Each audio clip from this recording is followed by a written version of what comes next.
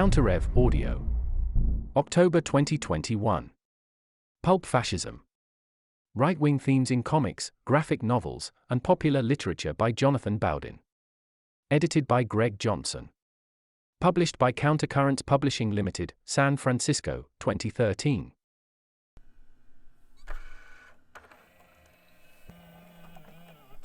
Editor's Foreword.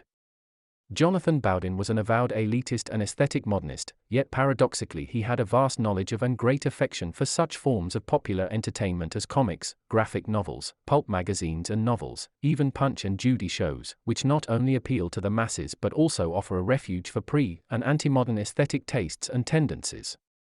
Left-wing elitists like Theodore Adorno denounce such products of the culture industry for their reactionary philistinism. But Bowden was a right-wing elitist, which is the key to his appreciation of popular culture. Bowden was drawn to popular culture because it was rife with right-wing themes: heroic vitalism, Faustian adventurism, anti-egalitarianism, biological determinism, racial consciousness, biologically based, and traditional notions of the differences and proper relations of the sexes, etc.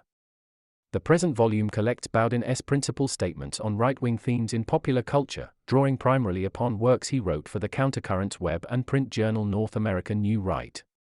Jonathan was an enthusiastic supporter of Countercurrents, penning 35 original pieces for North American New Right between August 2010 and October 2011. Jonathan also sent us previously published pieces to be reprinted. He was always searching for wider audiences and took particular pleasure when two of his pieces that appeared on Countercurrents were translated into Czech. In February 2012, just a month before his death, Jonathan gave a speech, "Western Civilization Bites Back," at a Countercurrents event in California. He also recorded an interview before flying home in which we discussed his interest in popular culture. Excerpts from that interview are reprinted below. The full interview as well as the speech will appear in another volume from Countercurrents entitled Western Civilization Bites Back, which will appear later this year. The essays and reviews Jonathan wrote for Countercurrents were generally short, none of them over 3,000 words, some as short as 600. He told me that he would go to a local public library, where he would check out a computer for a specific period of time. He would open his Hotmail account and address an email to me. Then, without books or notes, he would write out his pieces from memory, as if they were timed university exams, and hit the send key. On June 23, 2011, it occurred to me that many of Jonathan's essays explored right-wing themes in popular culture, so I suggested a collection of essays on this theme entitled Pulp Fascism. Jonathan replied the next day, "Yes, I like this idea. I will try and provide another 5, 6, or 7 essays to round out the volume along the lines that you suggest." He went on to write 7 more essays, including Judge Dredd, The Incredible Hulk, Conan the Barbarian, Solomon Kane, Rogues in the House, Doc Savage and Criminology, and The Hour of the Dragon, and it was clear that he was just getting started. In October 2011, however, he took a break. During his time in California, we talked about finishing the project. The only additional essay topic I recall him mentioning was James Bond. Unfortunately, as far as I know, he never resumed work. After Jonathan's death, the idea of bringing out a book called Pulp Fascism never occurred to me. If I had been asked why, I would have said that there was simply not enough completed material. But in December of 2012, Richard Spencer called me about using Pulp Fascism as the theme of a special issue of his journal Radix. That got me thinking, and in January of 2013, I opened a file, arranged some titles, added up their word counts, and the present book pretty much fell together. This volume contains 23 pieces directly related to the Pulp Fascism theme, 18 essays from the original outline, an excerpt from Jonathan's last interview, transcriptions of 3 of Jonathan's speeches, and an excerpt from an earlier book provided by Alex Kurtagic. The appendix consists of 9 pieces of self-criticism, Jonathan's credo, Why I Write, and 8 reviews of his own books written under the pen name John Michael McLaughlin. Since most of his books draw upon popular as well as avant-garde literary forms, and all of them are fascistic, I judged this material a good fit.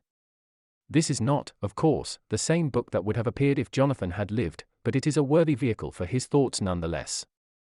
I wish to thank Michael Woodbridge, Jonathan's literary executor, for his blessing on this project, Michael Polignano, for his help in recording Jonathan's last interview and then in recovering it from a broken flash drive, V.S. and S.F., for transcribing Jonathan's last interview, all the individuals who recorded and made available Jonathan's lectures, John Morgan and Michael J.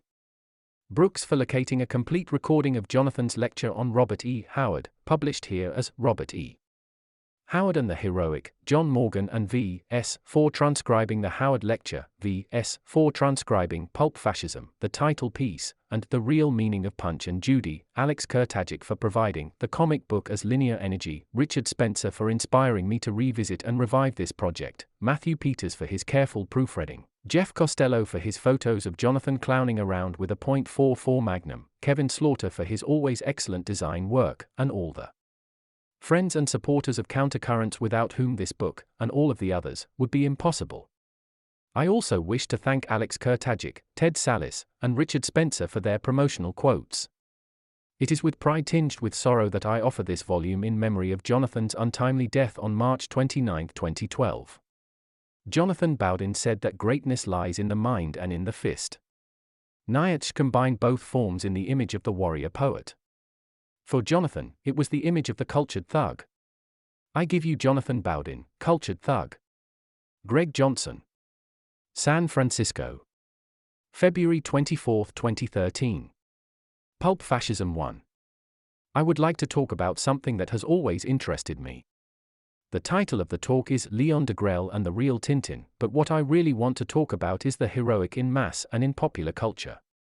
It's interesting to note that heroic ideas and ideals have been disprivileged by pacifism, by liberalism tending to the left, and by feminism, particularly since the social and cultural revolutions of the 1960s. Yet the heroic, as an imprimatur in Western society, has gone down into the depths, into mass popular culture. Often into trashy forms of culture where the critical insight of various intellectuals doesn't particularly gaze upon it. One of the forms that interests me about the continuation of the heroic in Western life as an idea is the graphic novel, a despised form, particularly in Western Europe outside France and Italy, and outside Japan further east. It's regarded as a form primarily for children and for adolescents. Almost everyone has come across Tintin some time or other. These books, graphic novels, cartoons, comic books have been translated into 50 languages other than the original French. They sold 200 million copies, which is almost scarcely believable. It basically means that a significant proportion of the globe's population has got one of these volumes somewhere. Now, before he died, Leon Degrelle said that the character of Tintin created by Hergé was based upon his example. Other people rushed to say that this wasn't true and that this was self-publicity by a notorious man, and so on and so forth. Probably like all artistic and semi-artistic things, there's an element of truth to it. Because a character like this that's eponymous and archetypal will be a synthesis of all sorts of things. Hergé got out of these dilemmas by saying that it was based upon a member of his family and so on. That's probably as true as not. The idea of the masculine and the heroic and the Homeric in modern guys sounds absurd when it's put in tights and appears in a superhero comic and that sort of thing.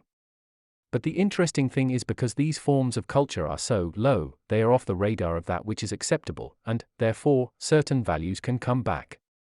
It's interesting to note that the pulp novels in America in the 1920s and 30s, which preceded the so-called Golden Age of comics in the United States in the 30s and 40s and the Silver Age in the 1960s, dealt with quite illicit themes. One of the reasons that even today Tintin is mildly controversial and regarded as politically incorrect in certain circles is they span much of the 20th century. Everyone who is alive now realizes that there was a social and cultural revolution in the Western world in the 1960s, where almost all the values of the relatively traditional European society, whatever side you fought on in the Second World War, were overturned and reversed in a mass reversion or re-evaluation of values from a new leftist perspective. Before 1960, many things which are now legal and so legal that to criticize them has become illegal were themselves illicit and outside of the pedigree and patent of Western law, custom, practice, and social tradition. We've seen a complete reversal of nearly all of the ideals that prevailed then. This is why many items of quite popular culture are illicit. If one just thinks of a silent film like D.W. Griffith's Birth of a Nation in 1915. There was a prize awarded by the American Motion Picture Academy up until about 1994 in Griffith's name. For those who don't know, the second part of Birth of a Nation is neo-Confederate in orientation and depicts the Ku Klux Klan as heroic. Heroic. The Ku Klux Klan regarded as the hero, saving the white South from perdition, from the carpetbaggers, some of whom bear an extraordinary resemblance to the present President of the United States of America. Of course, they were called carpetbaggers because they were mulatto politicians who arrived in the South primarily from the North with certain abolitionist sponsorship, and they arrived with everything they owned in a carpet bag to take over. And that's why they were called that. That film, which you can get in any DVD store and buy off Amazon for £10 or so, is extraordinarily notorious, but in actual fact, in terms of its iconography, it's a heroic, dualist film where there's a force of darkness and a force of light. There's a masculine individual. There are people who believe that they'll sort out problems with a gun. The Bible, in an ultra-Protestant way, is their text.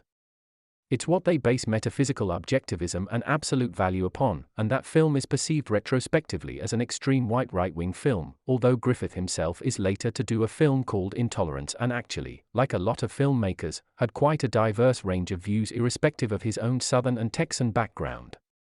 The thing one has to remember is that the methodology of the heroic can survive even if people fight against various forces in Western life. One of the great tricks of the heroic in the last 40 to 50 years is the heroic films involving icons like Clint Eastwood, for example, as a successor to this sort of archetype of John Wayne and the sort of Western stylized masculinity that he represented. Eastwood often plays individualistic, survivalist, and authoritarian figures, right-wing existentialist figures. But they are always at war with bureaucracies and values that are perceived as conservative. One of the tricks, which has occurred since the 1960s, is to reorient the nature of the heroic so that the eternal radical right within a society such as the United States or elsewhere is the enemy per se. There's a comic strip in the United States called Captain America which began in the 1940s. Captain America is a weedy young man who almost walks with a stick and has arms like branches, and of course a friendly American scientist introduces him to a new secret program where he's injected with some steroids and this sort of thing and immediately becomes this enormous blonde hulking Superman with blue eyes. Of course, he must dress himself in the American flag so that he can call himself Captain America. So you get the idea.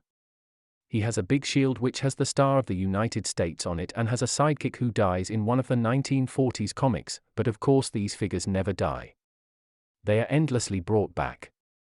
But there's a problem here because the position that Captain America and a lesser Marvel Comics equivalent called Captain Britain and all these other people represent is a little bit suspect in an increasingly liberal society, even then.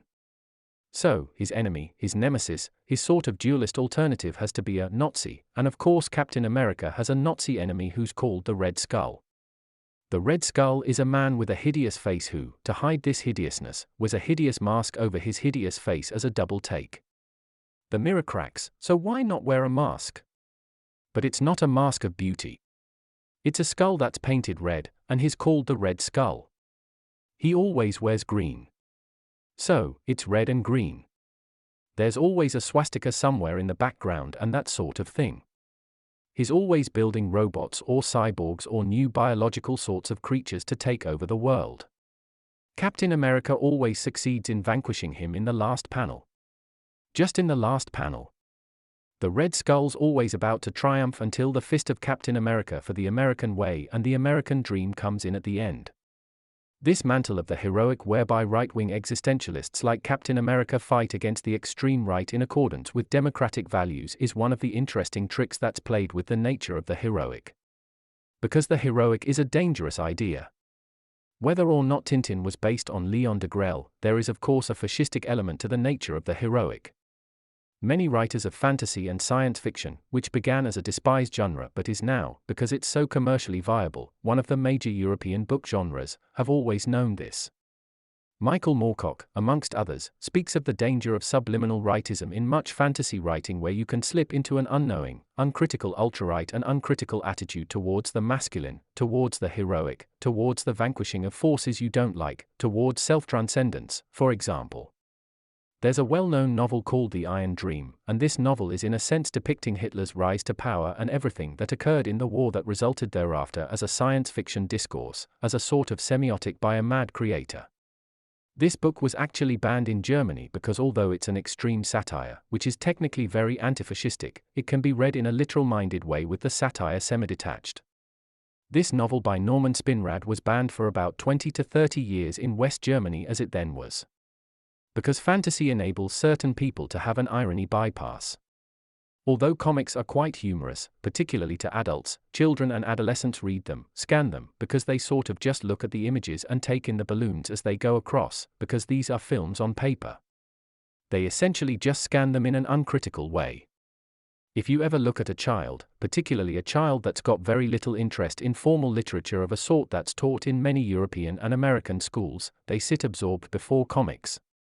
They are absolutely enthralled by the nature of them, by the absolute villainy of the transgressor, by the total heroicism and absence of irony and sarcasm of the heroic figure with a scantily clad maiden on the front that the hero always addresses himself to, but usually in a dismissive way because he's got heroic things to accomplish. She's always on his arm or on his leg or being dragged down. Indeed, the pulp depiction of women, which, of course, is deeply politically incorrect and vampish, is a sort of great amusement in these genres. If you ever look at comics like Conan the Barbarian or Iron Man or the Incredible Hulk and these sorts of things, the hero will always be there in the middle. Never to the side. Always in the middle, foursquare facing the future. The villain will always be off to one side, often on the left, the side of villainy, the side of the sinister, that which wants to drag down and destroy. As the Hulk is about to hit the leader, who is his nemesis, or Captain America is about to hit the Red Skull, who is his nemesis, or Batman is about to hit the psychiatric clown called the Joker, who is his nemesis, there's always a scantily clad woman who's around his leg on the front cover looking up in a pleading sort of way as the fist is back here. It's quite clear that these are archetypal male attitudes of amusement and play which, of course, have their danger to many of the assumptions that took over in the 1960s and 70s. It's interesting to notice that in the 1930s quite a lot of popular culture expressed openly vigilante notions about crime. There was a pulp magazine called The Shadow that Orson Welles played on the radio. Orson Welles didn't believe in learning the part.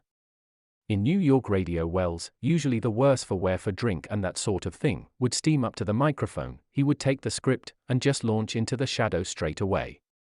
The Shadow used to torment criminals. Depending on how nasty they were, the more he'd torment them. When he used to kill them, or garrote them, or throttle them, or hang them, these pulps were quite violent and unashamedly so. He used to laugh uproariously like a psychopath. And indeed, if you didn't get the message, there would be lines in the book saying ha for several lines as he actually did people in. The Shadow is in some ways the prototype for Batman who comes along later. Certain Marxian cultural critics in a discourse called Cultural Studies have pointed out that Batman is a man who dresses himself up in leathers to torment criminals at night and looks for them when the police, namely the state, the authority in a fictional New York called Gotham City, put a big light in the sky saying, "Come and torment the criminal class." They put this big bat symbol up in the sky, and he drives out in the Batmobile looking for villains to torment. As most people are aware, comics morphed into more adult forms in the 1980s and 90s, and the graphic novel emerged called Dark Knight, which explored in quite a sadistic and ferocious way Batman's desire to punish criminality in a very extreme way. There was also a pulp in the 1930s called Doc Savage. Most people are vaguely aware of these things because Hollywood films have been made on and off about all these characters. Doc Savage was an enormous blonde who was 7 feet tall. He was bronzed with the sun and covered in rippling muscles. Indeed, to accentuate his musculature he wore steel bands around his wrists and ankles. He was a scientific genius, a poetic genius, and a musical genius. In fact, there was nothing that he wasn't a genius at. He was totally uninterested in women. He also had a research institute that operated on the brains of criminals in order to reform them. This is quite extraordinary and deeply politically incorrect. He would not only defeat the villain, but at the end of the story he would drag them off to this hospital institute for them to be operated on so that they could be redeemed for the nature of society. In other words, he was a eugenicist. Of course, those sorts of ideas in the 1930s were quite culturally acceptable because we are bridging different cultural perceptions even at the level of mass entertainment within the Western world. That which is regarded, even by the time A Clockwork Orange was made by Kubrick from Burgess' novel in the 1970s, as appalling, 40 years before was regarded as quite acceptable. So, the shifting sands of what is permissible, who can enact it, and how they are seen is part and parcel of how Western people define themselves. Don't forget, 40% of the people in Western societies don't own a book. Therefore, these popular, mass forms which in one way are intellectually trivial are in some respects how they perceive reality. Comics, like films, have been heavily censored. In the United States in the 1950s, there was an enormous campaign against various sorts of quasi-adult comics that were very gory and were called horror comics and were produced by a very obscure forum called Entertainment Comics, EC. And there was a surrogate for the Un-American Activities Committee in the US Senate looking at un-American comics that are getting at our kids, and they had a large purge of these comics. Indeed, mountains of them were burnt. Indeed, enormous sort of semi-book burnings occurred. Pyramids of comics as big as this room would be burnt by US and federal marshals on judges' orders because they contained material that the young shouldn't be looking at. The material they shouldn't be looking at was grotesque, gory, beyond Roald Dahl sort of explicit material which, of course, children love. They adore all that sort of thing because it's exciting, because it's imaginative, because it's brutal, because it takes you out of the space of normalcy, and that's why the young with their instincts and their passion and glory love this sort of completely unmediated immoral fare. That's why there's always been this tension between what their parents would like them to like and what many, particularly late childish boys and adolescents, really want to devour. I remember Evelyn Waugh was once asked, "What was your favorite book when you were growing up?" And just like a flash he said, "Captain Blood." Captain Blood. Imagine any silent pirate film from the 1920s and early 30s. Now, the heroic in Western society takes many forms. When I grew up, there were these tiny little comics in A5 format. Everyone must have seen them. Certainly any boys from the 1960s and 70s. They were called Battle and Commando and War Comics, and these sorts of thing. They were done by D.C. Thompson, which is the biggest comics manufacturer in Britain, up in Dundee. These comics were very unusual because they allowed extremely racialist and nationalist attitudes, but the enemies were always Germans and they were always Japanese. Indeed, long after the passing of the Race Act in the late 1960s and its follow-up which was more codified and definitive and legally binding in the 1970s, statements about Germans and Japanese could be made in these sorts of comics, which were not just illicit but illegal. You know what I mean, the Green Berets, the Commandos, would give it to Jerry in a sort of arcane British way and were allowed to. This was permitted, even this liberal transgression, because the enemy was of such a sort. But, of course, what's being celebrated is British fury and ferocity and the nature of British warriors and the Irish Guards not taking prisoners and this sort of thing. This is what's being celebrated in these sorts of comics. It's noticeable that D.C. Thompson, who has no connection to the DC group in the United States, by the way, toned down this element in the comics as they went along. Only Commando survives, but they still produce 4 of them a month. In the 1970s, Thompson, who also did the Beano and utterly childish material for children for about 5 and 6 as well as part of the great spectrum of their group, decided on some riskier, more transgressive, more punkish, more adult material. So, they created a comic called Attack. Attack! It's this large shark that used to come and devour people.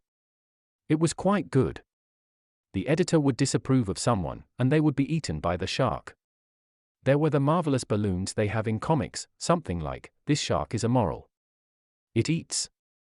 And there would be a human leg sticking out of the mouth of the shark. Some individual the editor disapproved of was going down the gullet. Now, Attack was attacked in Parliament. A Labour MP got up and said he didn't like Attack. It was rather dubious. It was tending in all sorts of unwholesome directions. An Attack had a story that did outrage a lot of people in the middle 1970s, because there was a story in Attack where a German officer from the Second World War was treated sympathetically. Because it was transgressive, you see. What's going to get angry Methodists writing to their local paper? A comic that treats some Wehrmacht officer in a sympathetic light. So, there was a real ruckus under Wilson's government in about 75 about this, and so they removed that.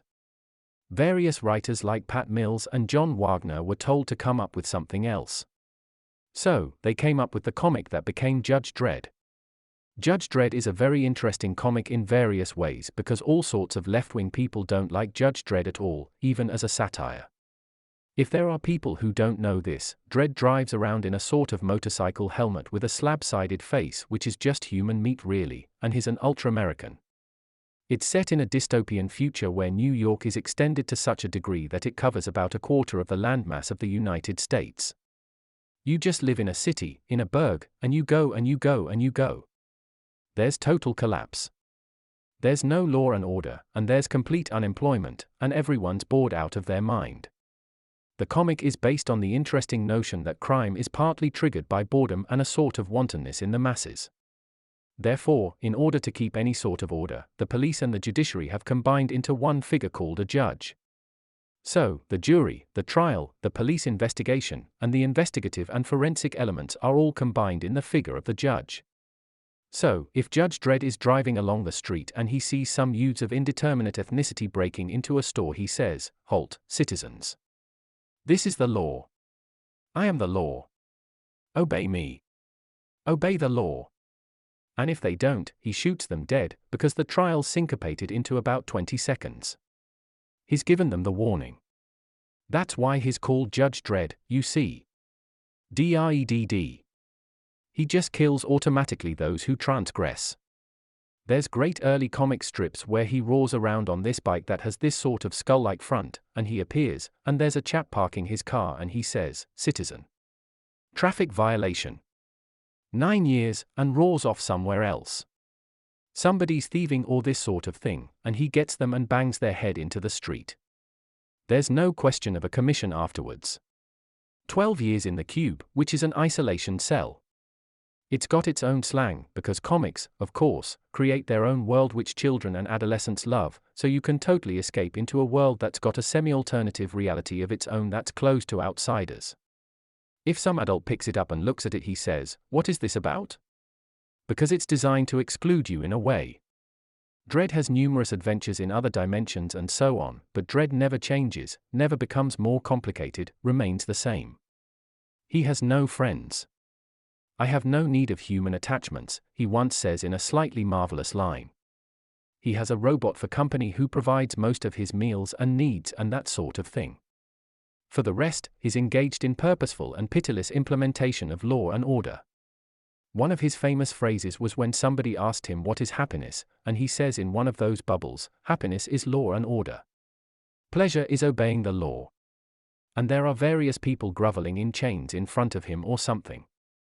Now, there have been worried left-wing catcalls, although it's a satire, and it's quite clearly meant to be one. For example, very old people, because people in this fantasy world live so long that they want to die at the end, and they go to be euthanized. So, they all queue up for euthanasia.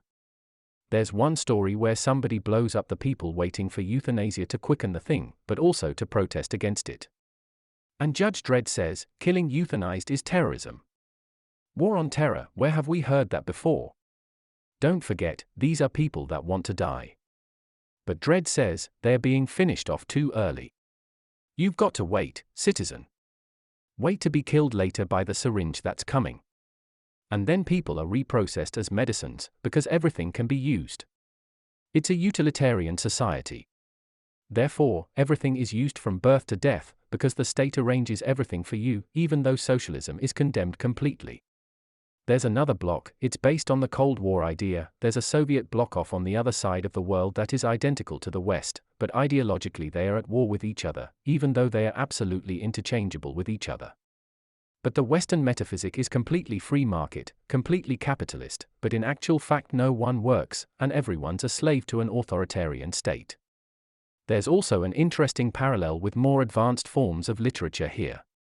A Clockwork Orange, many people think it's about Western youth rebellion and gangs of the rockers and mods that emerged in the 1960s at the time Burgess wrote his in many ways linguistically overextended work.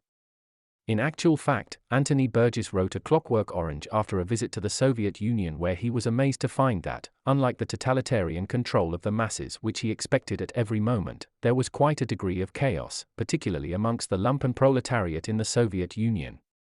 George Orwell in 1984 has an interesting idea, and that is that the proles are so beneath ideology, right at the bottom of society, the bottom 3%, not even the bottom 10%, that they can be left to their own devices. They can be left to take drugs. They can be left to drink to excess. They can be left to destroy themselves. Orwell says, the future is the proles, at one point. Remember when Winston Smith looks out across the tenements and sees the enormous washerwoman putting some sheets on a line? And she sings about her lost love, oh, he was a helpless fancy, and all this. And Winston looks out on her across the backyards and lots and says, if there's a future, it lies with the proles. And then he thinks to himself, but looking at them, he had to wonder. The party degrades the proletariat to such a degree that it ceases to be concerned about their amusements because they are beneath the level of ideology, and therefore you don't need to control them. The people you control are the outer party, those who can think, those who wear the blue boiler suits, not the black ones from the inner party. This interconnection between mass popular culture, often of a very trivial sort, and elitist culture, whereby philosophically the same ideas are expressed, is actually interesting. You sometimes get these lightning flashes that occur between absolutely trash culture, if you like, and quite advanced forms of culture like A Clockwork Orange, like Darkness at Noon, like 1984, like The Iron Heel, like The Iron Dream. And these sorts of extraordinary dystopian and catatopian novels, which are in some respects the high political literature, as literature qua literature, of the 20th century. Now, one of the reasons for the intellectual independence of elements in some comics is because no one's concerned about it except when the baleful eye of censorship falls upon them. A particular American academic wrote a book in the early 1950s called Seduction of the Innocent, which is about how children were being depraved by these comics, which were giving them violent and racialist and elitist and masculinist stereotypes, which shouldn't be allowed. Of course, a vogue for left-wing comics grew up in the 1970s because culture in the United States, particularly men's culture, is racially segregated in a way which is never admitted. African Americans have always had their own versions of these things. There are Black American comics. Marvel did two called The Black Panther, and the Black Panther only ever preys on villains who are black. There's another one called Power Man who's in prison loaded down with chains, and a white scientist, who might be Jewish, experiments on him. He's called Luke Cage, and he's experimented on so he becomes a behemoth. A Titan of max strength is called, and he bats down the wall and takes all sorts of people on. And yet, of course, all of the villains he takes on are black, much like the Shaft films, which are very much like the James Bond films, which are very similar. All of this material is segregated. It occurs within its own zone. But you notice the same heroic archetypes return. Yet again there's a villain in the corner, usually on the left side. Luke Cage has an enormous fist, there's a sort of half-caste beauty on his leg looking up, staring at him. This sort of thing. It's the same main methodology. It's the same thing coming around again. Although there have been attempts at the left-wing comic, it's actually quite difficult to draw upon with any effect. Because, in a way you can criticize comics that are metapolitically right-wing, but to create a left-wing one is actually slightly difficult. The way you get around it is to have a comic that's subliminally rightist and have the villain who's the extreme right. There are two American comics called Sergeant Fury and Sergeant Rock, and another one's called Our Army at War. Sergeant Rock, you know, and this sort of thing. And you know who the villain is because they are all set in the Second World War. The attitude towards communism in comics is very complicated. Nuclear destruction was thought too controversial. When formal censorship of comics began in America in the 1950s, something called the Approved Comics Code Authority, very like the British Board of Film Classification, emerged. They would have a seal on the front of a comic. Like American films in the 1930s, men and women could kiss, but only in certain panels and only for a certain duration on the page as the child or adolescent looked at it, and it was understood so explicitly it didn't even need to be mentioned, that of course it didn't even need to be mentioned, totally heterosexual. Similarly, violence had to be kept to a minimum, but a certain allowed element of cruelty was permitted if the villain was on the receiving end of it. Also, the comics had to be radically dualist. There has to be a force for light and a force for darkness. There has to be Spider-Man and his nemesis who's Dr. Octopus who has 8 arms. But certain complications can be allowed, and as comics grow, if you like, non-dualist characters emerge. There's a character in the Fantastic Four called Doctor Doom who's a tragic figure with a ruined face, who is shunned by man, who wants to revenge himself on society because he's shut out, who ends as the ruler of a tiny little made-up European country which he rules with an iron hand, and he does have hands of iron. So he rules his little Latvia substitute with an iron hand. But he's an outsider, you see, because in the comic he's a gypsy, a sort of white Roma. But he gets his own back through dreams of power.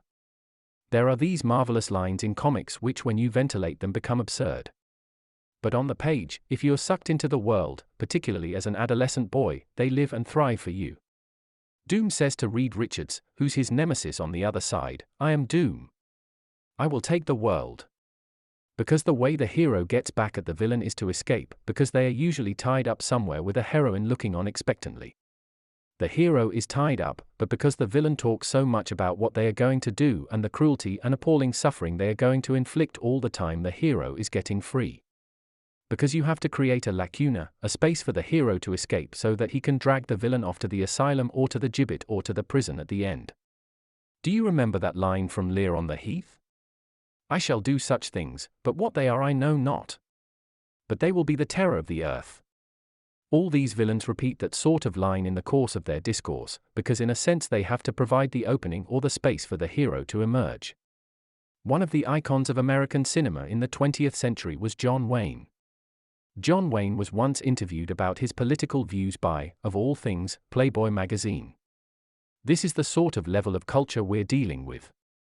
They said, "What are your political views?" And Wayne said, "Well, I'm a white supremacist." And there was utter silence when he said this. He was a member of the John Birch Society at the time. Whether or not he gave money to the Klan, no one really knows. There's always been a dissident strand in Hollywood, going back to Errol Flynn and before, of people who, if you like, started, even at the level of fantasy, living out some of these heroic parts in their own lives. Wayne quite clearly blurred the distinction between fantasy on the film set and in real life on many occasions. There are many famous incidents of Wayne, when robberies were going on, rushing out of hotels with guns in hand saying, "Stick 'em up." He was always playing that part, because every part's John Wayne, isn't it, slightly differently. Except for a few comedy pieces. And he played that part again and again and again. Don't forget, The Alamo is now a politically incorrect film. Very politically incorrect. There's an enormous women's organization in Texas called the Daughters of the Alamo, and they had to change their name because the white supremacist celebration of the Alamo was offensive to Latinos who are, or who will be very shortly, the Texan majority, don't forget. So, the sands are shifting in relation to what is permitted even within popular forms of culture. When Wayne said he was a supremacist in that way, he said, "I have nothing against other people, but we shouldn't hand the country over to them." That's what he said.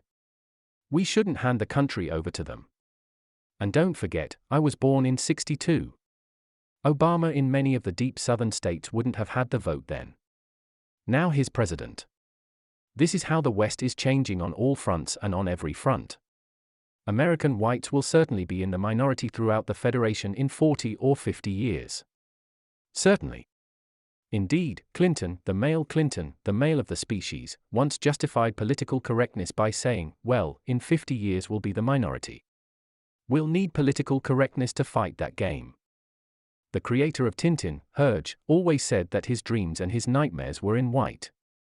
But we know that the politically correct games of the future will be whites putting their hands up in the air, complaining because somebody's made a remark, complaining because they haven't got a quota, complaining because this form is biased against them, and this sort of thing. They'll be playing the game that minorities in the West play at the moment, because that's all that's left to them. You give them a slice of the ghetto, you predefine the culture, mass, middling, and elite, in the past but not into the future. Elements of the culture which are too much reverent of your past don't serve for the future and are therefore damned off and not permitted. This is what, in a sense, white people face in America and elsewhere. One of the great mysteries of the United States that has produced an enormous amount of this mass culture, some of which I have been at times rather glibly describing, is why has there never been a mass serious right-wing movement of the real right in the United States? The whole history of the 20th century and before would be different if that had occurred. Just think of it. Not some sort of trivial group, but a genuine group. Don't forget, the real position of the American ultras is isolationism. They don't want to go out into the rest of the world and impose American neocolonialism on everyone else. They are the descendants of people who left the European dominion in order to create a new world. Hence, the paradox that the further right you go in the United States, the more, not pacifist, but non-interventionist you become. Before the Confederacy, there was a movement called the Know-Nothings, and this is often why very right-wing people in the United States are described as know-nothings. Because when you're asked about slavery, which of course is a very loaded and partial question, you said, well, I don't know anything about it. And that was a deliberate tactic to avoid being sucked into an abolitionist agenda or a way of speaking that was biased in the political correctness of its own era. But it is remarkable that although the Confederacy didn't have the strength to win, if they had won, the history of the whole world would be different. The 20th century would have never taken the course that it did. One of the interesting things about the American psyche, of course, is that many unfortunate incidents, the war that we fought with the United States in 1812, for example, have been completely elided from history. It's gone. It's gone. We almost went to war with them in 1896 over Venezuela. That still has slightly interesting intonations even now, a century or more on, when Joseph Chamberlain was colonial secretary. This is again elided, rather like the Suez Incident 1956. There are certain incidents that are played up. And there are anniversaries that are every day on the television, and that you can't escape from. But there are other anniversaries and other events which have been completely airbrushed from the spectrum and from the historical continuum as if they never occurred. One episode is the extraordinarily bad treatment of prisoners of war by Americans going way, way back. The Confederates and the Unionists treated each other that way in the Civil War, but the Mexicans certainly got the boot in the 1840s, as did the Spanish Cubans at the turn of the 20th century. Americans beat up every German on principle, including members of Adenauer's future cabinet when they occupied part of Germany. They just regard that as de rigueur. This frontier element that is there, crude and virile and ferocious, not always wrong, but ultimately fighting in ways which are not in the West's interests, certainly for much of the 20th century, just gone, is part and parcel of the heroic American sense of themselves. Where do all of these archetypes ultimately come from? That American popular culture which has gone universal, because the deal is that what America thinks today, the world thinks tomorrow. When we allegedly ruled the world, or part of it, in the 19th century, Gladstone once stood in Manchester in the Free Trade Hall and said, "What Manchester thinks today, the world thinks tomorrow." But now it's what's on MTV or CNN today, that the world would like to think is the ruling discourse of tomorrow. American self-conceptuality is, to my mind, deeply, deeply Protestant in every sense. Even at the lowest level of their popular culture, the idea of the heroic man, often a dissident police officer or a rancher or a hero of certain supernatural powers and so forth, but a man alone, a man outside the system, a man who's anti-establishment, but he fights for order, a man who believes that everything's settled with a weapon, which is why they always carry large numbers of weapons, these sort of survivalist type heroes. All of these heroes, the ones created by Robert E. Howard, the ones such as Doc Savage and Justice Incorporated, The Shadow, and all of the superheroes like Batman. Superman is interesting. Superman is Nietzschean ideas reduced to 1,000 levels of sub-intellectuality, isn't it? That's what's going on. He has a girlfriend who never ages called Lois Lane, who looks 22 now even though she's about 88 in the trajectory of the script. There's a villain who's bald called Lex Luthor who's always there, always the nemesis, always plotting. Luthor's reinvented later in the strip as a politician who takes over the city. Superman's clean and wholesome, you see, whereas the villain becomes a politician. You can see the sort of rhetoric. Luthor and Superman in the stories are outsiders. They are both extraterrestrials. Luthor, however, has anti-humanist values, which means he's evil, whereas Superman, who's partly human, has humanist values. Luthor comes up with amazing things, particularly in the 1930s comics, which are quite interesting, particularly given the ethnicity of the people who created Superman. Now, about half of American comics are very similar to the film industry, and a similar ethnicity is in the film industry as in the comics industry. Part of the notions of what is right and what is wrong, what is American and what is not, is defined by that particular grid. Luther's an anti-humanite. Luther always has these thuggish villains who have several teeth missing and are sort of Lombrosian, and they are ugly, have broken noses and slanted hats. This is the 1930s. And Luther says, I'm sick of the human. We've got to transcend the human. They don't have words like transcend in comics. They say, go beyond or something, you know. We've got to go beyond the human. Humans have got to go. I've got to replace them with a new species. And one of his thugs will say, way to go, Luther. This is what we want. If you notice, you have a comic called Superman, but Superman has liberal values and fights for democracy and the American way, and Luther, although no one ever says he's fascistic, is harsh, is elitist, is inegalitarian. You know that the villains have a tendency to punish their own men? You remember Blofeld in the Bond films? One of his own minions will fail him, and he'll sit in a chair, and you know what's going to happen.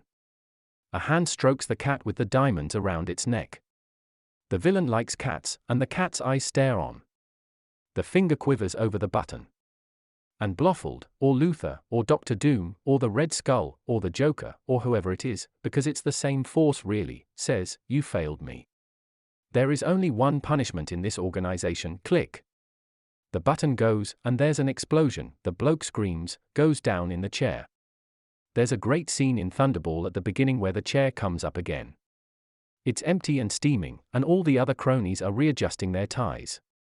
Blofeld sat there, and the camera always pans to his hands, the hands of power.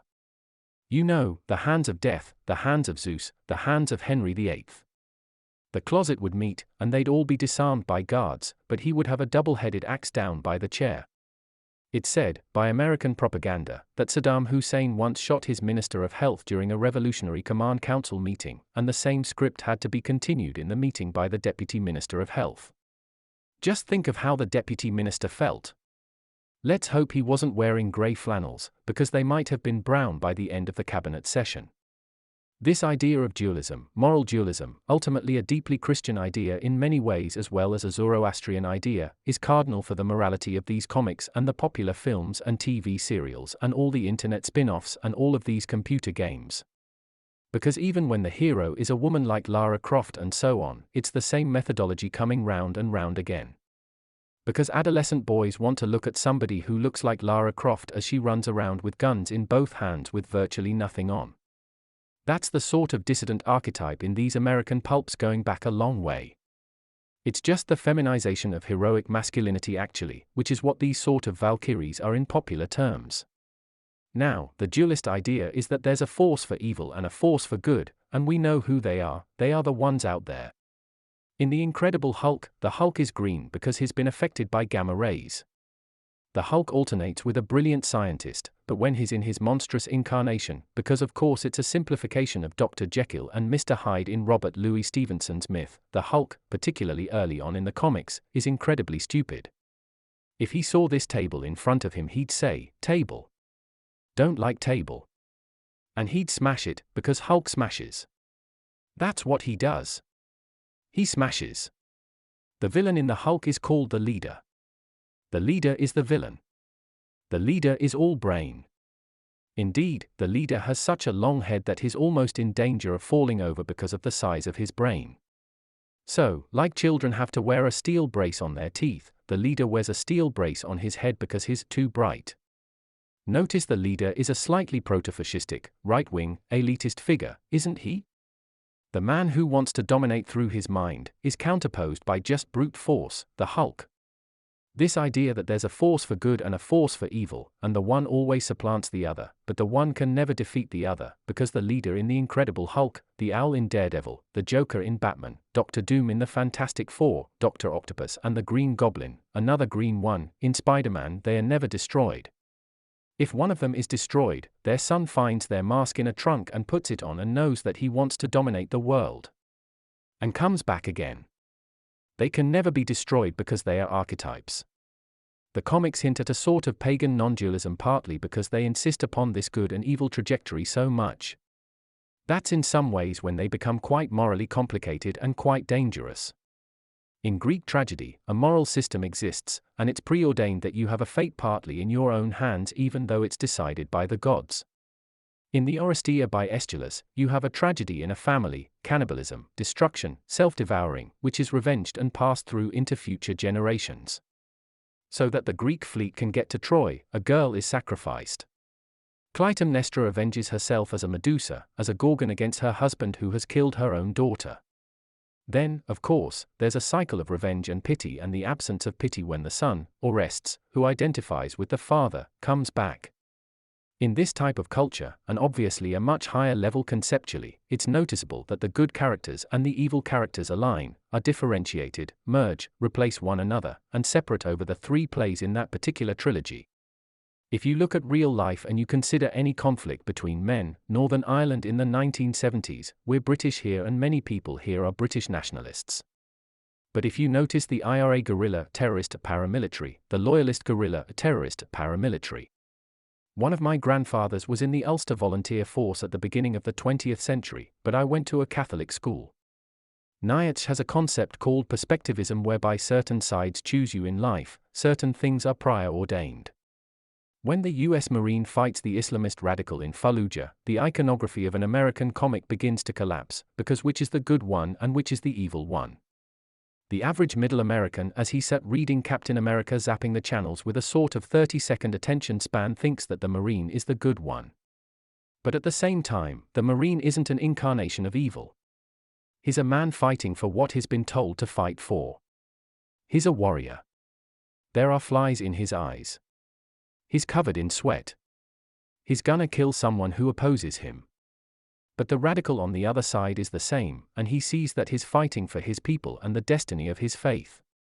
And when warriors fight each other, often there's little hatred left afterwards, because it's expended in the extraordinary ferocity of the moment. This is when this type of mass culture, amusing and interesting and entertaining though it is, begins to fall away. Because whenever we've gone to war, and we've gone to war quite a lot over the last 10 to 12 years. Blair's Wars, Kosovo. There's the bombing of the Serbs. Maluvi is depicted as evil. Remember those slogans in The Sun? Bomb Maluvi's bed. Bomb his bed. Bomb his house. And this sort of thing. Saddam. We're gonna string him up. The man's a war criminal. The fact he'd been a client to the West for years didn't seem to come into it. Hanged. Showed extreme bravery in a way, even though if you weren't a Sunni in Iraq, definitely, he wasn't exactly your man. There's a degree to which the extraordinary demonization of the other works. That's why it's used. The British National Party won 2 seats in that election, but there was a campaign against it for 12 to 15 days before in almost every item of media irrespective of ideological profile saying, don't vote for these people, to get rid of the softer protest votes, and you're only left with the hardcore. That's why that type of ideology is used. Maybe humans are hardwired to see absolute malevolence as on the other side, when in actual fact it's just a person who may or may not be fighting against them. But this type of mass or popular culture retains the instinct of the heroic, to transcend, to fight, to struggle, to not know fear, to if one has fear to overcome it in the moment, to be part of the group but retain individual consciousness within it, to be male, to be biologically defined, to not be frightened of death, whatever religious or spiritual views and values that one incarnates in order to face that. These are, in a crude way, what these forms are suggesting. Morality is often instinctual, as is largely true with humans. I knew somebody who fought in Korea. When they were captured, the Koreans debated amongst themselves whether they should kill all the prisoners. There were savage disputes between men. This always happens in war. I remember, as I near the close of this speech, that one of Sir Oswald Mosley's sons wrote a very interesting book both about his father and about his experiences in the Second World War. This is Nicholas Mosley, the novelist and biographer. He was in a parachute regiment, and there are 2 stories that impinge upon the nature of the heroic that often appears in popular forms and which I'll close with. One is when he was with his other members. He was with his other parachutists, and they were in a room. There was the Daily Mirror, still going, the organ of left-wing hate which is the Daily Mirror, and on the front it said, Oswald Mosley, the most hated man in Britain. The most hated man in Britain. And a chap looked up from his desk and looked at Mosley, who was leading a fighting brigade, and said, "Mosley, you're not related to this bastard, are you?" And he said, "I'm one of his sons." And there was total silence in the room. Total silence in the room, and they stared each other out, and the bloke's hands gripped the mirror, and all the other paratroopers were looking at this incident. And after about 4 minutes it broke, and the other one tore up the mirror and put it in a bin at the back of the desk and said, "Sorry, mate. Didn't mean anything." "Really?" Mosley said, "Well, that's all right then, old chapter."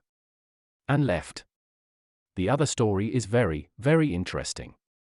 This was they were advancing through France, and the Germans are falling back. And I believe I've told this story before at one of these meetings, but never waste a good story. A senior officer comes down the track and says, Mosley, you're taking too many prisoners. You're taking too many prisoners. It's slowing the advance. Do you understand what I'm saying, Mosley?" And he said, "Sir, yes, I totally understand what you're saying." He says, "Do you really understand what I'm saying? You're slowing the advance. Everyone's noticing it. Do something about it. Do you understand? Sir." And he's off, I guess, to another spot of business further down. Mosley turns to his Welsh sergeant major and says, "What do you think about that? We're taking too many prisoners." Because what the officer has told him in a very English and a very British way is to shoot German soldiers and to shoot German prisoners and to shoot them in ditches.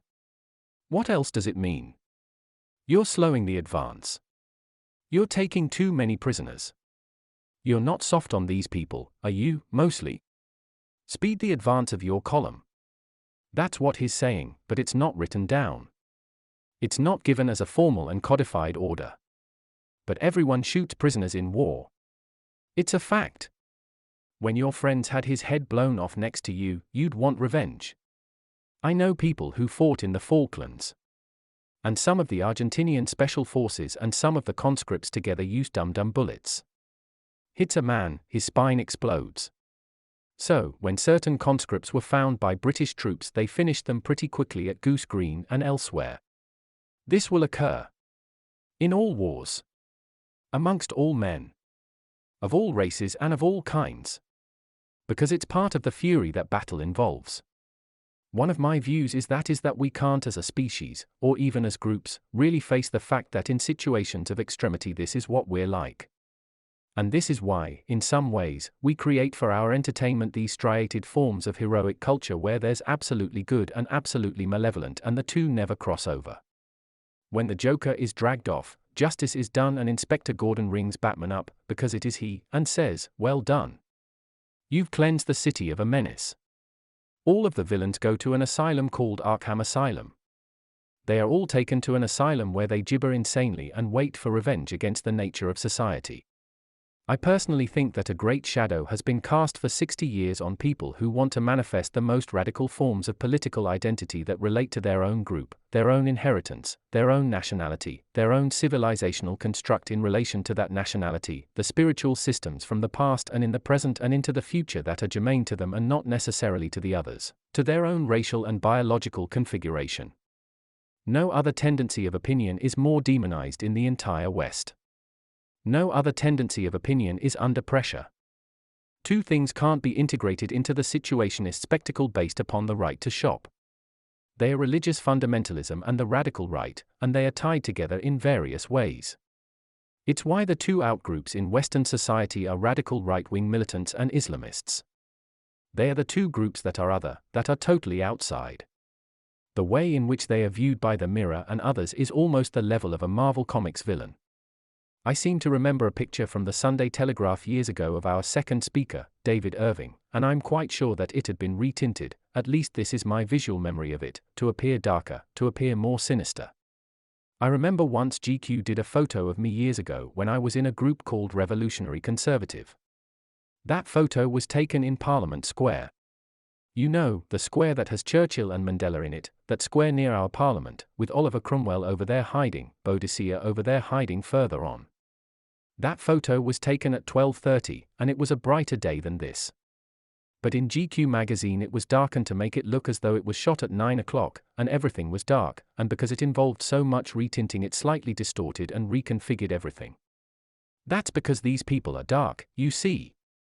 They are the force from outside. They are that which shouldn't be permitted. Whereas I believe that the force which is for light and the force which is for darkness, because I'm a pagan, can come together and used creatively and based upon identity and can lead on to new vistas. But that's a rather dangerous notion, and you won't find it in the Fantastic Four when Reed Richards and Dr. Doom do battle, and you won't find it in Spider-Man when Peter Parker and Dr. Octopus, Dr. Otto Octavius, do battle with one another. You won't see it when the Aryan Captain America is taking on his National Socialist nemesis, the Red Skull. You won't see it with the Hulk taking on the leader. You won't see it in any of these forms. But these forms have a real use, and that is that they build courage. Nietzsche says at the end of Zarathustra that there are two things you need in this life. You need courage and knowledge. That's why Zarathustra has two friends. He has an eagle, which stands for courage, and he has a snake, which stands for knowledge. And if you can combine those things, and synthesize them, you have a new type of man and a new type of future. And Nietzsche chose the great Persian sage as the explicator of his particular truth, because in the past he represented extreme dualism, but in the future Nietzsche wished to portray that he brought those dualities together and combined them as one heroic force. Thank you very much. Countercurrents and North American New Right. March 25, 2013. From the last. Interview 2. Greg Johnson, you are an author as well as a reader of comics and graphic novels. Jonathan Bowden, yes, when I was a child and an adolescent. Yes. GJ, that's a quintessentially popular art form. It's directed primarily to children and young adults, and yet you think that it has a great deal of aesthetic potential. Can you talk a little bit about your sense of that? JB, yes, it's an interesting one because that's very much an art for and of the masses. And although I am an elitist, there are moments when you wish to communicate with the majority of people. I suppose the thing that attracted me to them when I was very young was the heroic. The heroic is denied in our culture in all sorts of ways and has been disprivileged. Those forces that animated the great epics and Homer have been forced down to the level of comic books literally. Because the heroic is not seen as a necessary or requisite part of a high culture. When you have liberal values supervising the novel and the elite play and the elite film, the heroic will go down into the lowest forms of mass culture. And yet really what are comics? They are films on paper, and in certain cultures, like Japan and so on, they are considered to be genuine art forms of quite a high sort. That isn't true in the West, but because they are representational and yet very imaginative. You can communicate with a large number of people instantaneously, and you can also be stereotypical in relation to the heroic, which is more difficult with more complicated forms. There is also a degree to which the art can be actually quite abstract, because it's draftsmanship par excellence, and it's only lines on paper. And if you look at the imaginative input into what is purely a commercial area, there's this odd trade-off between the aesthetic quality and the risible quality in terms of psychological realism and sociological appropriateness.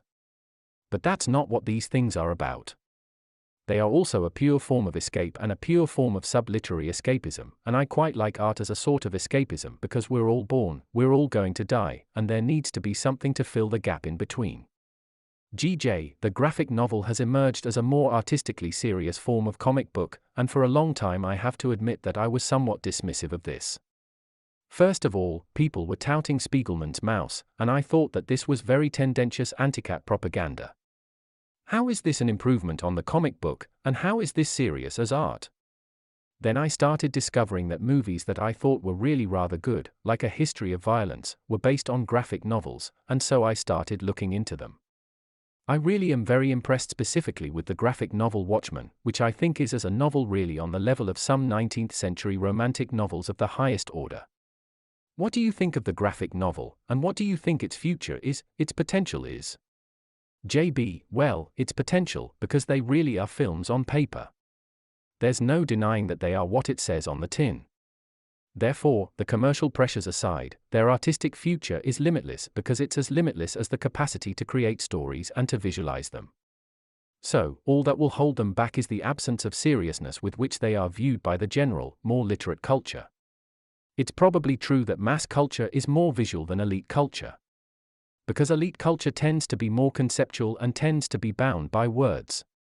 Now, in these types of graphic novels you have sequential art with a storyboard that is a film on paper, and so you do have the ability to create films very cheaply. In some ways, it's a marvelous medium because it approximates to Wagner's total art form, because with the exception of music you've got almost everything combined. There's always something slightly ridiculous about comics, even the highfalutin ones that we're discussing at the moment, but that's part of their charm. They do have a charm. They do have a kitsch, which is part of their romantic allure. Because the first literature that most children fall in love with actually, long before they come to books, they look at this sort of material. Even if they quickly outgrow it. GJ, who do you think are the best graphic novelists and what are the best graphic novels? JB, there's a Batman called Arkham Asylum which is by Dave McKean, visually anyway, and which is quite extraordinary. That was done before computers became fashionable. To paint on a computer screen and to print it out is how that sort of art form is now done, but McKean did individual paintings. Each of those panels is an individual painting situated within a larger conspectus. I suppose Alan Moore. I don't care for Alan Moore's sort of politics particularly, insofar as it's subliminally present in his work, but he would have to be considered as a major talent in the area that he's chosen to concentrate in. Again, you tend to scan this sort of material. You don't so much read it as you scan it. It's very much like watching film. You absorb it. It's like the windscreen wipers in a car, flick, flick, and then you go to the next page, and you absorb it almost osmotically. You float in this material and then put it down. In this sense it's probably more powerful than visual art, although visual art can reach parts of the mind that nothing else can, because it's not bounded by narrative, and yet if you bound images by narrative, you have the possibility of reaching very large numbers of people.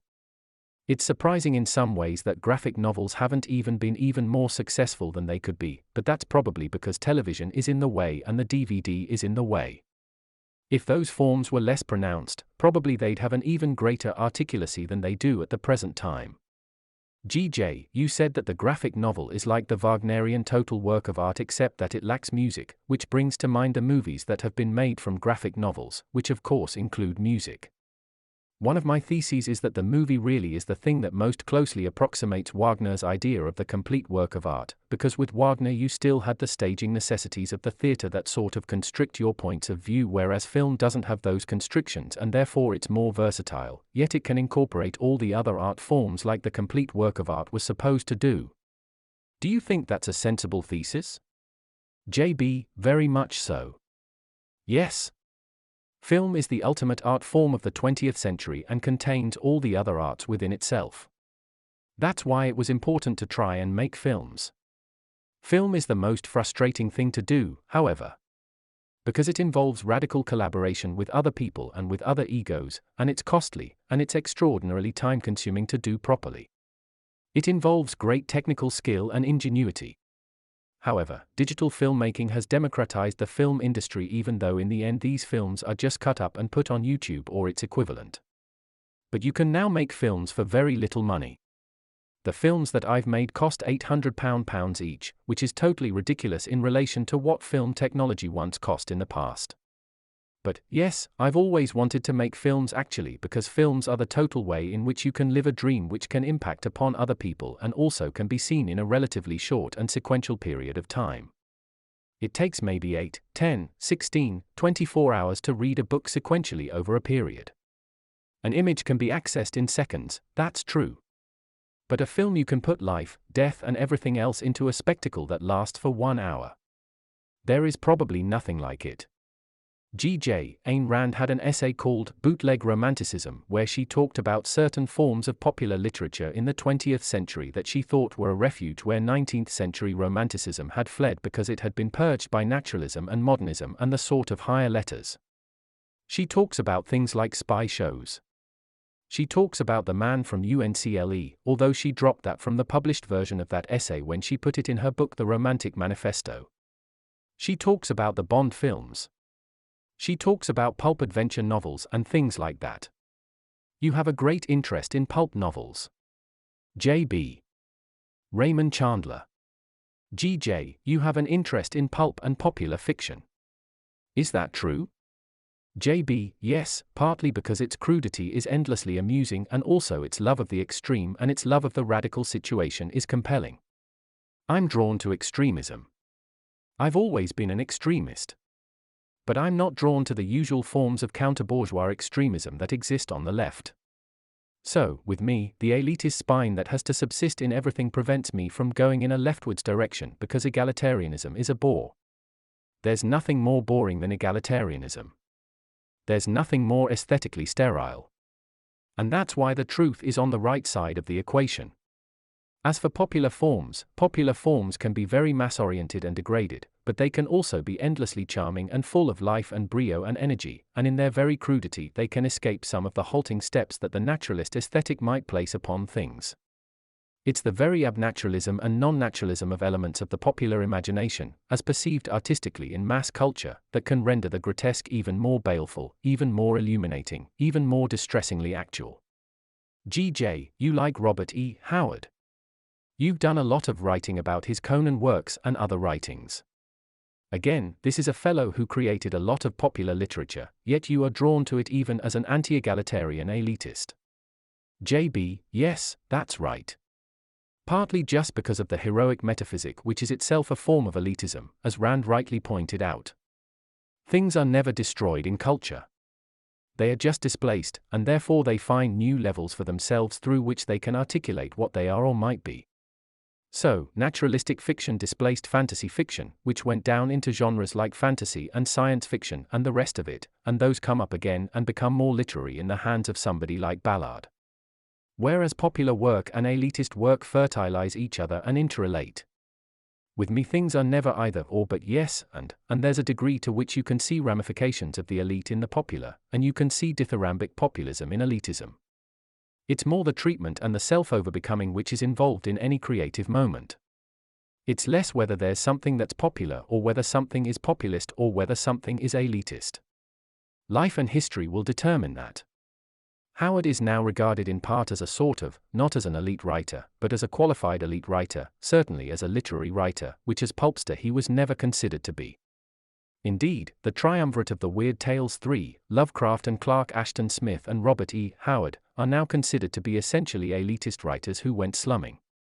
The comic book as Linear Energy 3.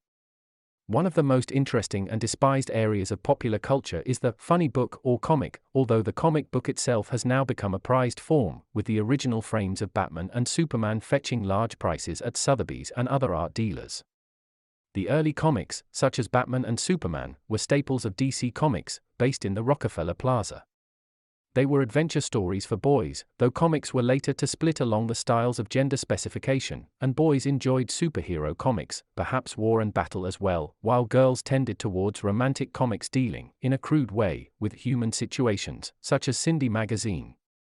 One can almost hear feminist devotees clucking in the background, but gender specification is an inalienable fact, a biological reality. Nevertheless, Batman and Superman were subtly different from each other, and while Superman was more rugged, more all-American, Batman was darker and had more gothic potential. Indeed, Batman was a mere mortal, unlike Superman, an expression of the vigilante urge in American society. In accordance with liberal stereotypes, of course, Batman was an individual who liked dressing in sadomasochistic uniforms and beating the hell out of criminals. He was obviously a man who showed fascistic symptoms, elements of pathological retribution, based on the murder of his parents, the Waynes.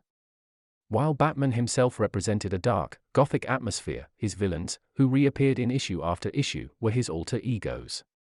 Moreover, they appeared to be necessarily lightweight, they were villains of humor, charlatans of deviousness, like the Joker, the Riddler, and the Penguin. The Joker is an interesting figure, a man who always murders his opponents with a smile on his face. This is basically because the smile, the broken leer, is unmovable. It was fixed there either by acid or a radioactive explosion, I cannot remember which, but, unlike Dr. Doom, the villain in the Fantastic Four, a Marvel comic which came along later, the Joker is not a genuinely tragic figure. Dr. Doom, on the other hand, is a marvelous character, a man who has been terribly disfigured by a chemical explosion. As a result of this, he locks his face and eventually his whole body away in a suit of armor, later covered with beige cloth.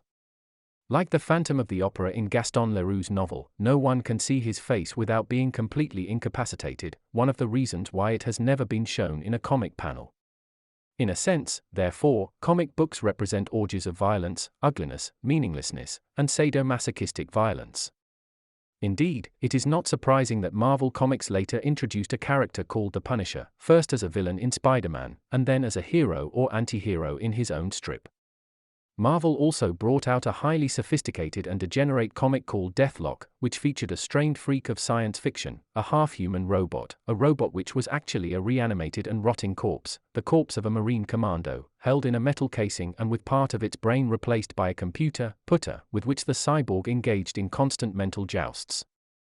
As can be seen from the above, these comics were an amphitheater of perversion, a cruel tourney, available in any dime house, over which children would pore for hours, much to the consternation of their parents. Not surprisingly, there are periodic attempts, by parents and guardian committees, watchdogs, and so forth, to ban or restrict the circulation of such material, and under threat by a congressional committee that was concerned about horror comics, the industry bowed to the inevitable and introduced a voluntary body, the Comics Code Authority. Of course, the whole purpose of comic books is that they are cruel jokes, violent forms of juvenilia, which focus and dispel the raw emotions of children. In a sense, they are the violent fantasies of children, where no one is ever hurt and everyone picks themselves up at the end of the day. Hence, we see the purposeless energy, the violent and contrary lines of force that comic books represent. They are festivals of line, disorientated patterns of force. Just look at the Modesty Blaze strip by Peter O'Donnell, for instance, and you will realize that they are the sine qua non of right-wing art. They are a festival of linear force, nothingness, despair, redemption, where redemption involves commitment, in the Sartrean sense, nearly always through violent action. This is the type of act represented by Rape Man in the Japanese adult comics known as manga, where beautiful and dreamy Oriental women, drawn in outline, are sexually assaulted and murdered by Rape Man. Moreover, such draftsmanship always accentuates the sexual organs of women, as in the Vampirella strip, for example. The Vampirella strip, in particular, dealt with the adventures of a scantily clad Transylvanian countess. In many respects, it was an attempt to corner two markets at once, namely, the market for horror stories, on the one hand, and the market for soft pornography, on the other. Moreover, you can be sure such comics were not licensed by the Comics Code Authority. Weremod and Weremod. February 2, 2013. Batman and the Joker. The Brave and the Bold. A team-up comic featuring Batman and the Joker. DC Comics, number 111, March 1974. This comic was published in 1974 by DC Comics or National Periodical Publications. It retailed for 20 cents, and I bought it in the United Kingdom for 8 new pence. The author was the veteran scripter Bob Haney, and it was drawn by Jim Aparo. None of the other contributors, the inker, colorist, letterer, or editor, is recorded.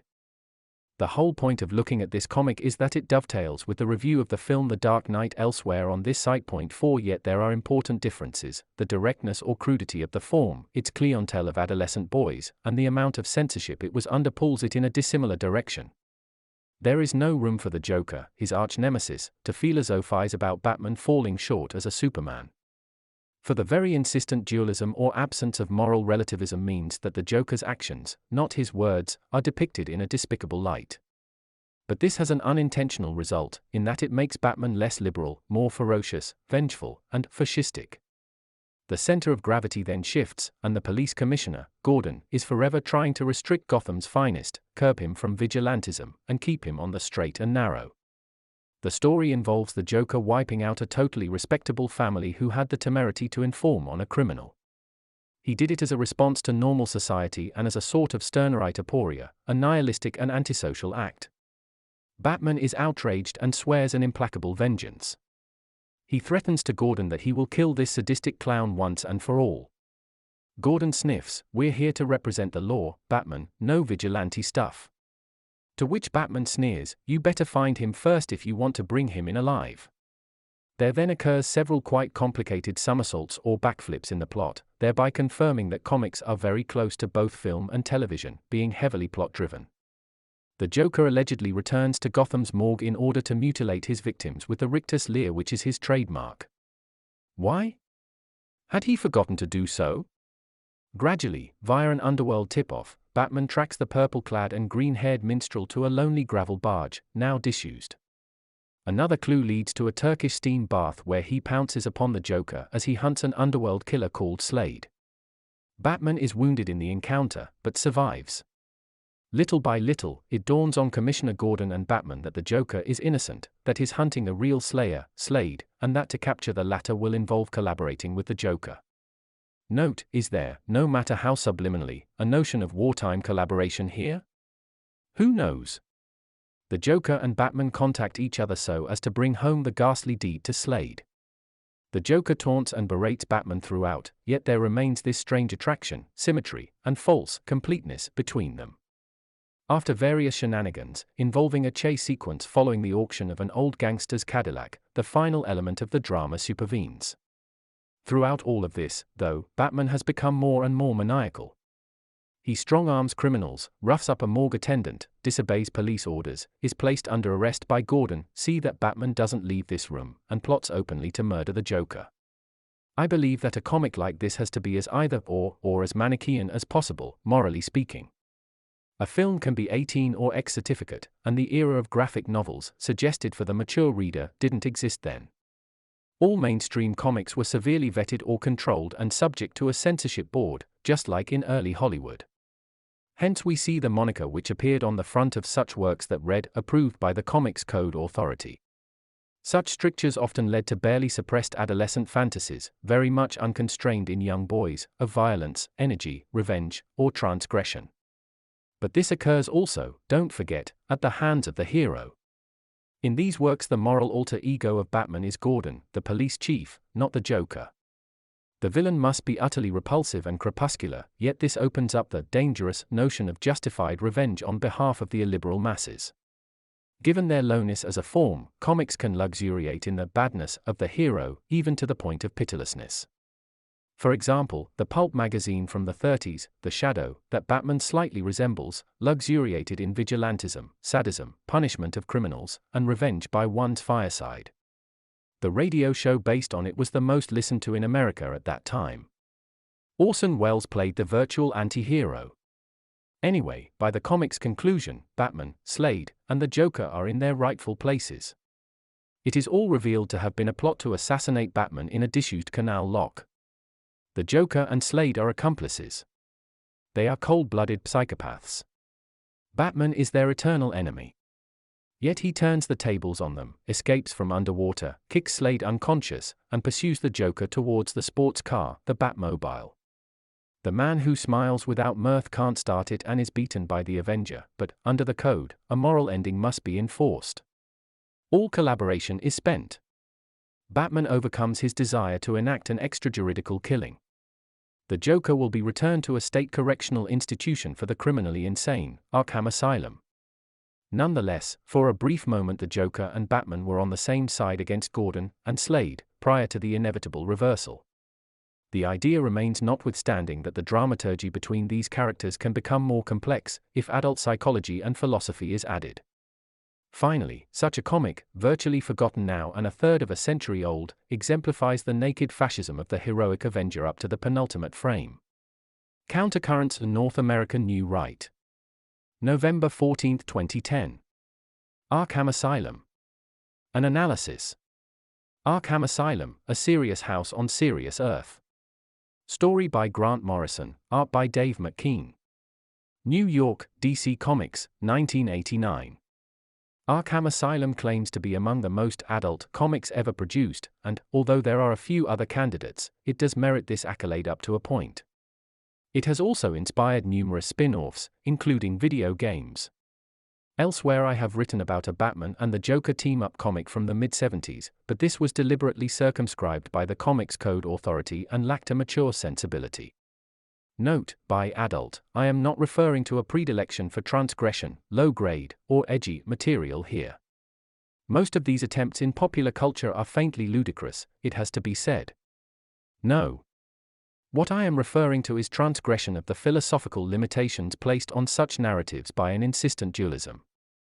This leads to a totally uncomplicated schema where the forces of light and darkness ply their trade in a Manichaean way. The first point of departure is in the treatment of mental illness.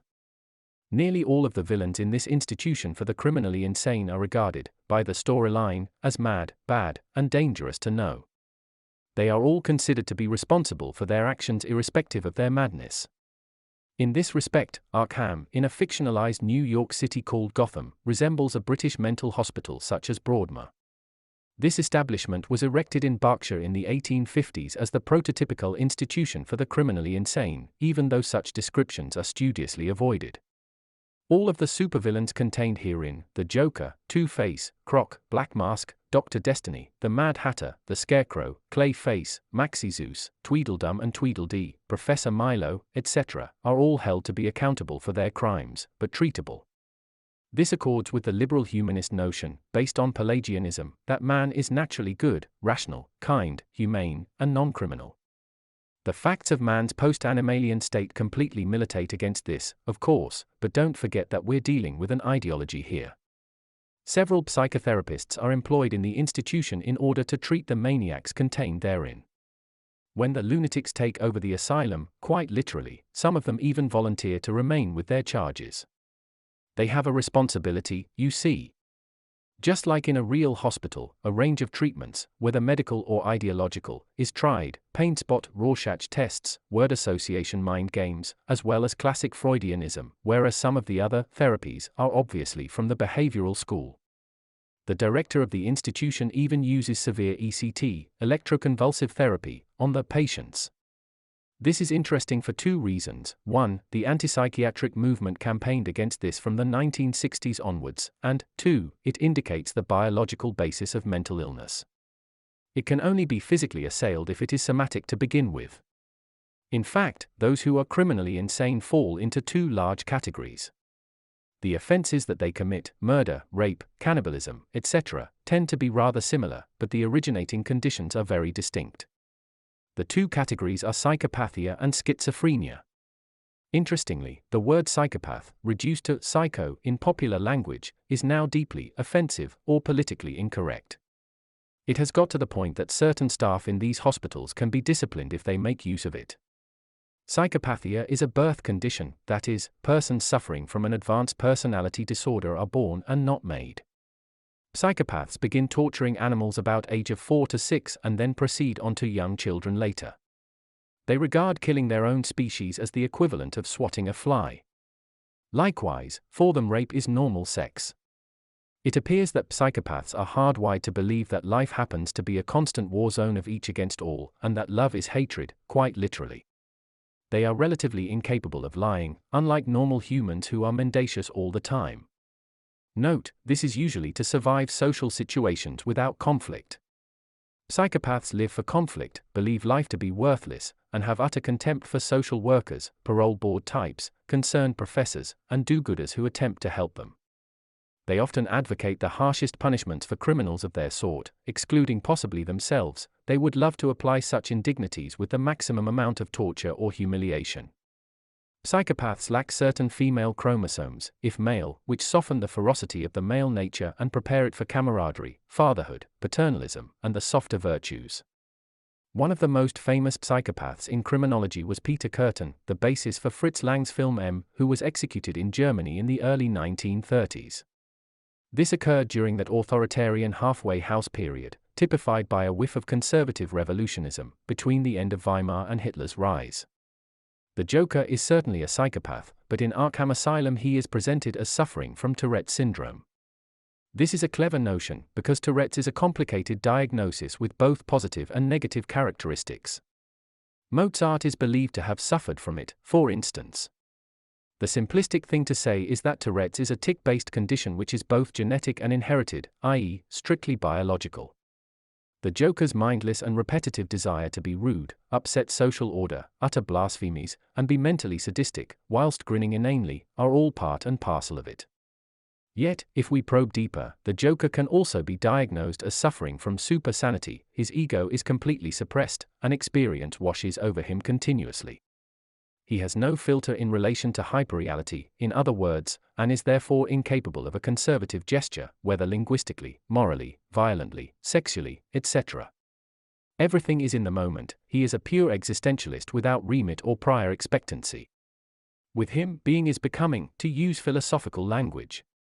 He bears a strong resemblance, as a result of this, to the personality of Caligula, the mad Roman emperor, as designated in Robert Graves' I, Claudius and Claudius the God, as well as Albert Camus' absurdist play. To bring it to a point, the Joker, like the mad god Caligula, can embrace you, flirt with you, assassinate you, and dance with the corpse, while laughing continuously, as well as having tears of mock-genuine sadness flowing down his cheeks. "I've done away with my best friend, but he deserved it," would be a typical remark. Batman, by point of contrast, is everything which is ordered, finite, prior, right-wing, a priori, anti-atheistic, in a metaphysical sense, and objective, philosophically. Bruce Wayne, Batman, is a metaphysical objectivist, a fascist. The Joker, by dint of contrast, is an anarchist. Yet anarchism and fascism are tied together by virtue of their dialectical inversions of one another. Scratch Nietzsche and you move to Stirner. In the center of this spectrum, scratch Stirner and you end up with the individualistic element in Bakunin, for example. You can also go back along the spectrum as well. Another consideration arises, the notion of the anarcho-fascist or right-wing anarchist, a combination of Batman and the Joker. This would include a great number of artists, such as Celine, D. H. Lawrence, Wyndham Lewis, Gottfried Benn, Ernst Junger, Yukio Mishima, Drew La Rochelle, T. E. Lawrence, Ezra Pound, and so forth. A new conundrum also arises here. Most far-right leaders, unlike the majority of their followers, exhibit anarch traits, the most notorious political artist of the 20th century being Adolf Hitler, of course. Note, the supporters of such movements tend to be much more conservative than their leaders, per se. They look to such individuals to provide the rebellious conformism, aggressive normalcy, and transgressive stoicism that the right needs. But if we might return to Arkham Asylum proper, one of the other major tropes is the treatment of homosexuality. Interestingly, the writer, a Scottish creator called Grant Morrison, wished to visualize the Joker as an effeminate, if threatening, transvestite replete with French bodice and underwear. This is to accentuate the grinning red lips, green hair, palsied or blanched skin, string tie, purple jacket and slacks, and green dress shirt of the original. To link inversion with a psychopathic clown, i.e., a negative image, is relatively reckless on Morrison's part, given that any such treatment would be considered politically incorrect. In Italian neorealist cinema after the Second World War, for instance, two lesbians were used as a dark or sinister portrayal of fascism, but negative depictions of inversion are rare in contemporary media. This is contrary to the liberal left view that homophobia lurks as an omnipresent catch-all. The last sinister depiction which I can recall is the triumvirate of villains in the Humphrey Bogart version of The Maltese Falcon. This starred, quite memorably, Sidney Greenstreet as the eponymous Fat Man. I remember a bourgeois Marxist catalogue from the 1980s at the National Film Theatre, in Britain, describing the villainous troupe's portrayal as an example of bigotry. Nonetheless, Morrison's schemata for the Joker continues, with him embodying an inverted sadism in contrast to Batman's gruff, no-nonsense, Joseph Thorac-laced, and straight-as-an-arrow sensibility. There are also some terrific scenes in this Folia Dux, so to say, one of which occurs at the end of the piece. In this particular, Batman starts wrecking the asylum with an axe, and, as he does so, one of the maniacs runs down various corridors, in this bedlamite labyrinth, you understand, screaming, the bat, is destroying everything." To which Black Mask responds, "You see, Joker, he's too powerful, you should never have let him in here." In a great panel, drawn and painted by Dave McKean, the Joker screams as a false martyr, "That's it. Go on, blame me, go on, do." All of this is accompanied by the quiff of emerald hair and the manic smile, amid tons of grease paint, which just grins on and on without mirth. Just how far the author, Morrison, is aware of any symmetry with Otto whining as sex and character is a moot point, however. In his own mind, he is probably trying to create the wildest version of Batman on record, nothing more.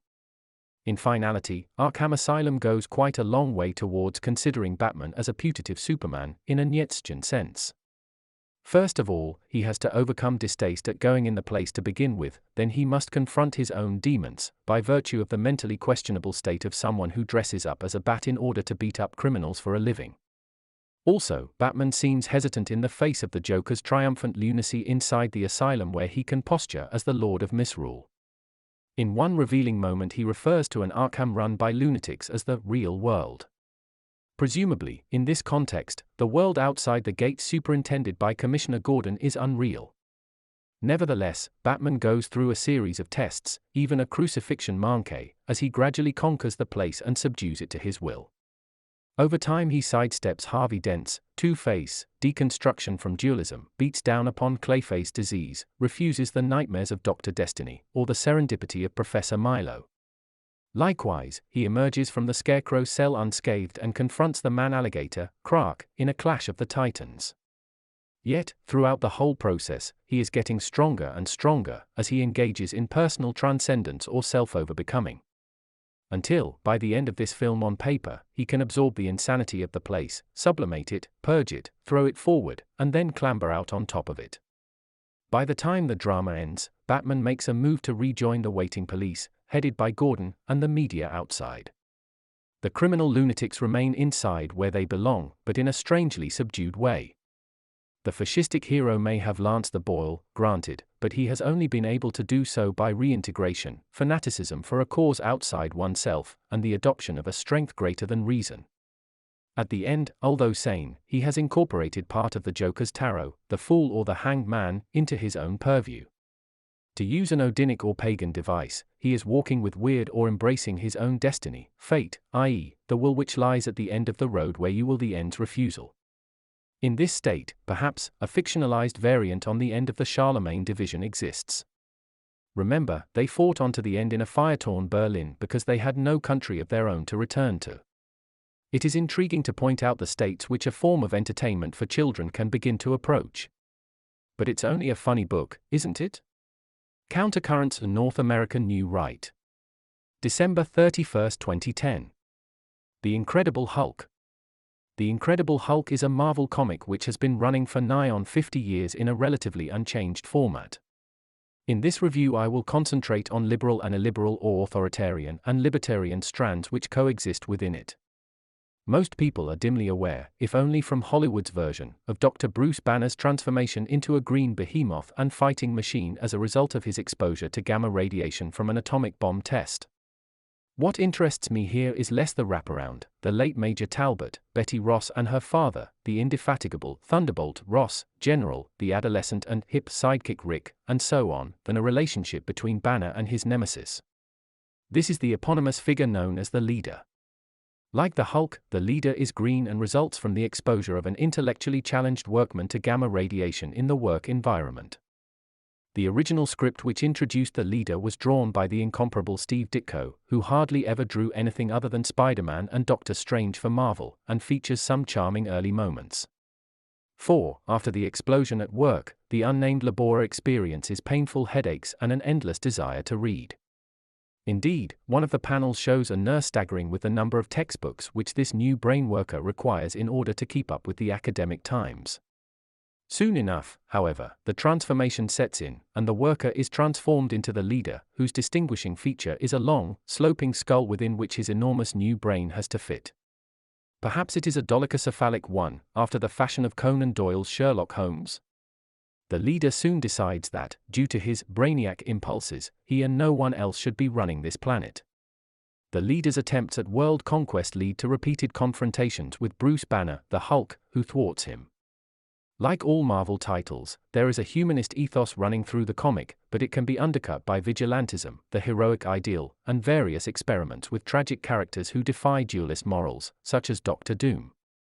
The Leader rarely falls under this criterion, but his interest in intellectuality for its own sake raises him above the common ruck of supervillains.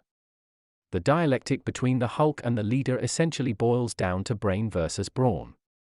The Leader possesses a relatively puny body and has to rely upon a series of androids, or even better, super-androids, to make up the difference between himself and the Hulk's mass. To examine this duality I will be making use of the glossy 400th edition of The Incredible Hulk, which contains 2 episodes which feature both main characters in green. The origin story of the Leader, drawn by Ditko, was appended at the end of this edition. In this story the Leader is attempting to tap the spirituality of a genuine evangelical leader. He has promised Rick that he will revive his dead girlfriend. And he runs an underground city which is a sort of testing station. He has also connived at a genuine atrocity involving wiping out 4,000 people in a neighboring test city. This is quite unusual. The villains in comics rarely commit destructive acts, they talk a great deal about doing so, but it remains a rhetoric of power that never approaches your Yugoslav warlord, say. Perhaps revealing the leader as a species of war criminal, so to say, is to add a genuine frisson to the concept of intellectual villainy. On the Hulk side, an enormous transformation has occurred. The monster now exists 24/7 but possesses Bruce Banner's intelligence and personality. This happens to be a complete reversal of hundreds of issues of the early Hulk in which the man in green, his clothing splitting around him, was presented as semi-moronic. Logically speaking, the Hulk should always trump the leader, because he possesses brains plus brawn now, but the leader always has his devices, robots and droids, to even up the score. In this particular comic book, a mysterious soothsayer called Agamemnon reveals the existence of the leader's secret city to Banner, who takes leave of Betty to exact vengeance. Unlike in the early issues, Betty and Bruce are now man and wife. She has become blonde rather than brunette and happens to be married to a gigantic atlas of a creature who's green. I suppose the retention of Bruce Banner's personality is the key enabling factor here. Towards the end of this graphic novel, an enraged and humanist Hulk becomes more and more ferocious, violent, and blood-curdling, just like his old self. This involves him coming perilously close to the mindless Hulk of all of those prior issues. This comic appeared in 1992 and the series originated 30 years before in 1962. It is noticeable that the Hulk's rage is enhanced by the possibility of humanist vengeance for the 4000, something the leader seems blithely indifferent to. This final conflict, to use a third positionist term, is made all the more complicated by the presence of some freakish mutants in the leader's city, as well as by the intervention of Hydra. Note, Hydra, like AIM, are fascistic conspiracies in the Marvel Universe whose aim is world domination. They contrast, as collective entities, with more individualized villainy elsewhere. Of course, nothing can withstand the brute power of the Hulk, and it is always necessary for the leader to escape to fight another day, but he must be vanquished. All superheroes are elitist and non-humanist figures who fight for humanist values against elitist figurines, the villains, who fight on behalf of power morality. The villains never refer to themselves as such but instead speak of their power lordship. In the case of the leader, his desire to rule is fostered by his intellectual superiority to all those around him. The idea also remains latent that extreme mental ability can lead to moral inferiority, when, in fact, it may be the expression of a different ethical viewpoint. This is made much more evident in equivocal villains such as the post-Golden Age Submariner and Doctor Doom. They often teamed up to express this equivocation of being heroic villains or immoral potentates. For the leader to win and establish his dictatorship of the lead, however, you would not just need to be reading a distinct comic from a rival firm, no, you would have to be living in a different type of society. But everything can change. I have a very early Hulk in the British Fleetway Annual from 1972, and it features a moronic Frankenstein in green whose bipolar opposite is Dr. Bruce Banner with whom he alternates. So, in the annals of fantasy graphics, everything is mutable and subject to change. Indeed, the whole Marvel cosmos, now purchased by Disney, is an alternative or parallel universe to begin with. Maybe the leader's cult of mind against mass is not over yet. Countercurrents in North American New Right. July 9, 2011. Judge Dredd. Judge Dredd is the publishing phenomenon of British comics for the last 30 years, if not more. Nearly all of the strips have been written by John Wagner under his own name and a variety of aliases, while a great number of artists have worked on the sequences. For this lantern-jawed judge, part policeman, part vigilante, part judge, part jury, contains almost ludicrously denied fascistic undercurrents which only pedants bother to deny. Dredd's personality and physiology never alters, he is the same from the first strip to the last, and the fact that he never develops but always remains unchanging is part of the character's esprit.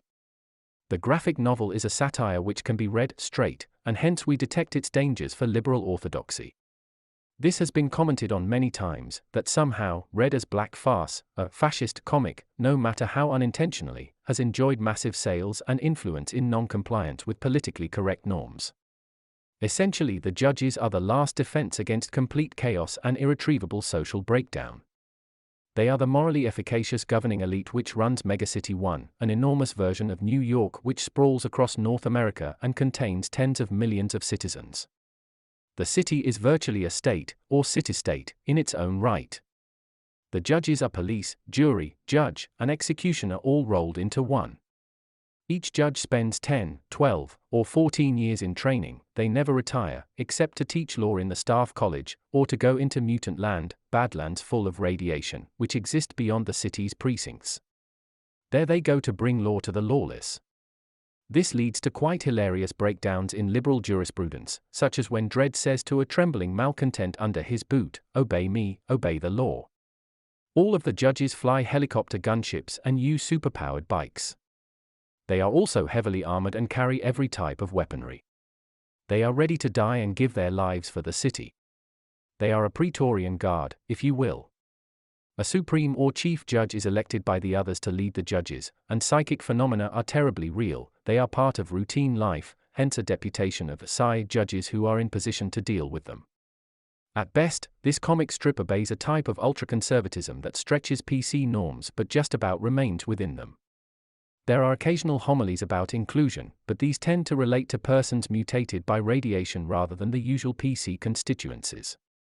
There is a relative absence of liberal lecturing, presumably because the form is considered too low and populist to really be worth bothering with.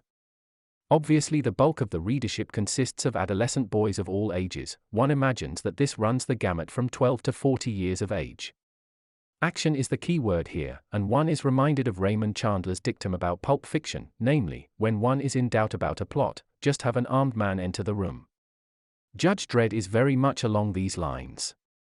A vast variety of plots have occurred over the years, but, in order to give a flavor of them, I have decided to concentrate on one extended story which is a quarter of a century old. The story in question was known as The Executioner and was based on a speed view of a forgettable VHS video from the 80s called The Exterminator. The story was 26 pages in length and featured a beautiful female vigilante called Blanche Tatum who sets out to revenge her husband's death. He was driven to suicide by threats from a criminal gang who offered him a loan under loan shark terms. The story pivots around the fact that she was a rookie judge later expelled from college for dating her future husband. Her skills as a judge are put into good effect in assassinating a range of criminal lowlifes. They tend to meet a fate which is appropriate to their criminal career or demeanor. Judge Dredd gradually gets closer and closer to the perpetrator, perp in judges' slang. The woman is presented in glamorous if understated terms. She is a thin blonde, blue-eyed, who wears facial jewelry, blue lipstick, and an Alice band that sweeps her hair back over her forehead. In her guise as the executioner, she wears a black ninja suit plus a hooded mask. Her signature or calling card is a small handbill with "Justice is done" printed upon it. The real twist in the story isn't the action or the violence, but, rather, the coincidence between the proto-judge as a vigilante and the fact that, under liberal jurisprudence, the judges are virtually vengeance-mongers themselves. It is this tension between the pseudo-judge and the real judges which makes the story work, or adds depth to it, at any rate. The story of Blanche Tatum helps to expose part of the reality of judgeship. In the end, just like a male Western hero, Blanche sends the children to the grandparents and goes looking for the final loan shark perpetrators to take out with her violent handbills.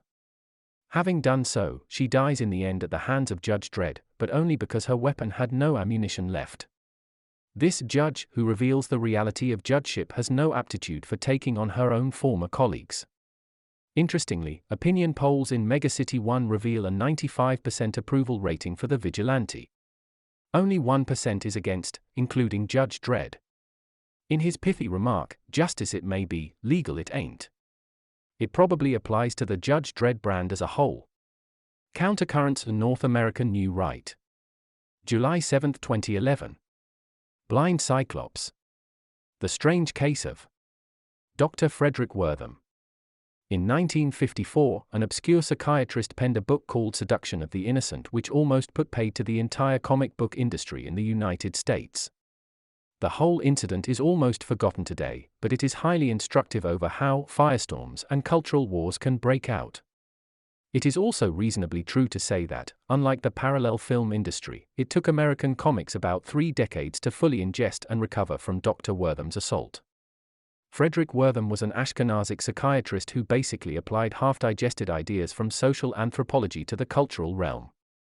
He definitely believed that many of the tearaways and juvenile delinquents that he had to deal with in the late 1940s and early 1950s were the products of bad culture.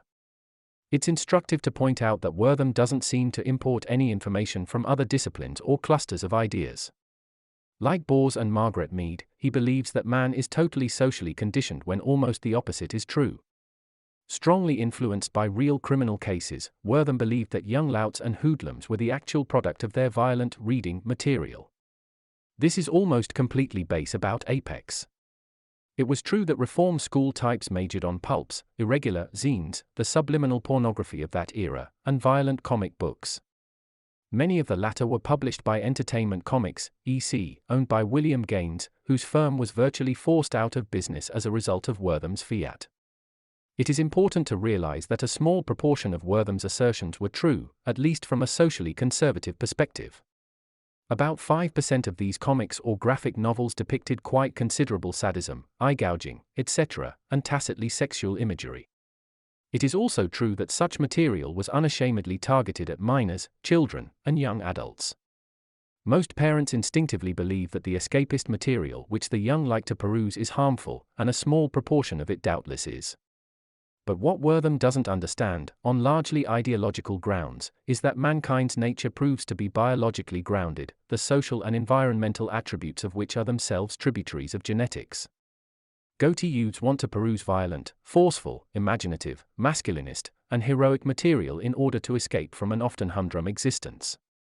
It is doubtless correct, however, that those with a psychopathic personality will be attracted to material that ramifies with their deepest urges.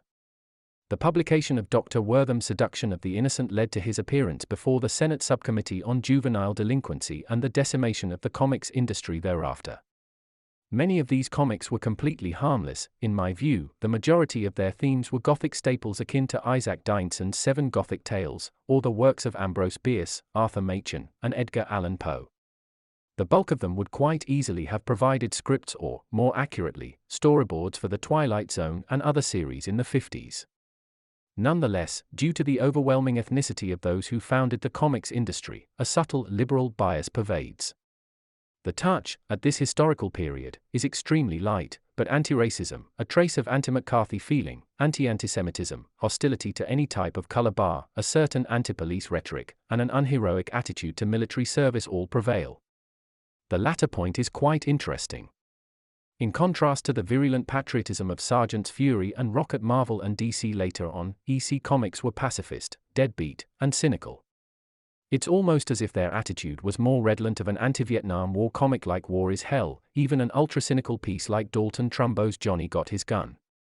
This piece of agitprop, in artistic guise, goes right back to early communist anti-war art, on the German side, after the Great War. This involved brochures or picture books which depicted soldiers who had been dreadfully maimed at the front. The Nietzschean response would be to commit suicide, the leftist one to exhibit the maimed. Wortham's views were subtly different from all of this, however. Despite sharing the soft left or Jewish humanist mindset of EC, up to a point, he saw things in a much wider way. After all, his intervention led to the self-imposed Comics Code, for fear of state intervention, as well as the destruction of hundreds of thousands of comics by state troopers in the 50s. Some grainy black and white photos from this decade still survive. It is interesting to note that much of the indictment of one particular government in the 20th century, book burning, persecution of modernist art, eugenics and dysgenics in psychiatric hospitals, etc., all occurred in virtually every Western society. This includes Sweden, Britain, and the United States, where far-right movements were all conspicuously unsuccessful. Bloated with success, Wortham attempted to clean up early television in the same way. But he was picking on a much larger, better financed, and more resilient industry here. It also possessed much more influential political backers and friends. His anti-televisual thesis, War on Children, 1959, couldn't find a publisher, and Wortham's cultural influence subsequently waned. His response was to become even more hysterical and sidelined, however. In his fringe-published book in 1966, A Sign for Cain, Wortham declared that the increasing violence, grotesquerie, desensitization, and commercial paganism of mass media was laying the grounds for a new Holocaust. This was an extraordinary claim when taken at face value. Yet Wortham was tapping into something, like Christian evangelicals and Puritan campaigners of the time, who realized that generic media is a factor of 20 to 50 times more violent, explicit, sensual, subpornographic, and uncensored now than when I was born in 1962. Despite having campaigned for this liberation, many liberals are secretly uneasy about what they have unleashed, particularly if they settle down to have children in midlife. But it's too late now. Put rather tritely, what Wortham and company misunderstand is man's dual nature. Most normal or well-adjusted people instinctively feel that children should be protected from low-grade material. Nonetheless, when it comes to adolescent and adult works, there is then a cultural war over the meaning of fair that oscillates between eros and thanatos. Humans are violent and erotic beings, this will manifest itself in culture. You either have Shakespeare's King Lear, replete with Gloucester's blinding scene with Cornwall, or you have the Marxist equivalent of the play, Edward Bond's Lear, containing, as it does, Bond's eye-removing machine. The latter is a countercultural testament to the utilitarianism of cruelty. The struggle is to decide whether you have one variant or the other, and what it means.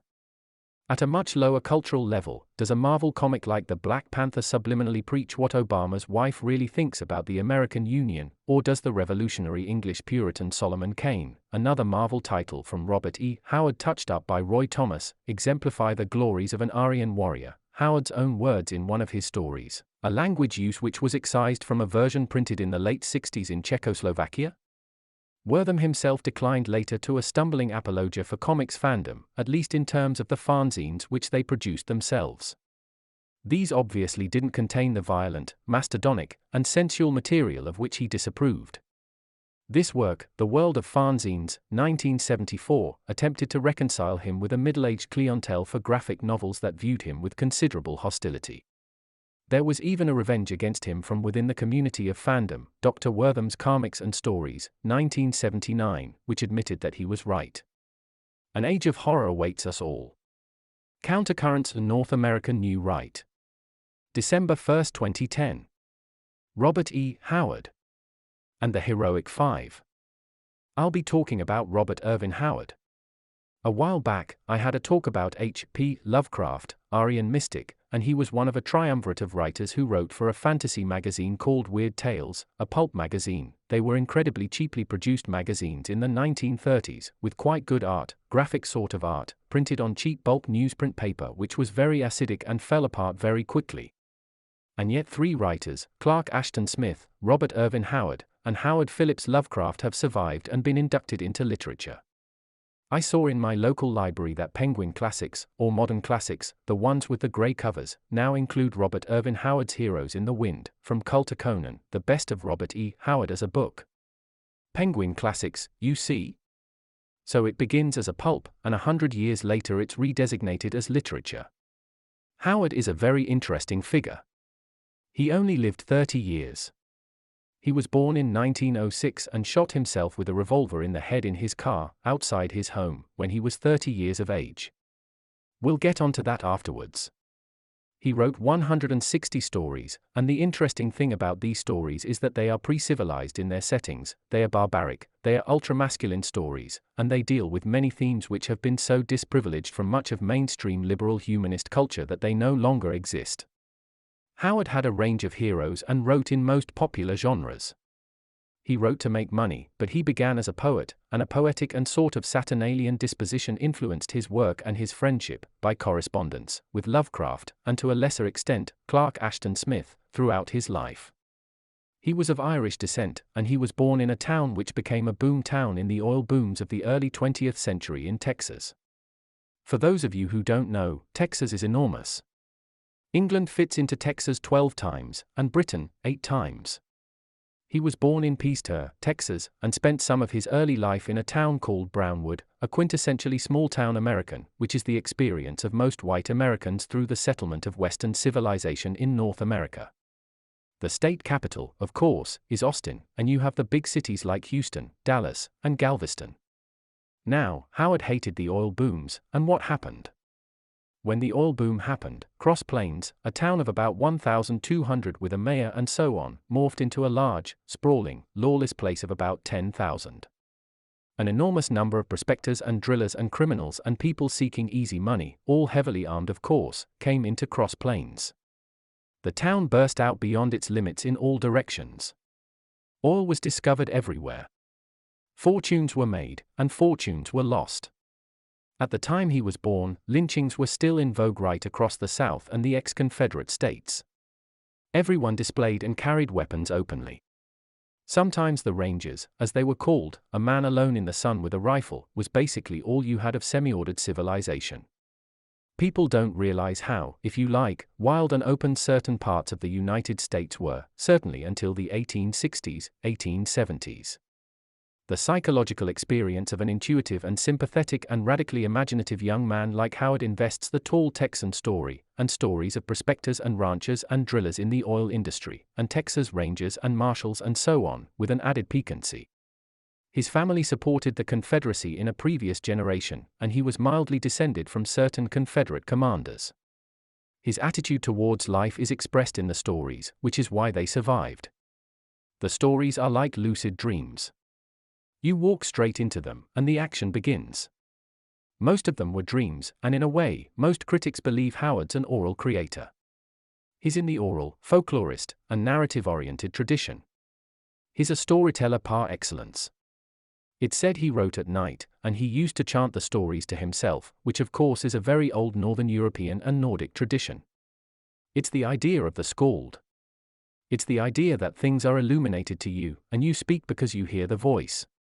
He had a series of masculine heroes beginning with certain Celtic and Pictish Scotch-Irish heroes such as Bran Mac Morn and so on. Conan, the hero that is most associated with, whose name, of course, is abstracted from Sir Arthur Conan Doyle's middle name.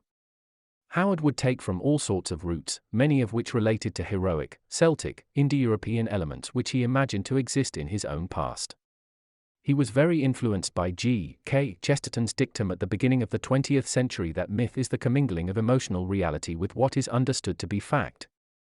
If you mix together eras and peoples, but you keep the emotional truth of the substance of what we perceive their lives to have been, then you can influence the present and the future. It's noumenal truth, as Aristotle said 2,000 years ago, the idea that certain things are artistically and emotionally true irrespective of what you think about them factually. His most famous series of stories, the Conan stories that he wrote pretty much towards the end of his life, were based upon a false yet true factual world history, the so-called Hyborian Age that he created for himself.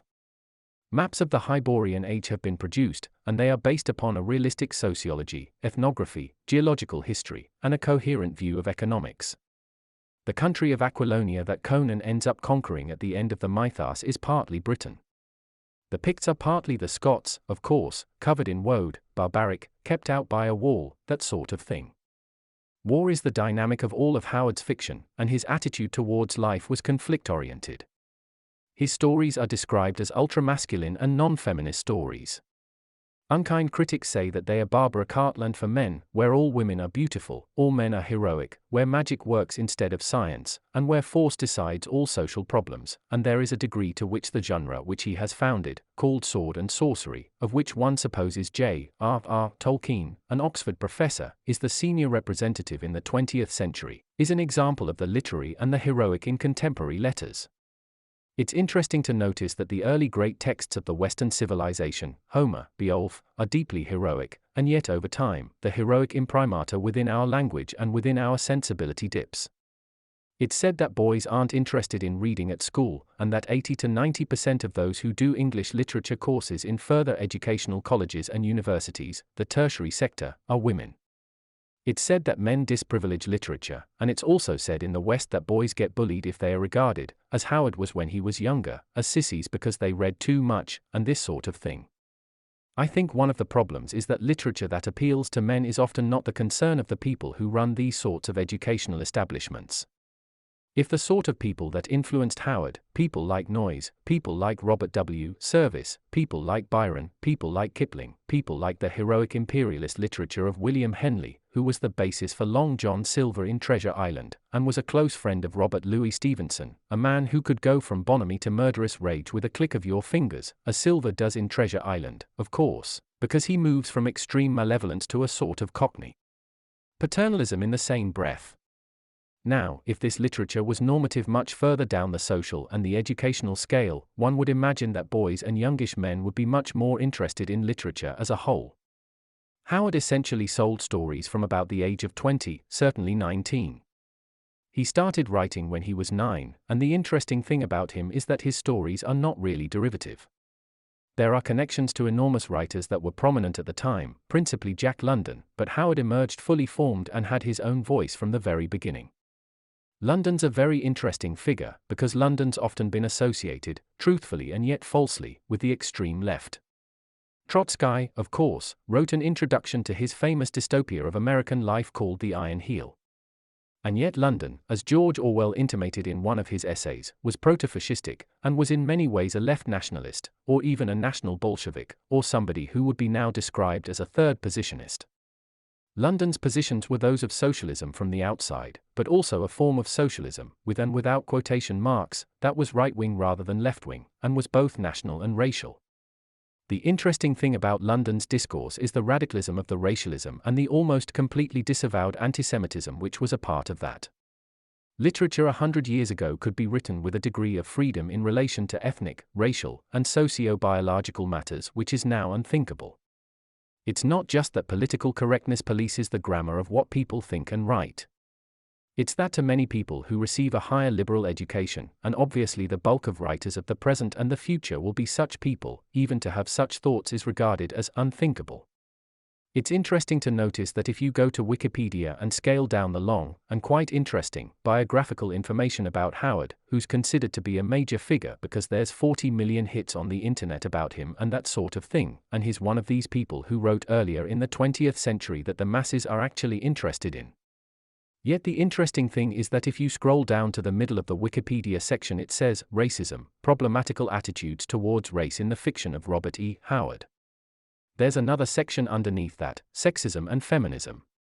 So, any writer basically before about 1950, and most mainstream cinema, which of course has often revolved around romance and the heroic, as its two pillars, if you like, a lot of Western cinema before 1960, even quite a lot of Hollywood product, is relatively healthy.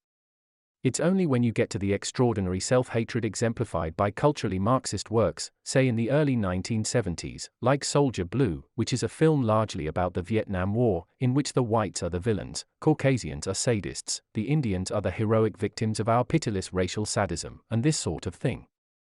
The complete reversal of the cowboy and Indian metaphysic that had survived in the Western from the earliest Westerns that were done as silent films in the 1920s.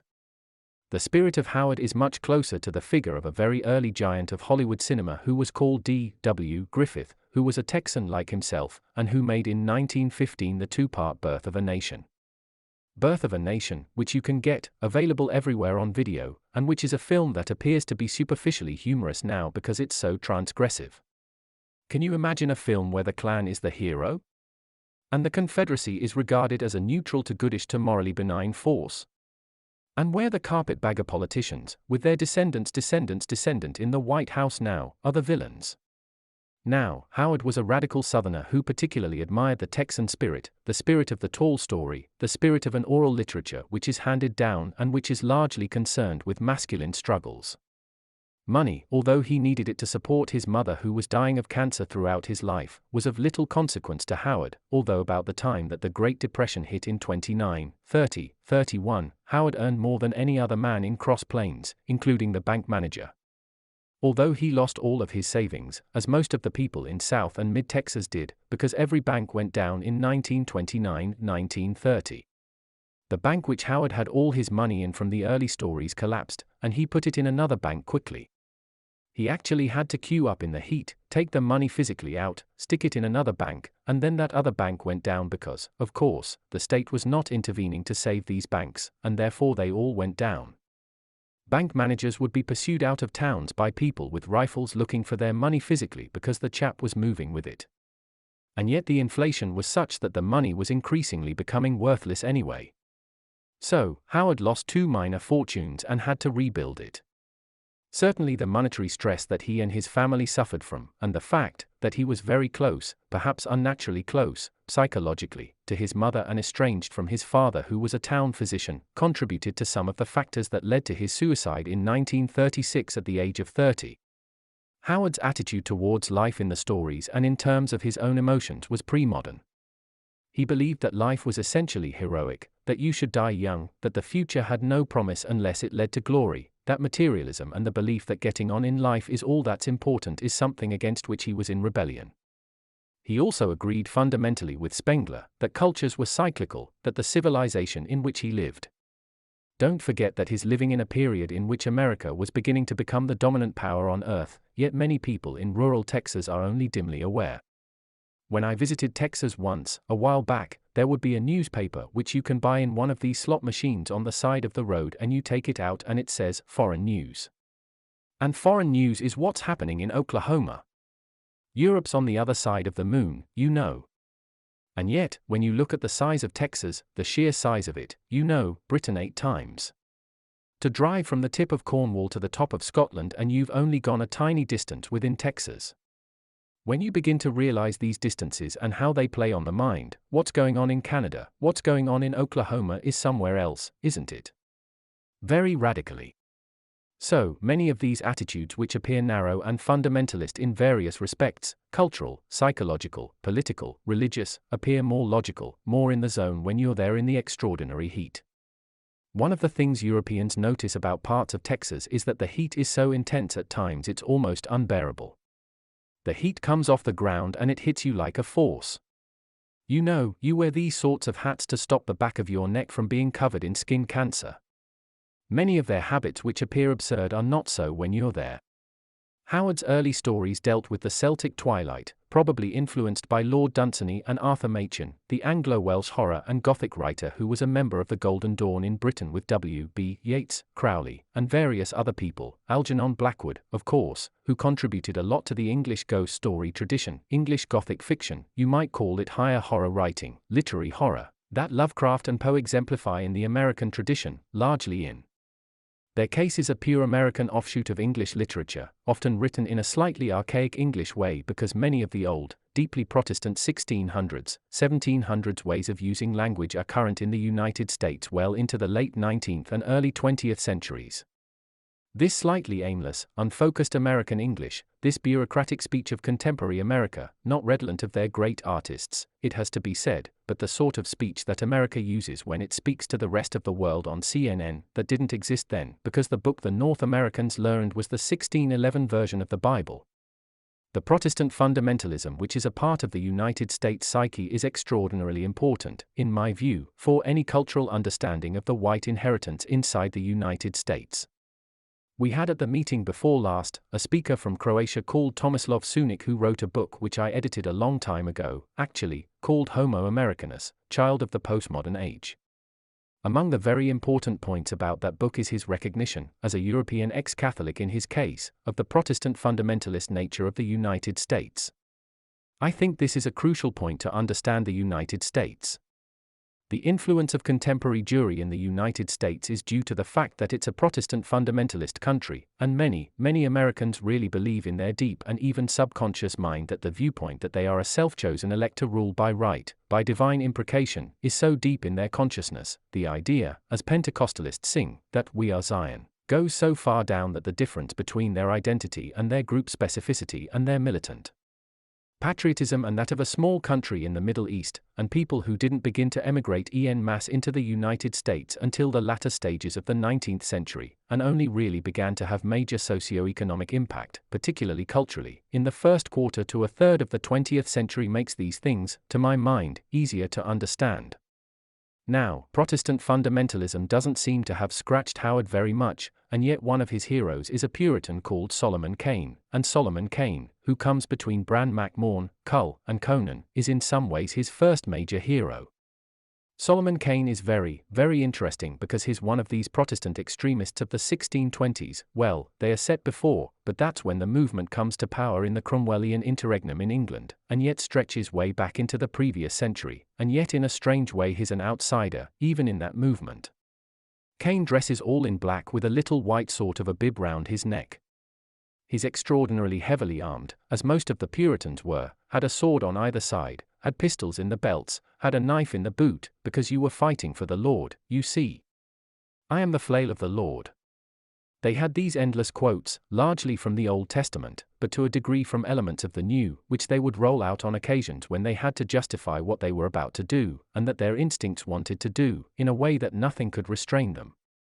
There's a famous moment in Northern Ireland, when James Callaghan was Northern Irish Secretary under Wilson in the late 1960s, slightly sympathetic to social democratic, Catholic nationalism in Northern Ireland, as part of the Labour movement was then, but in a very moderate way, and he said in a concerned and perplexed way to the Reverend Ian Paisley, who softened a bit as he got older, and in turn wanted to be Prime Minister of Northern Ireland before he died, he said to Paisley, "But we're all the children of God, Reverend," and Paisley said, "No. No." He said, "We are the children of wrath." And that is the attitude of those Puritan extremists, loyal to the Old Testament in many ways. Men of a sort of always implacable fury, and elements of their dictatorship, under Cromwell of course, were increasingly maniacal. The banning of Shakespeare, our greatest writer. When an English national revolutionary movement bans the country's greatest ever writer, you do begin to think there's something slightly wrong, don't you, no? Similarly, the flogging of actors under the New Model Army in Newcastle for performing Shakespeare. These were the latter stages. These were the Buddhas of Bamiyan moments, weren't they really, of these English revolutionaries of the 1640s, or what was really going on? Now, the sort of Puritanism that Howard puts into this character is different, because Howard's character, Solomon Kane, is a loner, a man who always fights for his own cause, but when he hears those almost voluptuous pagan stirrings in the background, it's always Christianized, and it's always put in a Protestant context. Cromwell once had a phrase, "I disembowel you for Christ's love." And that's what he said in the Putney debates. When the parliamentary side won the Civil War, the whole New Model Army, which of course was a revolutionary army of that time, no brothels, no drinking, in the Royal Army, you went to the back, and there was endless entertainment at the back of the battlefront. With the Puritan armies, there was none of that. You went to the back, and there was no drinking, and there was a chap ranting at you about whether you'd sinned that day. It was less fun, but at the same time, when they raised their pikes together, not in a higgledy-piggledy way, or one bloke at the back didn't want to, but they raised them together, as one unit. They would all chant, "God is our strength."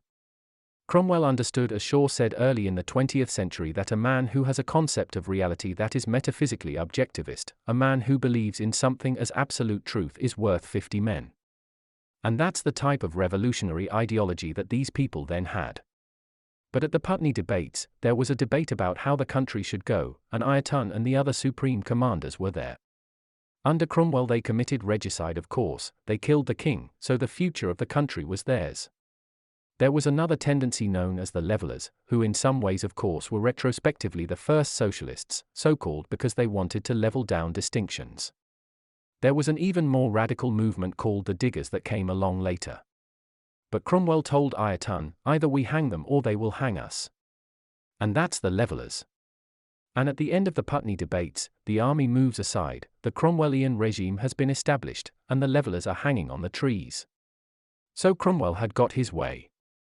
The importance of Protestantism to the United States, in a complicated way, is the reason why there has never been an extreme right-wing movement of any great success in the United States, except in a localized way like the Klan to deal with particular circumstances at a particular time. America, you would imagine, is ripe for such a movement, as Australia always has been, and yet there has not been one, not really. Not a national movement. There were figures in the 1930s, there was the Silver Shirt movement, there was Father Coughlin's radio broadcasts which had all sorts of interesting ramifications in American life, a Catholic priest giving the radical right to essentially a Protestant nation, which of course set up a cultural tension and contradiction in and of itself. There are also interesting liberal counterparts to this.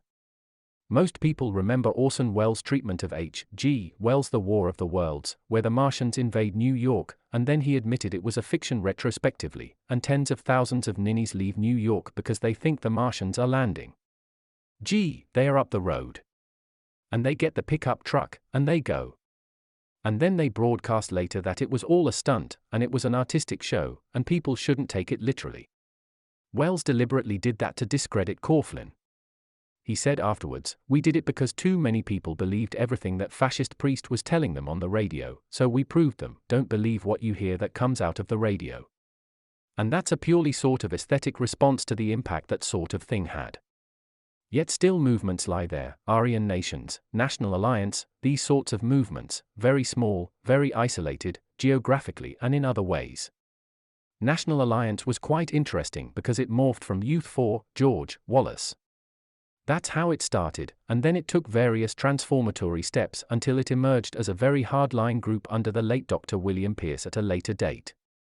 And this culture of extreme Protestantism, which contained elements which are to the right of almost anything you've ever seen, mentally, psychologically, conceptually, seems partly, because of its extreme individualism, to be incapable of generating radical right mass movements. Most Americans still adopt a deliberately materialist, liberal humanist and individualist way of looking at life. They divide into two basic political parties that have switched over during the course of the last 2 centuries. Don't forget, in the 19th century the Republican Party was the party of the nominal left, and the Democrats were red. The Democrats were conservatives who supported states' rights, not the right to secede, but certainly the right to own slaves.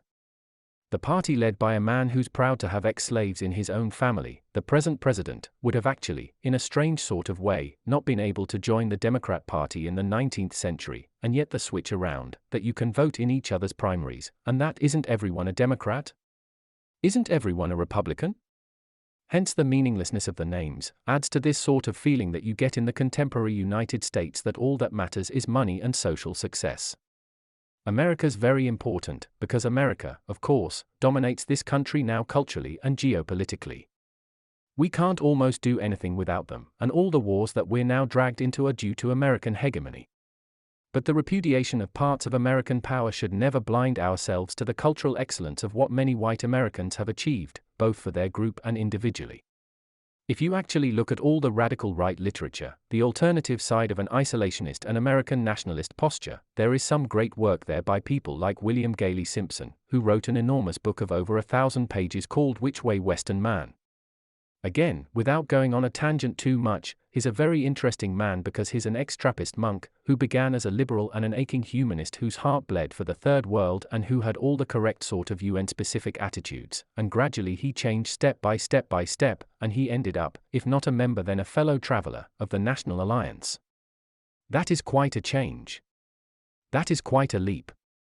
But it is also true that tens and tens of thousands of educated Western people who are liberal-minded now will have to change their views, will have to begin to change their mindset in this and the coming generation if Western civilization is virtually not to slide off the cliff. Now, to return to Howard, don't forget that he was sort of mature at 22 and dead at 30. He produced 160 stories, 16 volumes basically, and other fragments. There was an unfinished fantasy novel called Almuric, the early Celtic stories, Bran Mac Morn and the others morphed into Solomon Kane. There were associated westerns and humorous stories. There were some detective stories, but he never particularly liked that genre, although his attitude towards life was hard-boiled. There were also some crusader stories as well, and some slightly mythological stories about a sort of white man in the East called Gordon, presumably named after the Gordon of Khartoum, but actually an American, and these were the old Borak stories set in Afghanistan, where he goes native and fights along sort of intertribal and group-based and clan lines in that context. Howard's attitude toward politics is quite complicated and not entirely logical and primarily emotional. He supported the New Deal because he believed the American economy had collapsed and something needed to be done. He argued strongly with H.P. Lovecraft, who was more of a reactionary in these respects, a classical liberal, didn't like Roosevelt and the people around him, didn't like intervention in the market in that sort of Protestant, American way. He felt that you fail commercially, you suffer punishment, because God has chosen that punishment for you. Destiny involves sacrifice. The irony is that the banks have been saved in the United States by Bush, costing trillions of dollars, but the metaphysic which founded the country would have allowed all of those banks to fail, all of those banks to fail and all those bankers to hang themselves and throw themselves off buildings. That happened in 1929. And then you rebuild quickly, because the pure, American, sort of Randian view is that capitalism is an insatiable animal and vortex of energy. And if people go to pot, if people lose everything they have, if as a trader, an insurance agent I vaguely knew years ago at Lloyd's, lost all his money in the name scandal, and goes there on a Sunday and unlocks the door and goes down to the toilets and sits there and drinks domestos and kills himself and is found by the cleaners, Africans probably, on Monday morning. And his senior partner in Lloyd said, "Well, that's capitalism for you. And that's it. What goes up goes down." This was the view that founded the United States. And yet the irony is, why have these Western politicians intervened? Why have they saved these structures? Few collateral damage moments, Lehman Brothers, they've charged Goldman Sachs with fraud. Well, that's a bit late, isn't it, really?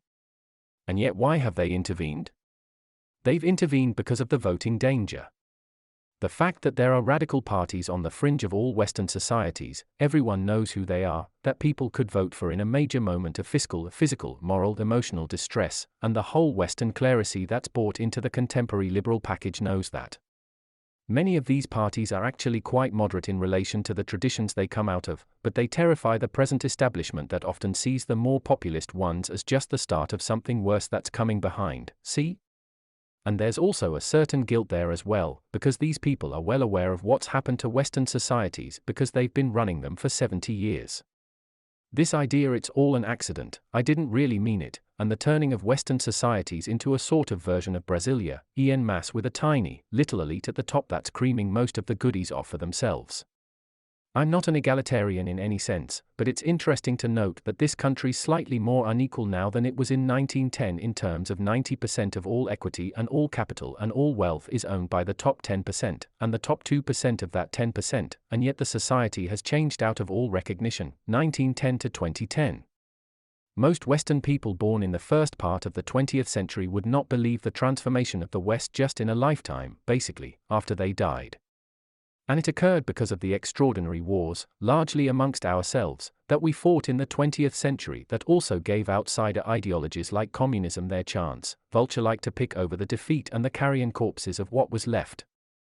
The heroic attitude towards man and society that Howard's work depicts exists virtually nowhere except as play and pleasure in computer games for boys and adolescents, in comic books and so on. The areas of life where that sort of ethos remains, the armed forces, the Army, Navy, and Air Force of most contemporary Western societies, particularly their specialist or elite forces, in Britain the Special Air Service, the naval equivalent the Special Boat Service, and all of those novels, these Andy McNab sort of novels about the heroic and this sort of thing, which are lapped up by a largely male audience, other than that, there is not really the imprimatur of the heroic in Western life. The extraordinary demilitarization of Western life, hardly ever see a policeman, hardly ever see soldiers. When do you ever see British forces? And that's because they are always outside the country as globalist mercenaries fighting American and Zionist wars all over the world. They are never seen here, and many of their commanders don't want them here, either, because they regard parts of British life as so irretrievably decadent that they actually want to keep their troops away from much of what's happened in relation to the society.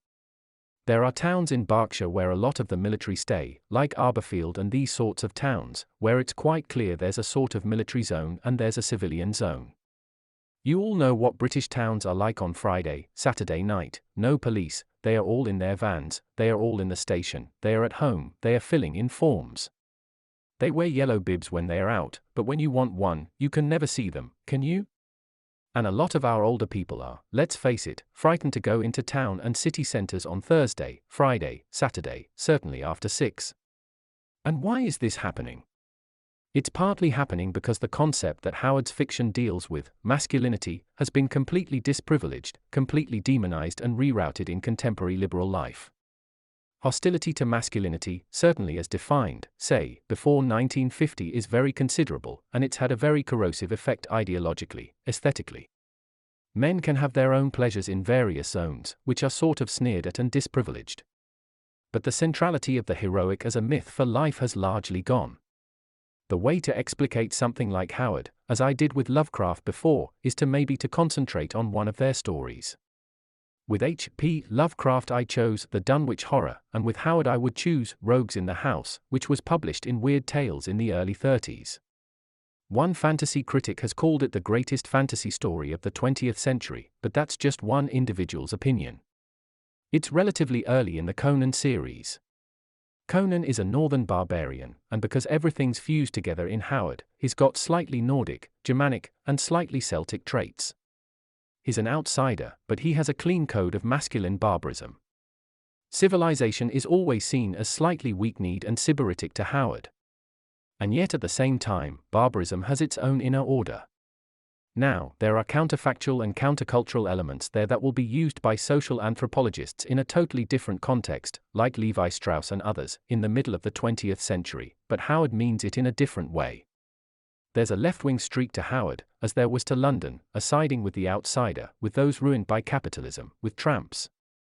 London's book about the East End is one of the most extraordinary books about mass poverty before George Orwell's Down and Out in Paris and London and How the Poor Die, which were quite extraordinary works. A poor little hospital in Paris before any sort of socialized medicine, where those who were in the bottom 10%, their corpses were just thrown on the ground. And they died in agony, and they kick you away and put another one on top. This is how the poor died. And Orwell said to this chap in this hospital, but look at the state they are in. And he said, well, they gave up slavery. Here's another batch. This was the attitude then. This is why things like the labor movement, even in the United States in an attenuated way, were created, to correct that imbalance as it's seen from the bottom. The far right, of course, always wanted not the class war of the contemporary left, but to socialize mass life in a way that preserved the traditions of the civilization of which we're a part, that brought on what was excellent about the past and yet realized that the 50% of people who own no capital, the 50% of people who are largely excluded from all centre-right parties' definition of patriotism, are part of the country, are part of the nation, fight the country's wars for the most part when they are asked to do so, and therefore have to be within the remit of social consideration in relation to education, health, and other matters. My explanation for Howard's support of the New Deal and that type of politics largely is along those sorts of lines. It's the sort of apolitical chap who likes country and western in a Midwestern state and supports socialized medicine up to a point, as long as it's not too costly, doesn't like Obama, and supports our troops, you see. But it's in a sort of apolitical zone which has got no real knowledge above that. Some of the instincts are right, but the ideological formulation in which that takes place is likely wrong, because even these wars, do you think Iraq was fought for ordinary white Americans? Do you think Afghanistan has anything to do with ordinary families living in Nebraska or Nevada or Kansas? None of these wars have anything to do with them at all. Even the black Muslims have worked out that white Gentiles largely are second-class citizens now in the society that they created. But that's another story, and I'd just like to concentrate on Howard. This particular story concerns Conan from the outside, Conan as perceived by an aristocrat and fop called Murillo. Howard's a little bit of a Nordicist. He thinks Southern Europeans are a bit foppish in comparison to Northern Europeans. There's a streak of this. And some of the society seems to be Italy, Corinth, Zamora, but they are not. But they seem to be Italy. Well, there's this Italian city-state that's run by a corrupt priest called Nabonidus, who's known as the Red Priest. These myths are set, these stories, mythologically encoded, are set before the beginning of recorded history and after the sinking of Atlantis, possibly a fantasy itself. So he sets them far back enough that he can do whatever he wants with them, but at the same time he can import a large amount of retrospective historical insight. The interesting thing is the Machiavellianism of the politics of these stories. All of these societies are run extremely ruthlessly and they are run completely for the power interests of the people in charge. The nationalities don't really matter, but they are, if the gloves are off, as marauding and vengeful as their own leaders who they represent at a lower level. Truly Howard believes, with the Roman dictator Sulla, that when the weapons are out, the laws fall silent. Now, Murillo is a courtier, a relatively corrupt courtier, in this city-state, and Nabonidus comes to him one day at a royal council meeting and gives him a small casket that contains a severed ear. And this is a warning, as it would be if a Renaissance prince in post-medieval Italy gave it to a rival, and it's, clear off. Get out of the city-state as quickly as possible. I'm giving you 1 day. And Murillo wonders what he's going to do. He can flee, but he's not a coward, why should he leave his own city?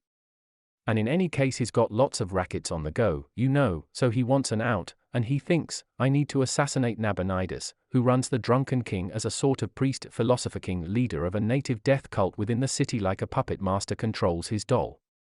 So he needs a vassal, and he finds it in the prisons of the city where a young, heathen, northern barbarian has been captured and laid there in chains after various escapades and thefts, and this is a young man of 19 called Conan, who's twice the size of a normal man. All Howard's heroes are physically enormous, and all incredibly violent, although they all have an honor code of their own which is interesting, particularly towards the end of the story, what you might call an innate code of masculine morality and honor which is part and parcel of natural law. The social Darwinian view that was spread throughout mass culture, particularly these types of fictions in the late 19th and early 20th centuries, is not entirely true. As all prisons and all armies testify, there's a code of honor and morality even in very extreme male behavior. Rapists are always amongst the most disprivileged in any prison. Men who attack and feed on women, for example, in very all-male and male-concentric cultural spaces are always disprivileged, always disliked, and that's because of innate feelings about how, in a very traditionalist way, what we call partly a sexist way now, men should treat women. And these things predate all modern ideas and are partly innate. And in some ways, because Howard is such an instinctualist, he brings these sorts of forces to the fore. Now, Nabonidus wants Murillo to leave the city. Murillo hires Conan to murder Nabonidus. Conan is in his cell sucking some beef off a bone. And besides, Nabonidus is an upper-class priest, so why not murder him for money? He's an adventurer. So he decides to go with Murillo on this plot. As always with Howard, a synopsis never does justice to the sort of the lucid dreaming of the story itself. Howard always said that he was there and that Conan was next to him like an old soldier dictating his stories, some of which will be tall stories as well. Now, Murillo then hears that Conan has been captured because the guard that he bribed to get him out of the prison has been arrested on another offense. Conan's actually escaped in another way and joins Murillo later. Murillo, desperate, a bourgeois without any sort of a family fortune, decides to murder Nabonidus himself, so he creeps up to his fortified estate, which is on the edge of town, described in this Gothic way: it's dark, it's sepulchral, it's moonlit, there's an enormous dog that roams the grounds. Remember Conan Doyle's stories? There's always this enormous mastiff that the villain has that roams the grounds to bring people down, and that Watson shoots on Holmes' behalf usually at the end. In The Hound of the Baskervilles, which is extraordinarily amusing because the hound is covered with phosphorus to make it glow in the dark when it races after some poor chap who's looking back, terrified, on a sort of West Country moor. And yet phosphorus is so poisonous that the dog licks itself all the time, one lick and it's dead. But these stories are metaphorical. They are extreme exercises in the imagination. They are not concerned with these pettifogging details of which critics make too much. Now, Murillo creeps into the garden and, horror of horrors, what does he find? He finds the dead body of the dog, and it looks as though it's been savagely mauled in a way by something he doesn't understand, by some weird thing or ape or monster. He then proceeds into the house and finds much of it wrecked. Nabonidus is nowhere to be seen, and one of his servants, Joker, has been murdered. Suddenly he gets into the inner chamber of Nabonidus' villa, which is modeled on a Renaissance palace essentially, and he sees the Red Priest, so named because he wears this red cowl, sitting on a throne, made of alabaster, and everything's heavy and ornamental, a bit like those Cecil B. DeMille films from the 30s, everything extraordinarily overdone and luxuriant. And he creeps up to Nabonidus to stab him, and the figure turns, and it's a worthing, or a monster of one's imagination. It's not human at all, simian rather than human. And Murillo faints, and then the story closes. This story's in 3 acts. Traditionally, like a lot of Western drama, like Dante's Inferno, Purgatory, Paradise, you've got this 3-pronged triadic element: the thesis, the antithesis, the synthesis at the end. So that's the first part. The second part is Murillo awakens in dungeons or interconnected corridors underneath Nabonidus' house, mansion. He crawls along a corridor and somebody hisses, and it's Conan. He's come into the house to murder Nabonidus because Murillo's going to pay him, and because he's a member of a cult that he dislikes, and so on. Murillo scents his hair, like the young aristocrats of his era, and Conan's senses are so acute that he detects that with his nostrils, and that's the reason he doesn't attack him in the darkness. They both decide to swear loyalty to each other. Don't forget, this is an oral culture where bonds and legal sanctions are expressed orally. Howard despised the element of modern life where people say anything they want just to get their own way at any particular time. In pre-modern, say Nordic societies, the oath or something which is given verbally with strength is as binding as any legal document ever could be, even more so. Conan and Murillo proceed looking for Nabonidus. They come out into the body of the house, which as I said resembles just sort of Renaissance, Florentine palace, and they see Nabonidus stripped, semi-naked and wounded, in a neighboring corridor, and they wonder what has replaced him up inside the house. And what has happened, as he in a dazed way explains once he returns to full consciousness, is that his servant, who's this ape that is taken from one of the outlying countries in Howard's imaginary kingdoms, has supplanted him as the master in the house. Howard, to a moderate degree, believed in science, believed in evolution. It was very much almost a cult then, as was eugenics. And Thak, as he's called, this ape-man who wears the red because he's supplanted the human he wanted to supplant, has thrown his master, Nabonidus, into the pit and has seized control of the house. Thak sits, waiting for them to come out of the pit, because there's a bell underneath in the pits that they've crossed, a trap basically, and he knows humans are down there, and he's waiting for them. Nationalists emerge. There's an interesting political element here, because Nabonidus is a very corrupt ruler and has the king in his thrall, so nationalists of the city-state, you could be a nationalist and of a city-state because it was the unit of civilization essentially, and a country would be city-states federated together, attempt to assassinate Nabonidus in a way that Murillo wanted to. Thak deals with them. The story fast-forwards in a very filmic way, because Howard is a visualizer. The male brain is visual and always thinks in images. And these sorts of stories are extraordinarily cinematographical in their nature and their forward, pumping lucidity. Thak senses that they've come up from under the ground, and there are interesting pseudoscientific elements. The Red Priest, Nabonidus, is a scientist and a mage and a magician combined. It's religion and the decline of magic in some ways, if you view it academically. He has this construction of mirrors whereby from one room you can reflect light through tubes that contain small mirrors, and it ends up being able to look into another room, so you can actually look round corners. And they can see Thak, and he can see them. Because he needs to dispose of the bodies of the nationalists who've come into the house, Thak disappears for a time, and Conan and the others seize their chance, and they go up. Nabonidus becomes terrified when all the doors are locked, and he can't find the weapons they need to fight against his servant who's turned against him. In the end, Conan has to face off against Thak in this quite extraordinarily violent scene. Howard was one of the most brilliant writers of physical force and conflict between men in the 20th century. There's little doubt about that. It's so immediate, you're almost there, and it is essentially visual. Conan and Thak have this clash of the gods type of titanic duel with each other, much like a scene from Homer, basically, Hector before the walls of Troy.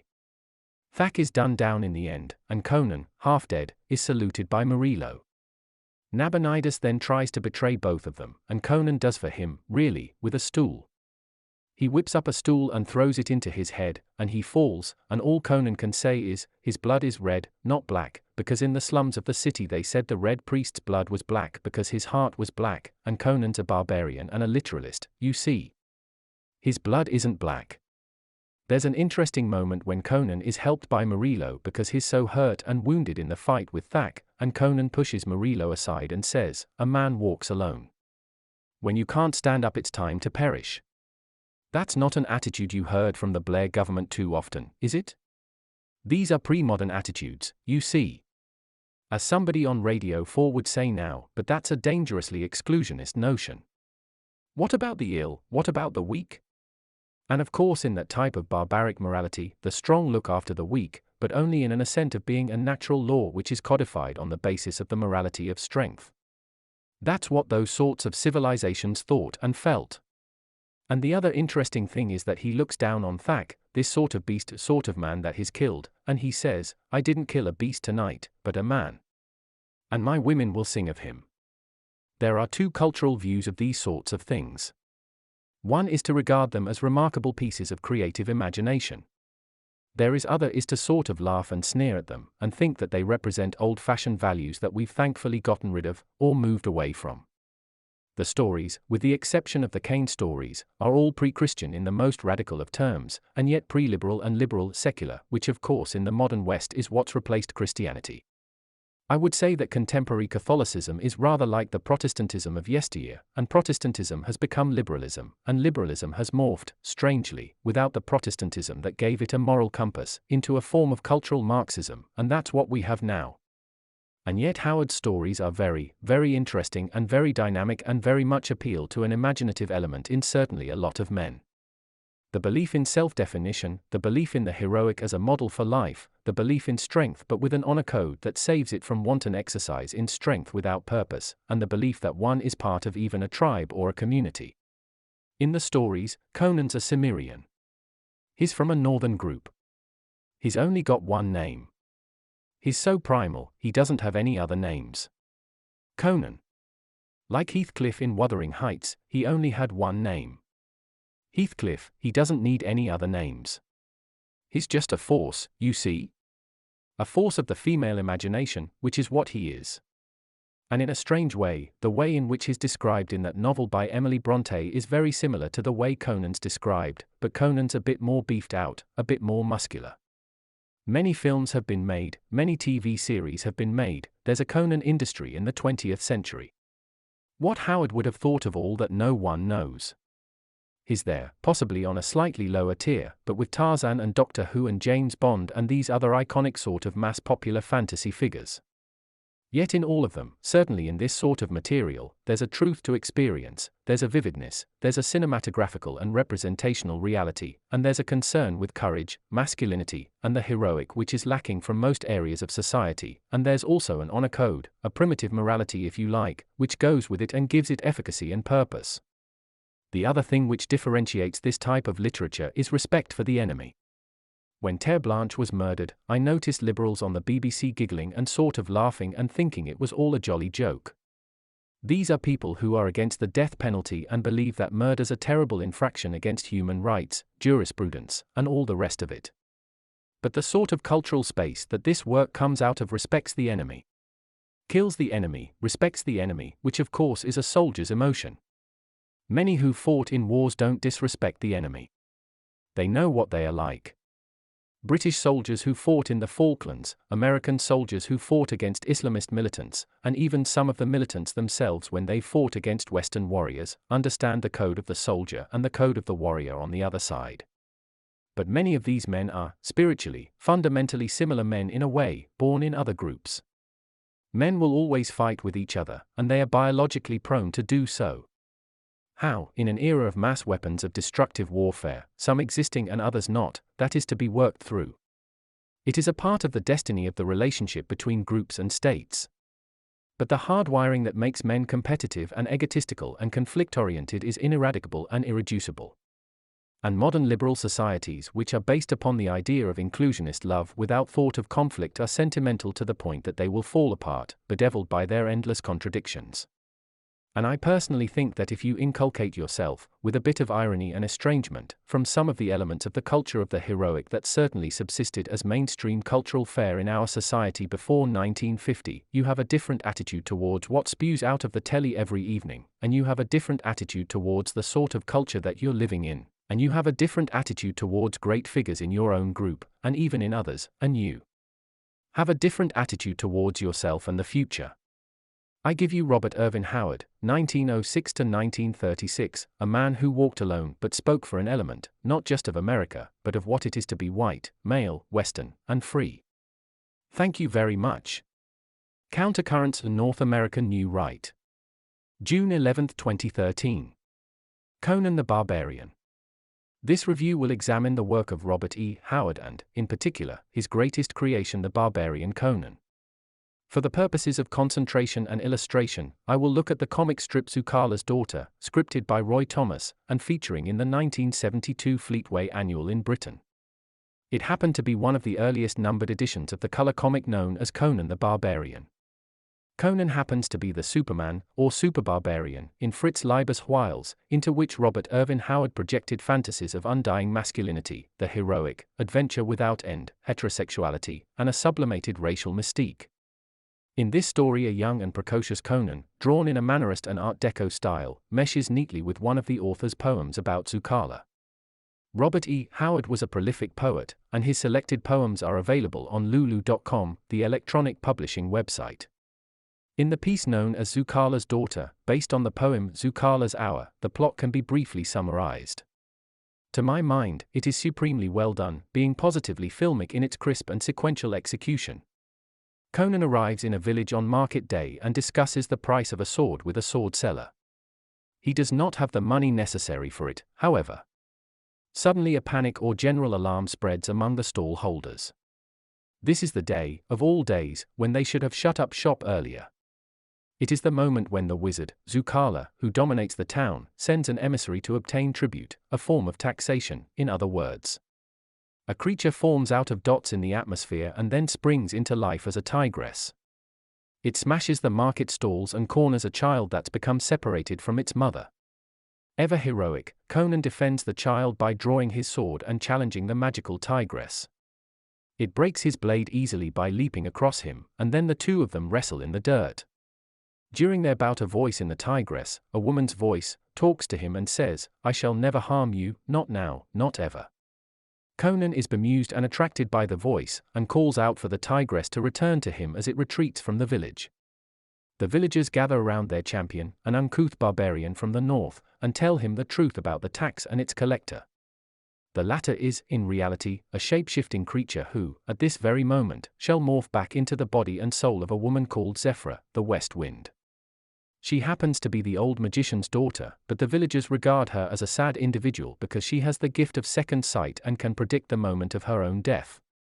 Both she and her father, the wizard Zucala, are apparently ageless as well. The centuries mean nothing to them.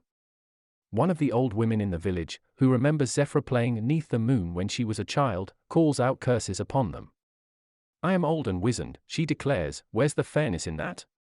Death to I says."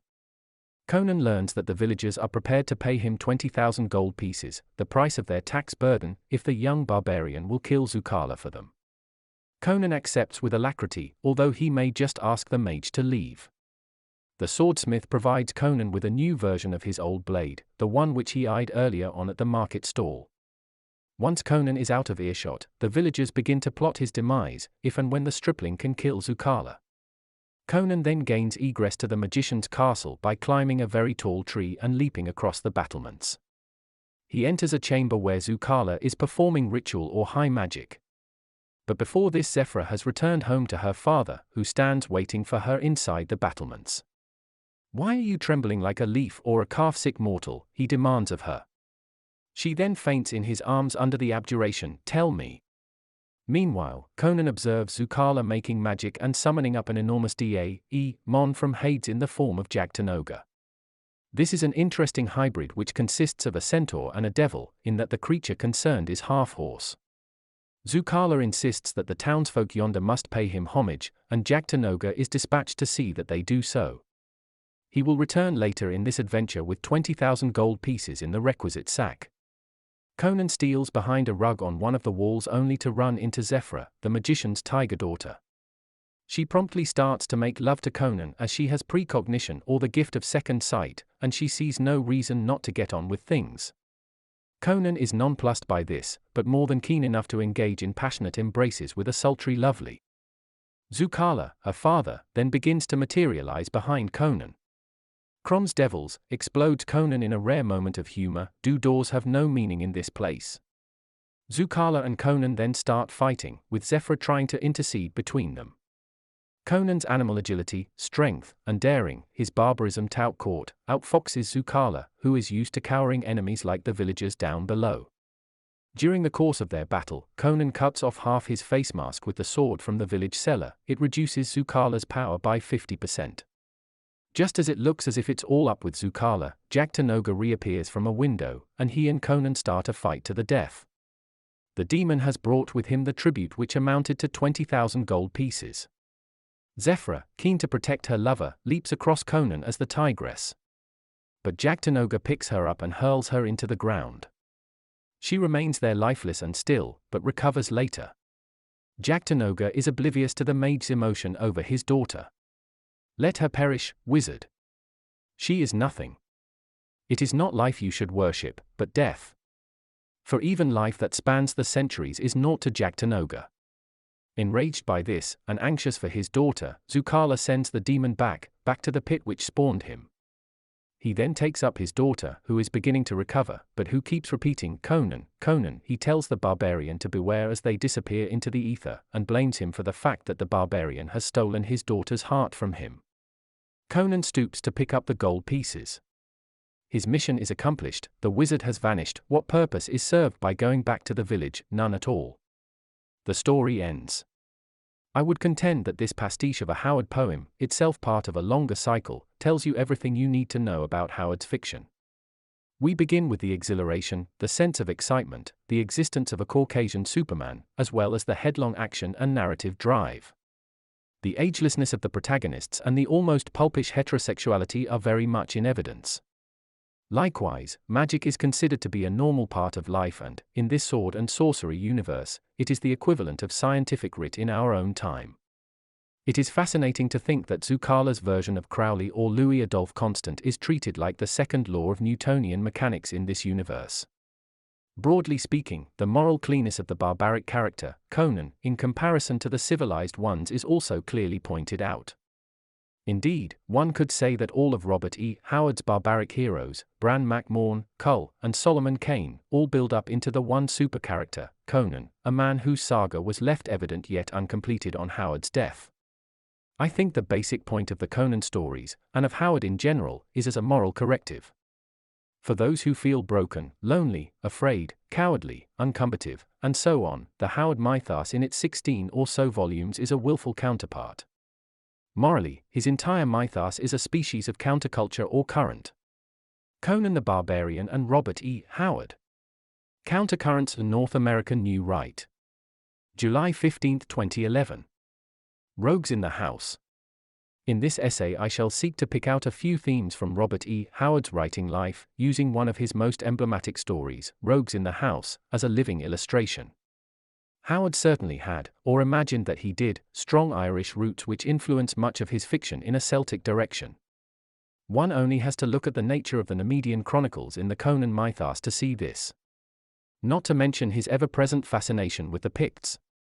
This savage and ancient Scottish people are a recurrent motif throughout his career, ending with the Conan mythos, and best typified by his early Pictish king, Bran Mak Morn. One presumes, amongst other things, that Conan's name is abstracted from the same name in Sir Arthur Conan Doyle's August nomenclature. Conan Doyle, the world-famous creator of Sherlock Holmes, had Irish roots via his Scottish ancestry.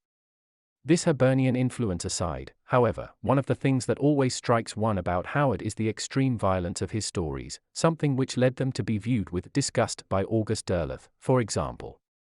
Certainly the Blood and Thunder has a transgressive edge which seeks to outdo similar turbulence in the work of Frank Norris or Jack London. Nonetheless, whether or not this streak of exhibitionistic sadism has anything to do with being bullied at school and as a young man and seeking compensation, has to remain a lost biographical insight. There is definitely no ideological element to the Blood and Guts, unlike Norris, who in works like Greed, later filmed by Stroheim, luxuriates in the pitilessness of life along themes which are clearly socio-biological and Darwinian. Another Howard trope which emerges early on is a depressive view of civilization and a related and oft-expressed view about the sincerity of barbarism. He either believes in decline à la Spengler, or at the very least he has major problems with modernity. This comes to a head in his ready dismissal of the oil boom or black gold rush that typified Cross Plains, the Texas town where he grew up and spent most of his life. One can see this most clearly in the treatment of Akivasha, the Stygian vampire who never died, in the latter stages of Howard's only Conan novel, Conan the Conqueror, otherwise known as The Hour of the Dragon. He contrasts the romantic legend about her, sung by students and lovers, to reality and says that it was ever thus.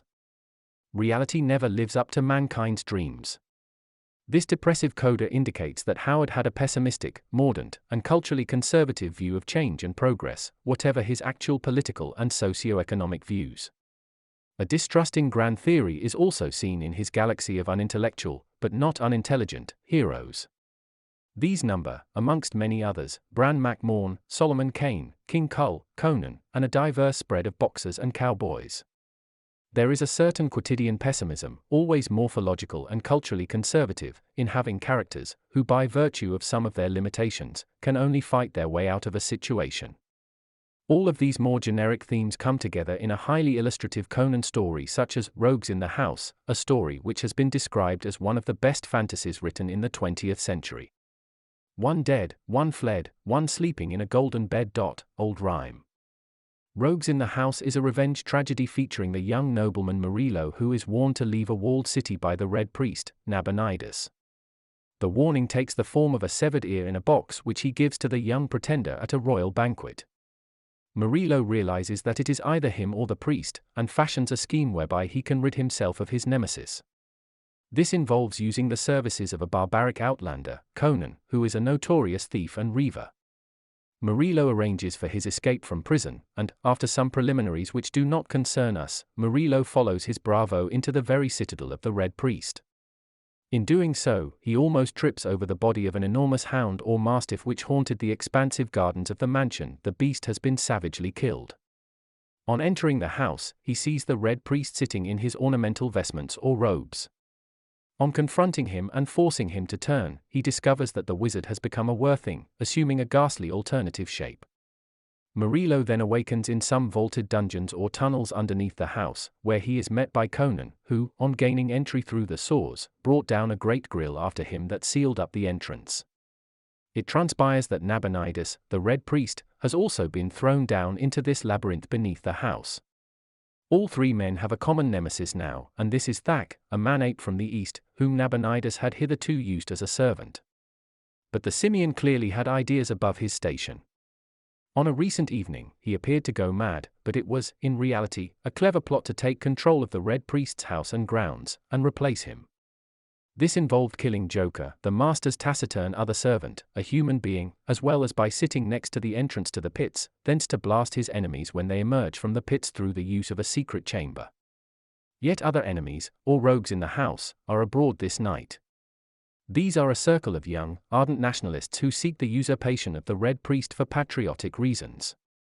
They steal into the mansion, fancying it unguarded, only to be blasted to hell by Thak using the weapons of a secret chamber. Intricate grooves fashion glass walls, within which the blossoms of the grey lotus are released. These narcotics bring madness and death. After the automutilation of those in the concealed chamber, Thak opens the far glass door and allows the noxious gases to escape. He then proceeds to take the bodies to acid pits elsewhere in the house. Seizing their chance, Conan and his companions mount the stair. But all of the doors in various vestibules are locked, and even Nabonidus, the Red Priest, is thrown into a funk by Thak. The simian soon returns, and the three collaborators hatch a plot whereby Murillo shows himself and runs away, Thak follows, and then the barbarian lands square on his shoulders from directly above. He sinks a sharp poniard or dagger again and again into the man-ape's thews and upper body, but to no avail, until the beast is stunned by Murillo hurling a stool, and Conan's blade finds the beast's heart. After a protracted shuddering, the ape-man dies, and the voice of pathos or Howard's cultural pessimism then intrudes. "I have killed a man tonight, not a beast," interpolates Conan, "and my women shall sing of him." The plot then resolves itself in an attempt by Nabonidus to double-cross his new allies, but Conan's mind, hand, and eye coordination is too swift for him. His blood was red, after all, mouths Conan at the end of the adventure.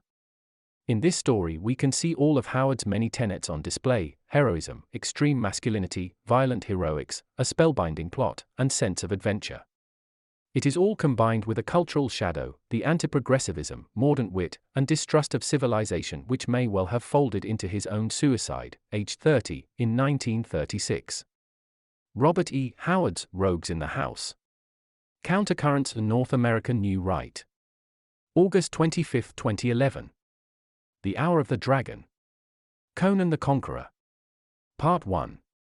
Moving on from my recent review of Robert E. Howard's Rogues in the House, I would like to have a look at the only full-length Conan novel, The Hour of the Dragon, sometimes known as Conan the Conqueror. This piece again illustrates the subliminal racialism of the Howard mythos as well as providing a template for his mordant, pessimistic, and ultra-conservative views about civilization. Both tendencies are strongly in evidence in The Hour of the Dragon. In this novel, Conan has been reigning for a while as the king of Aquilonia, but trouble is brewing in the neighboring kingdom of Nemedia. The plot revolves around the reincarnation of a 3,000-year-old magician, Zoltan of Python in Acheron, in order for him to safeguard the stolen heart of Ahriman and bring to power a circle of conspirators in both Nemedia and Aquilonia. The elderly Nemedian king, friendly to Conan, dies in an infernal plague, brought into being by the magician, and one of the plotters known as Tarascus replaces him on the Nemedian throne. All peace treaties are then abrogated with neighboring Aquilonia, and both powers prepare for war. The Nemedians burn a village, cross the border under Tarascus, and then encamp awaiting the Aquilonian host. Conan has disturbed dreams the night before the battle. As a result of the black sorcery of Zoltan, he is visited by a waif of the night, a child of the outermost gulf. The icy hand of this skeletal figure pins him to a fur dais in his regal tent, and he has to sit out the battle, another wearing his harness in front of the Aquilonian host. At a key point in the battle, hypnotic suggestion is used to tempt the lesser man in Conan's harness over the river with the cream of his kingdom's knights. They are trapped in a defile behind the Nemedian lines, which crashes down to earth via magical intervention, killing Conan's lookalike and leaving the army leaderless. It then breaks, as defenseless as spume before the storm. The devil's own sorcery rides and fights for Nemedia. Conan, bereft in his kingly tent, staggers out to do battle with Tarascus, but his life is spared by Zoltan. This section leads to the part of the plot which really concerns us. Zoltan arrives in his chariot, drawn by black stallions who never seem to tire, and he throws a magic bauble at Conan. He knocks it aside contemptuously. This sets off an explosion which fells him to the ground. He is then put in Zoltan's chariot and carried back to the Nemedian palace in the capital, Belverus. Zoltan spares Conan to use as a pawn in future power plays with his allies, such as Tarascus and Valerus, and has his body loaded with chains and placed in his private chamber. Conan soon revives and realizes that the reincarnated black magician is the real power behind the conspirators against whom he is arrayed. Finally, after an inconclusive interview in which he refuses to become a vassal, Conan is carried down into the pits beneath the castle. The guardians of the pits are four enormous black men, whether servants of Zoltan or Tarascus is never made clear. One of them racially abuses Conan as he lies in chains in his cell, but he soon learns the error of his ways, since Conan breaks his head open by pulling his slack chains taut, using them as a devastating weapon. His companions carry the brained African away on silent feet, leaving Conan alone to the tender mercies of the pits. Riding hard, Tarascus reaches Belverus with a small retinue after the battle, determined to act against the black magician who holds them all in thrall.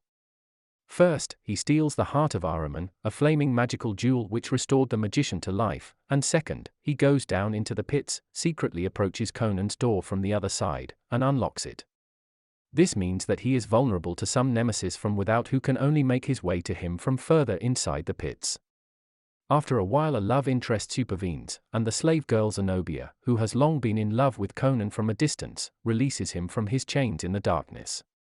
She has stolen the keys from the black guards who sleep from some drugged wine she has given them.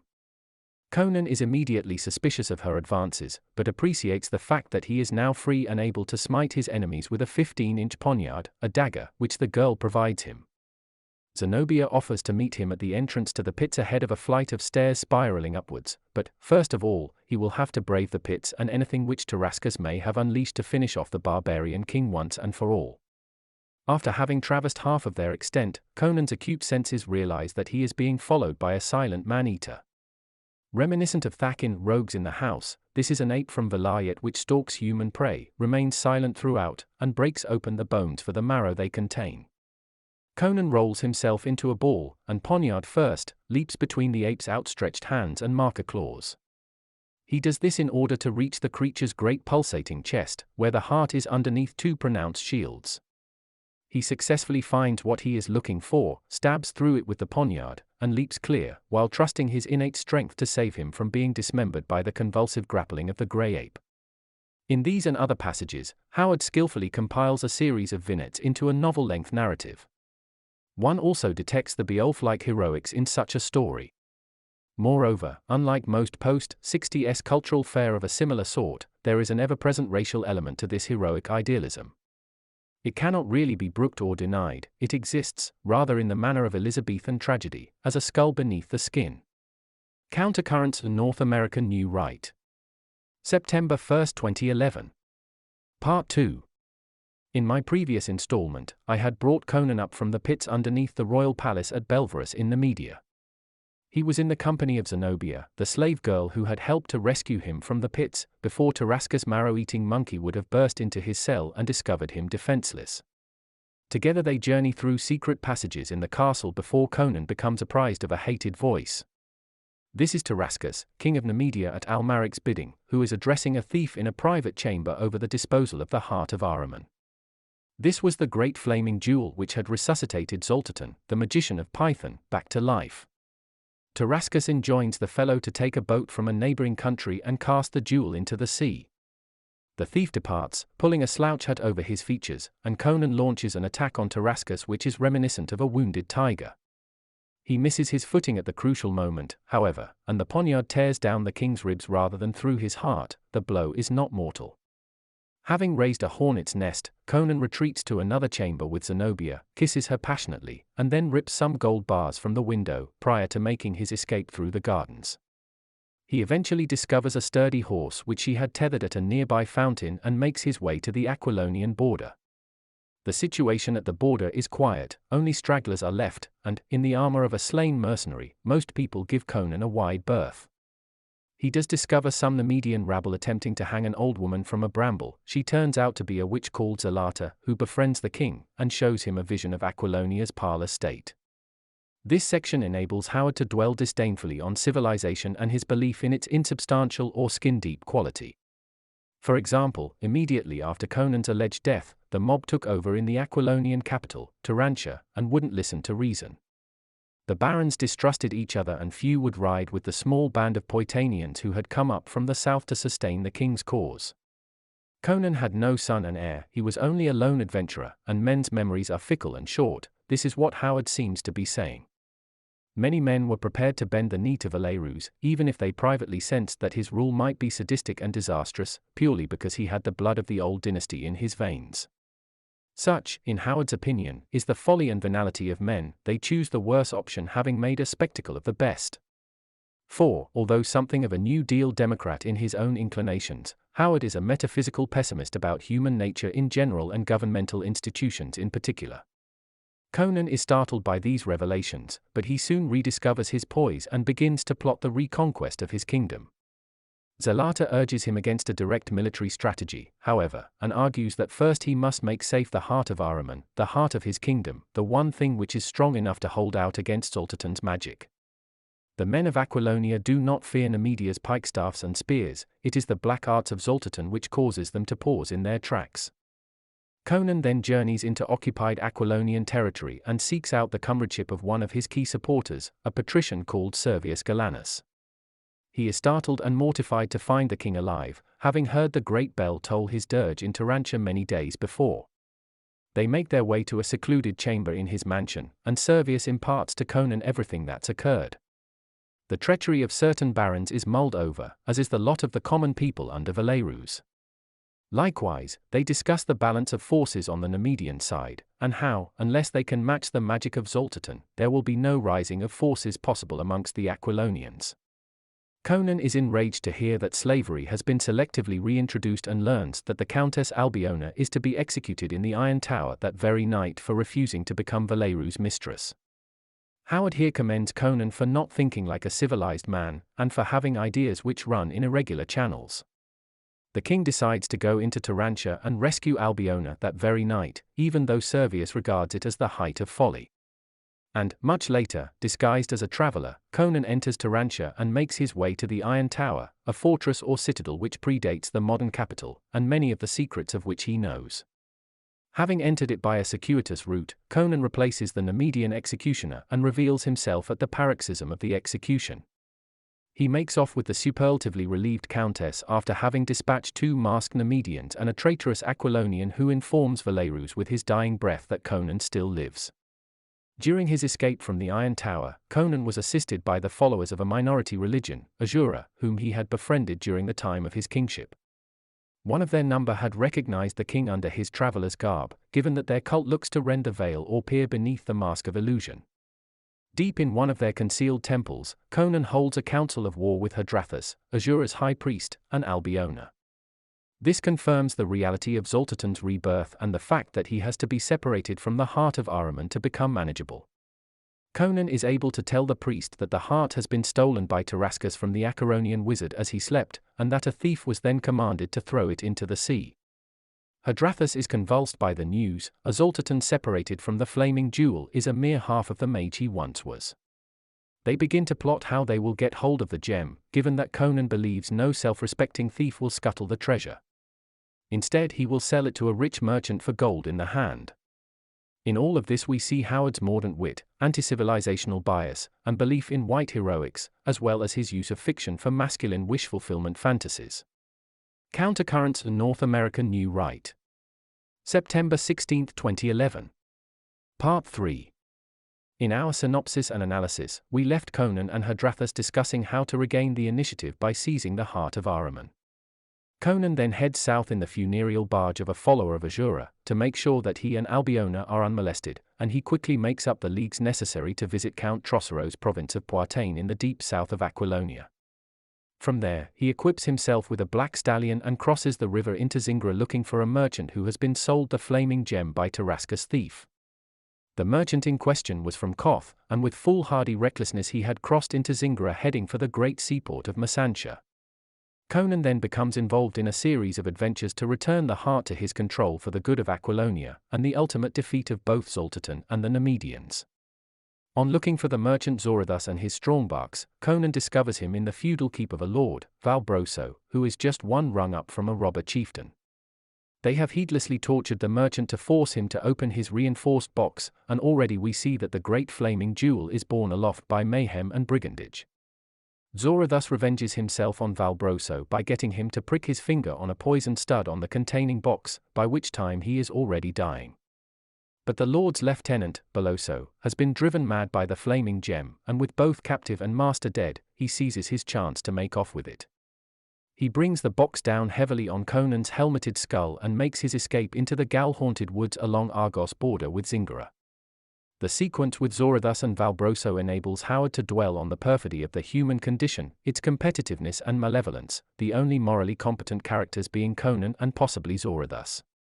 Beloso is treacherous, Valbroso utterly Machiavellian, the torturer bestial, and so on, while Valbroso's clan or band are little different from wolves held together by fear of their lord and respect for his acumen. Conan pursues the duel-mad Beloso out of Zingara and into Argos before they finally arrive in the port city of Masantia, already mentioned. Thereupon he seeks out an old acquaintance, Publio, a rich merchant who worked his way up from a dive on the waterfront due to his dealings in the past with corsairs like Conan. A tangled skein of plot then ensues. Publio plots Conan's death to free himself from the past, a Stygian galley containing an archpriest settles in the city to seize the gem, and 4 Oriental killers are set upon Conan's traces by Valerus, the new king of Aquilonia, who is determined that his rival, Conan, becomes a legend again as quickly as possible. All of this leads the Stygian priest to murder Beloso by magic and make off with the jewel. Conan follows and is accosted by Publio's toughs led by one of his servants, Tiberio. He finishes most of them off but is finally knocked unconscious and later finds himself taken aboard an Argosian galley, which he seizes control of by engineering a slave revolt, so that he can follow the Stygian more easily. He finally tracks the Stygian galley, with the heart, to their port city of Chemi, and, leaving the Argosian vessel tied up in a remote estuary, he assails this Stygian city single-handedly looking for the gem. Eventually, and after many adventures, he tracks the heart of Ahriman to a vault underneath a pyramid. The Stygians, in Howard's estimation, are based on ancient Egypt with a religion modeled upon their Book of the Dead. The sequence beneath the pyramid enables Howard to explore the hollowness and pretension of much human myth, the reality often being much more sordid than the romantic illumination of it. This relates, in a foursquare way, to the vampire Akivasha who lives underneath the temple of Set, one of the great Stygian pyramids. In Conan's mythos she is worshipped by lovers and romantics as the woman who never died, but, in reality, she has traded eternal life for a blood-laced place in the shadows. Conan, a famously unintrospective hero, has a moment of awakening when he grasps the hollowness of many saving myths. Finally, there is a great showdown between the Stygian priests who have stolen the heart and the pursuing Orientals acting for Valerus, Aquilonia's current king. Conan allows them to fall on each other until it falls to him to clean up the remainder. Finally, and with the help of a reincarnated Stygian magician, Conan leaves Chemmy's temples with the heart of Ahriman, the life-giving jewel which Zoltatan's magic cannot touch. He has squared the circle and now has a weapon which can beat back the influence of the once-dead Pythonian magician. Now he is in a position to return to his kingdom and reclaim it from the usurpers Amalric, Tarascus, Valerus, and Zoltatan. The final installment will tell everyone how he manages to achieve this. Countercurrents in North American New Right. September 22, 2011. Part 4. In our final installment we will examine the end of this novel and its denouement. The heart of Ahriman, the foundation to resist Zoltatan's magic, has been obtained by Conan after numerous adventures. This means that the Aquilonians do not need to fear his necromancy as they begin their final rebellion against the Numidians, prior to expelling them from the kingdom for good. Conan begins to knit together the sinews of his army, involving the Gundermen from the north and the Bessonians from the west, together with his Poitanian allies, under Prince Trocero, from the deep south. He moves around the southwest of Aquilonia, not giving battle to Tarascus, and appearing and disappearing, almost at will. This is designed to destabilize the Numidians. The latter are also put off balance by Zoltatan's growing ambition, together with his possible desire to bring back the ancient kingdom devoted to black magic known as Akron. In the presence of the rival satraps, Amalric, Tarascus, and Valerus, he is careful to speak only of a new empire of this earth, not a resuscitation of a magical one which is 3,000 years old. Zoltatan murders the ex-priest of Mitra who brought him back to life, primarily as a punishment for his revealing too much about the archwizard's ultimate plans. While Conan prepares his rebellious army for battle, Zoltatan comes to the camp of the Numidian leaders. The blindness and cruelty of Valerus' kingship, and the beacon of light which is Conan's resurfacing, means that this is a revolt like no other. Zoltatan tells them to expect a flood which will trap the Aquilonians on either side of a river that has burst its banks. Each smaller force can then be dispatched by the Numidian knights. He goes to his tent in order to prepare the rain magic, but the witch Zelata and the priests of Azura, aided by the heart of Ahriman, are acting against Zoltatan in order to frustrate his plans. They now have the power and the ability to do so. The river in question does rise in spate but only by a foot or so, and Conan is able to throw both armies across so that they unite and form one cohesive whole. The Numidian leaders are astounded. For the first time in their association with him the Black Pythonians' magic has failed them. But they have no time to dwell on this. Conan is a real and ever-present danger. They march against him to a stronghold in the Garelian hills, the last redoubt or battle stage for many an Aquilonian king. Conan means to emerge victorious. Defeat is unthinkable. With things set for the battle on the morrow, a traitor comes forward from the Aquilonian camp. This is a broken mountebank or vagabond of an individual who offers to lead Valerus, the Aquilonian king, round the back of Conan's army at the high point of the battle. He is prepared to do all of this for as much gold as he can carry. But, in reality, it is a trap for Valerus set by all of the men he has ruined. Aided by a mist from the priests of Azura, Valerus and his Aquilonian renegades are led into a defile with only one exit in a different part of the mountain range. It is no threat to Conan's lines whatsoever. Once imprisoned, the tyrant and his key mercenaries are done to death from the cliff by rock, spear, and arrow.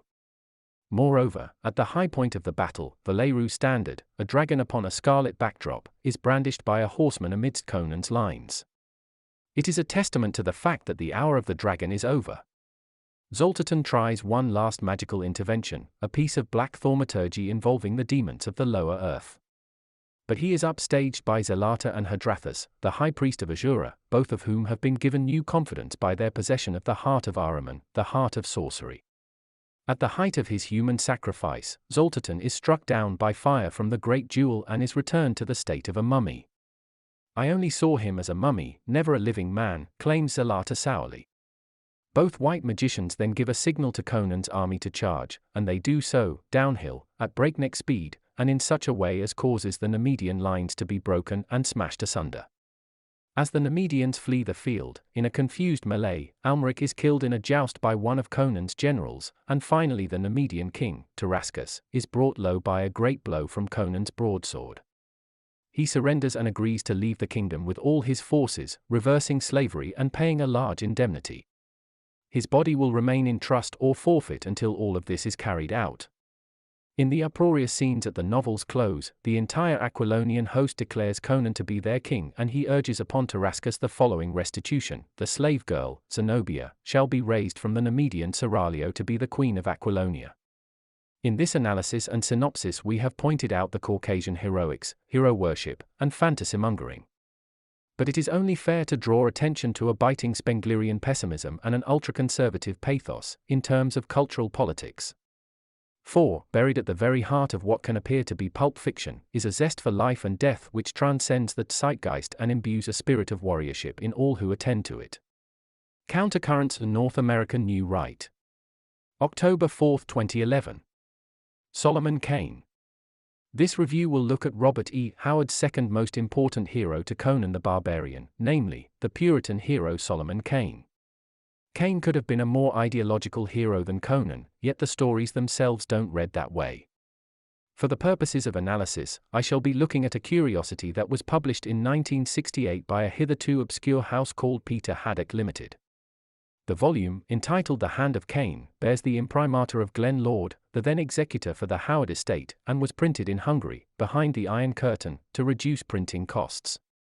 It consists of 4 stories about Solomon Kane, all set in darkest Africa, a continent or template which Howard uses for dreaming and that gives free rein to his love of the supernatural. Solomon Kane is a Puritan from the turn of the 17th century and is one of the most direct attempts in history to mine the Protestant heritage for heroic myths and motifs. The stories are slightly less developed than the Conan saga, but they are still very fine in terms of tales of action within a fantasy genre. Theologically, we are never told what sect Solomon is in or was born into, so we have to presume that it was a mainstream Puritan or nonconformist current. One of the fascinating things about Solomon Kane is the degree to which he is not a Christian hero.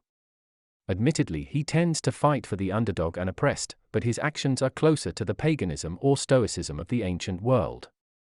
Christianity, for Solomon, is a highly Gentile faith where the individual battles the forces of darkness in order to lead to a redemptive outcome, and the God of his people, the English, is readily invoked. Howard isn't particularly interested in Protestant theology, and much of the character's grimness and sobriety could be attributed to other causes. Although steeped in Calvinism, Solomon invokes the Bible relatively rarely, although at the end of the story, Wings in the Night, there is a superb passage of the Authorized Version, 1611, in which the author gives full vent to a kind of literary ventriloquism. The text goes something like, "The absence of the Lord's light upon the earth led to plunder by the forces of darkness. Men were chained, alone, friendless, and found themselves covered by a dark pall. Only when the fight is resumed against the powers of the dark can a man come who walks squarely in the ways of the Lord. Heed me.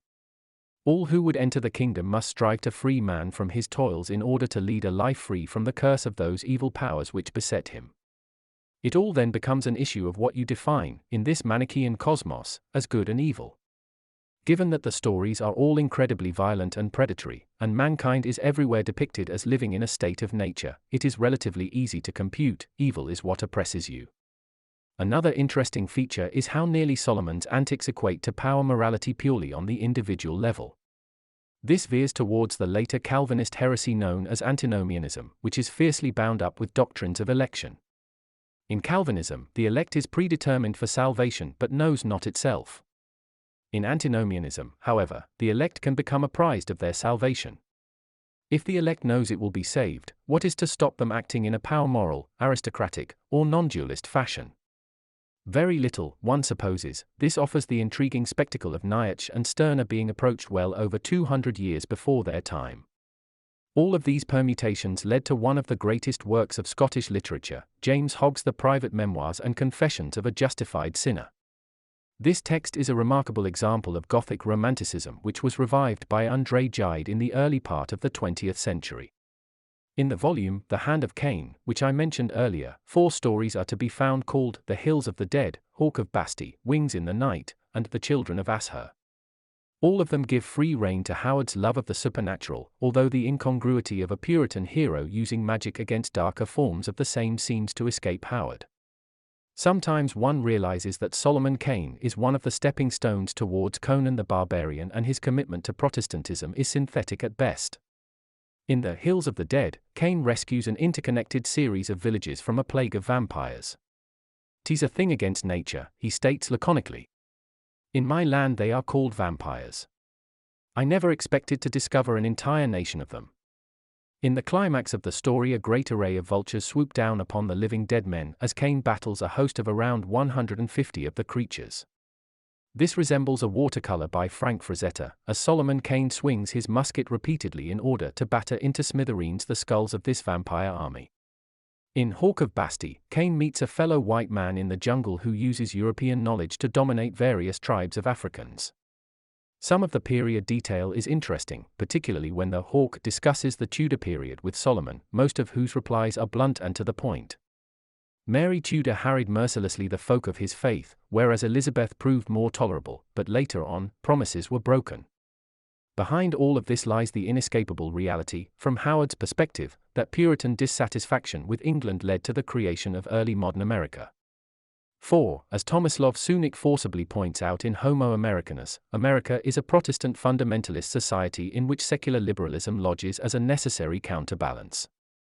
The third story leads to Kane battling, as the chosen savior, a wedge of harpies who were driven down into Africa by Jason in antiquity. This extremely bloody and sadistic tale involves an inferno at the end that delineates one of the hellish triptychs by Hieronymus Bosch.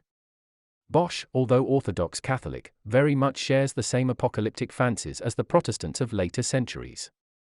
The final tale, Children of Ashur, deals with the fate of the Assyrians, whom the Old Testament designates as the accursed of God because of their enslavement of the ancient Israelites. All in all, Solomon Kane is a worthy forerunner to Conan in the unfolding Howard mythos, and the heroic mantle of the Puritan reaver and warrior, dressed all in black, with a lugubrious countenance, a large slouch hat, pistols, dirk, broadsword, and shot, stays long in the memory. Solomon Kane and Robert E. Howard. Countercurrents in North American New Right. July 25, 2011. H. P. Lovecraft. Aryan Mystic. Homo homini lupus. Man is a wolf to his kindred. Plautus. Howard Phillips Lovecraft was born in Providence, Rhode Island, in 1890. His father died in 1898 in Butler Hospital, Providence, allegedly from nervous exhaustion due to overwork, but, in actuality, it was occasioned by general paresis or insanity brought on by tertiary syphilis. Lovecraft was then raised by his mother and two aunts, Lillian and Annie Emmeline Phillips. A cosseted and mollycoddled youth, he developed psychosomatic illnesses of varied kinds, most of which disappeared the further he traveled from his aunts. Did his mother go insane from what might be described as a syphilitic complication, the latter aided and abetted by arsenic tincture as a preventative? She also died in Butler Hospital on May 21, 1921. Lovecraft stories are divided by some into three categories, namely, the macabre, the dreamy, and the mythological. His tales all incarnate the premise of some genetic inheritance or other, usually in a morbid manner. They often illustrate notions of a guilty precognition, the former nearly always of a morphic or physiological kind. Other leitmotifs, which are almost Wagnerian in import, prove to be non-human influences, usually of a cosmic indent, that impact on mankind in a detrimental way. Indeed, Lovecraft's view of a mechanistic and immoral universe goes well beyond Augustinian pessimism, the usual basis for Christian conservatism. It essentially looks to a benumbing terror at civilization's heart, and it also speaks of Pascal's nausea at those cold, interstellar depths. Fate plays a large role here as well, and under such a dispensation progressive notions of free will or evolution fall sheer.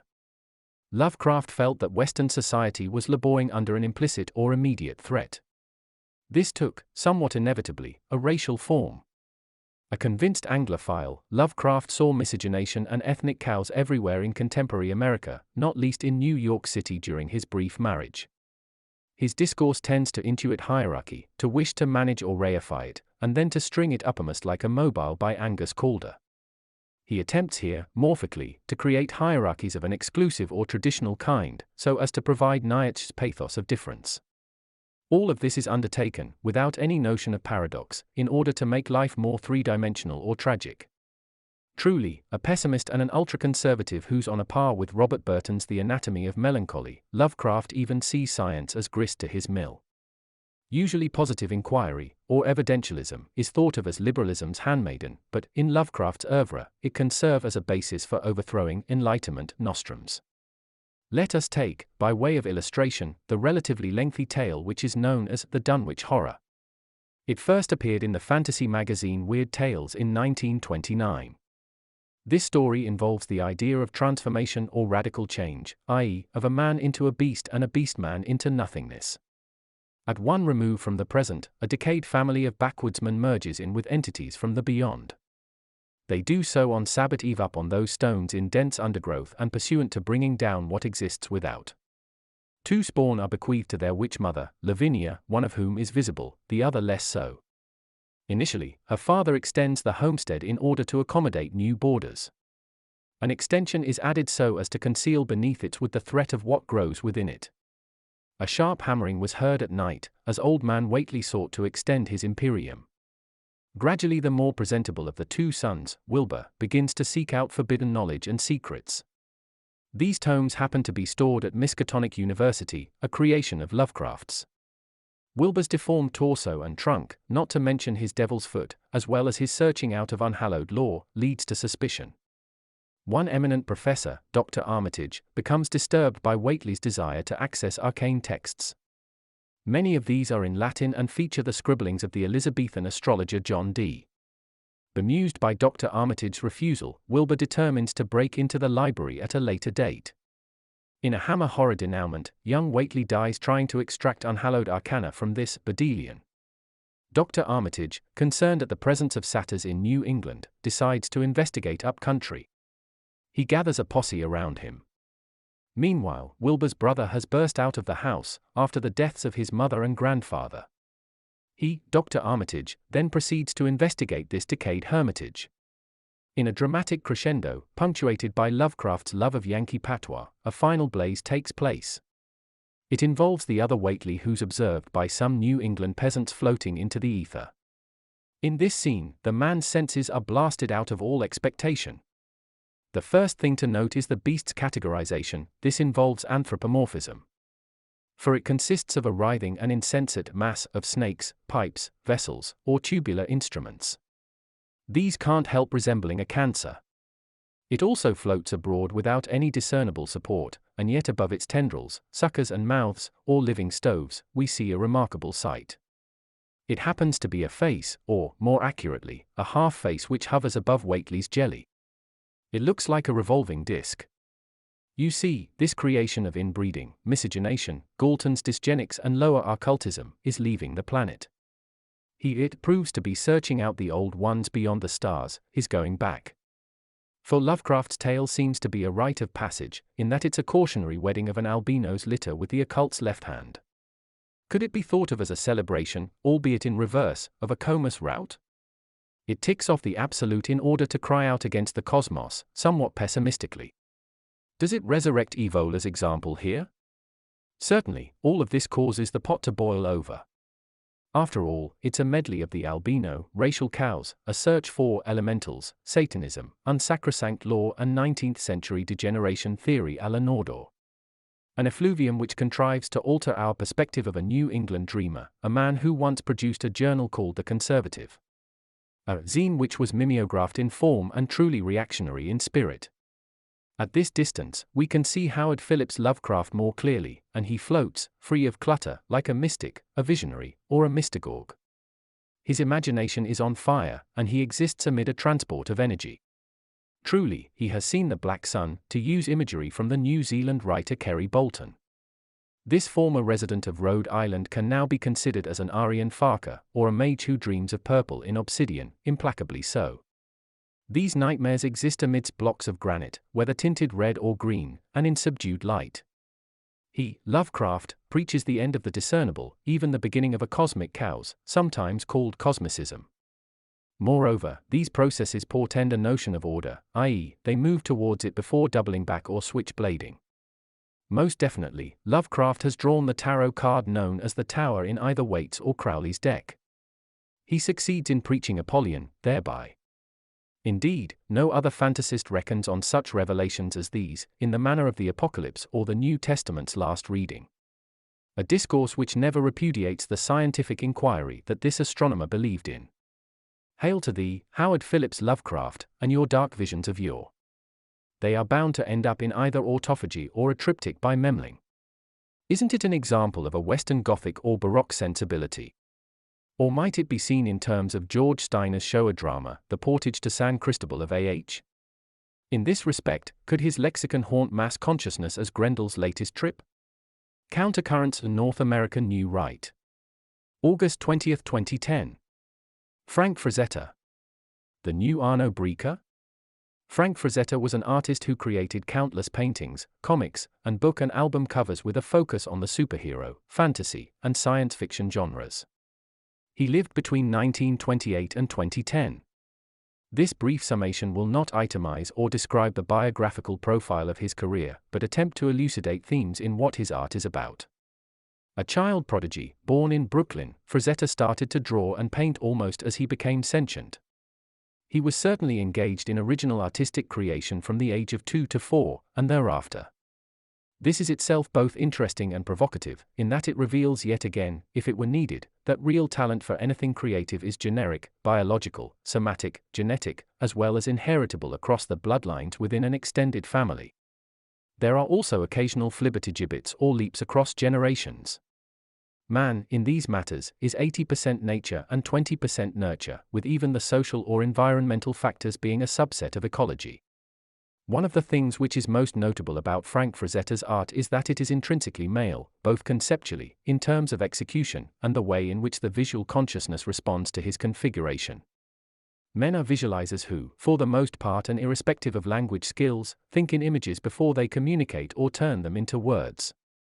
Like Arno Breker, the German neoclassicist from the earlier part of the 20th century with whom I'm comparing him, Frazetta deals with strength, heroic cruelty, order, the warrior aesthetic, and even Odinic themes. The art is explicitly pagan in an unconscious sense of that term, that is, without any theory or necessary cultural overlay whatsoever. The view of women in his work is, likewise, explicitly male and completely sexual. Unless they are sword and sorcery hags, witches, drones, or urders, earth mothers, for reasons of plot, all women in Frazetta are beautiful. But they are erotically magnificent as well. The feminist critique of Frazetta and similar populist artists, whether one speaks of Dworkin, Jong, or Millet, would be to accuse him of stereotypes, objectification, sexualization, or soft pornography. But one has a response: these are the symbolist and icon fantasies that all heterosexual men have about women all of the time. The female, in the male gaze, is always made iconic, transfigured per se, and seen as an object and part worshipped. Few men openly admit to this, but it doesn't stop it from being a reality. Frazetta happens to be relatively unusual in his completely unapologetic attitude about it. In various forms of modernist art, of course, there is often a guilt-laden male angst about the presentation of the female form. Nonetheless, the post-feminist thinker Camille Paglia can't be acceded to either, in her view that pornography is a species of art. Artistic activity, no matter how generalized in impact or effect, has to be mediated. It passes through a mind or sensibility, and is individualized thereby. Note, modern art is immensely complex in its heterogeneity. For example, the semi-heroic visualization of the male in Elizabeth Frink's sculptures, or the erotic worship of women in Félix Labisse paintings, occupy a very different area. Now let's turn, as a companion piece to the above, to Frazetta's worship of violence and force in men, the true kernel of his representative work. His vision of masculinity is intrinsically heroic, godlike, transfigured, heightened, and somewhat inevitably tends towards the Olympian. Despite its formulaic obviousness, it does appear that superheroes and all forms of heroic fantasy replicate, pretty much exactly, how archaic, pre-modern, and polytheist societies viewed their gods. To adapt a cliché, superheroes are the new gods. Nonetheless, the fascination with male strength, preparedness, and untouchability, as an object of implacable fury, animates Frazetta's aesthetic. In some ways, it is a working-class idiolect, by which I mean that it has not been softened by bourgeois psychologism. It remains other, doleful, brooding, Thonian, very violent, even anti-metaphysical. Frazetta used to boast that he never read any of the heroic pulps, such as those by Robert E. Howard or Edgar Rice Burroughs, that he had occasion to illustrate. Yet, although probably true, this fact doesn't have any intrinsic import. What matters is that, visually speaking, he completely intuited what these prose works were about. He quite literally approached them from a different part of the brain. Indeed, his presentation of Conan the Barbarian, Howard's hero, as a primitive god, virtually the personification of his own deity Crom, is a case in point. For Frazetta's work remains quintessentially fascistic at the level of mass culture. Everyone understands this, not least its liberal opponents. Even though they might not follow every interconnecting strand in its argument, all feminists, cultural Marxists, left liberals, egalitarians, and progressives know what is being celebrated here. This is why, despite some of his canvases fetching over $1 million at his death, Frazetta's work is traduced by elite taste. It happens to be liberal elite taste, mind you. Given this, all culture which glories in the warrior male has been forced down into Hades, into the depths, into a realm of chapbooks, blogs, zines, rock music album covers, science fiction book covers, B-movies, and mass television, etc. Liberal left critics don't look at it except to condemn it, except commercially.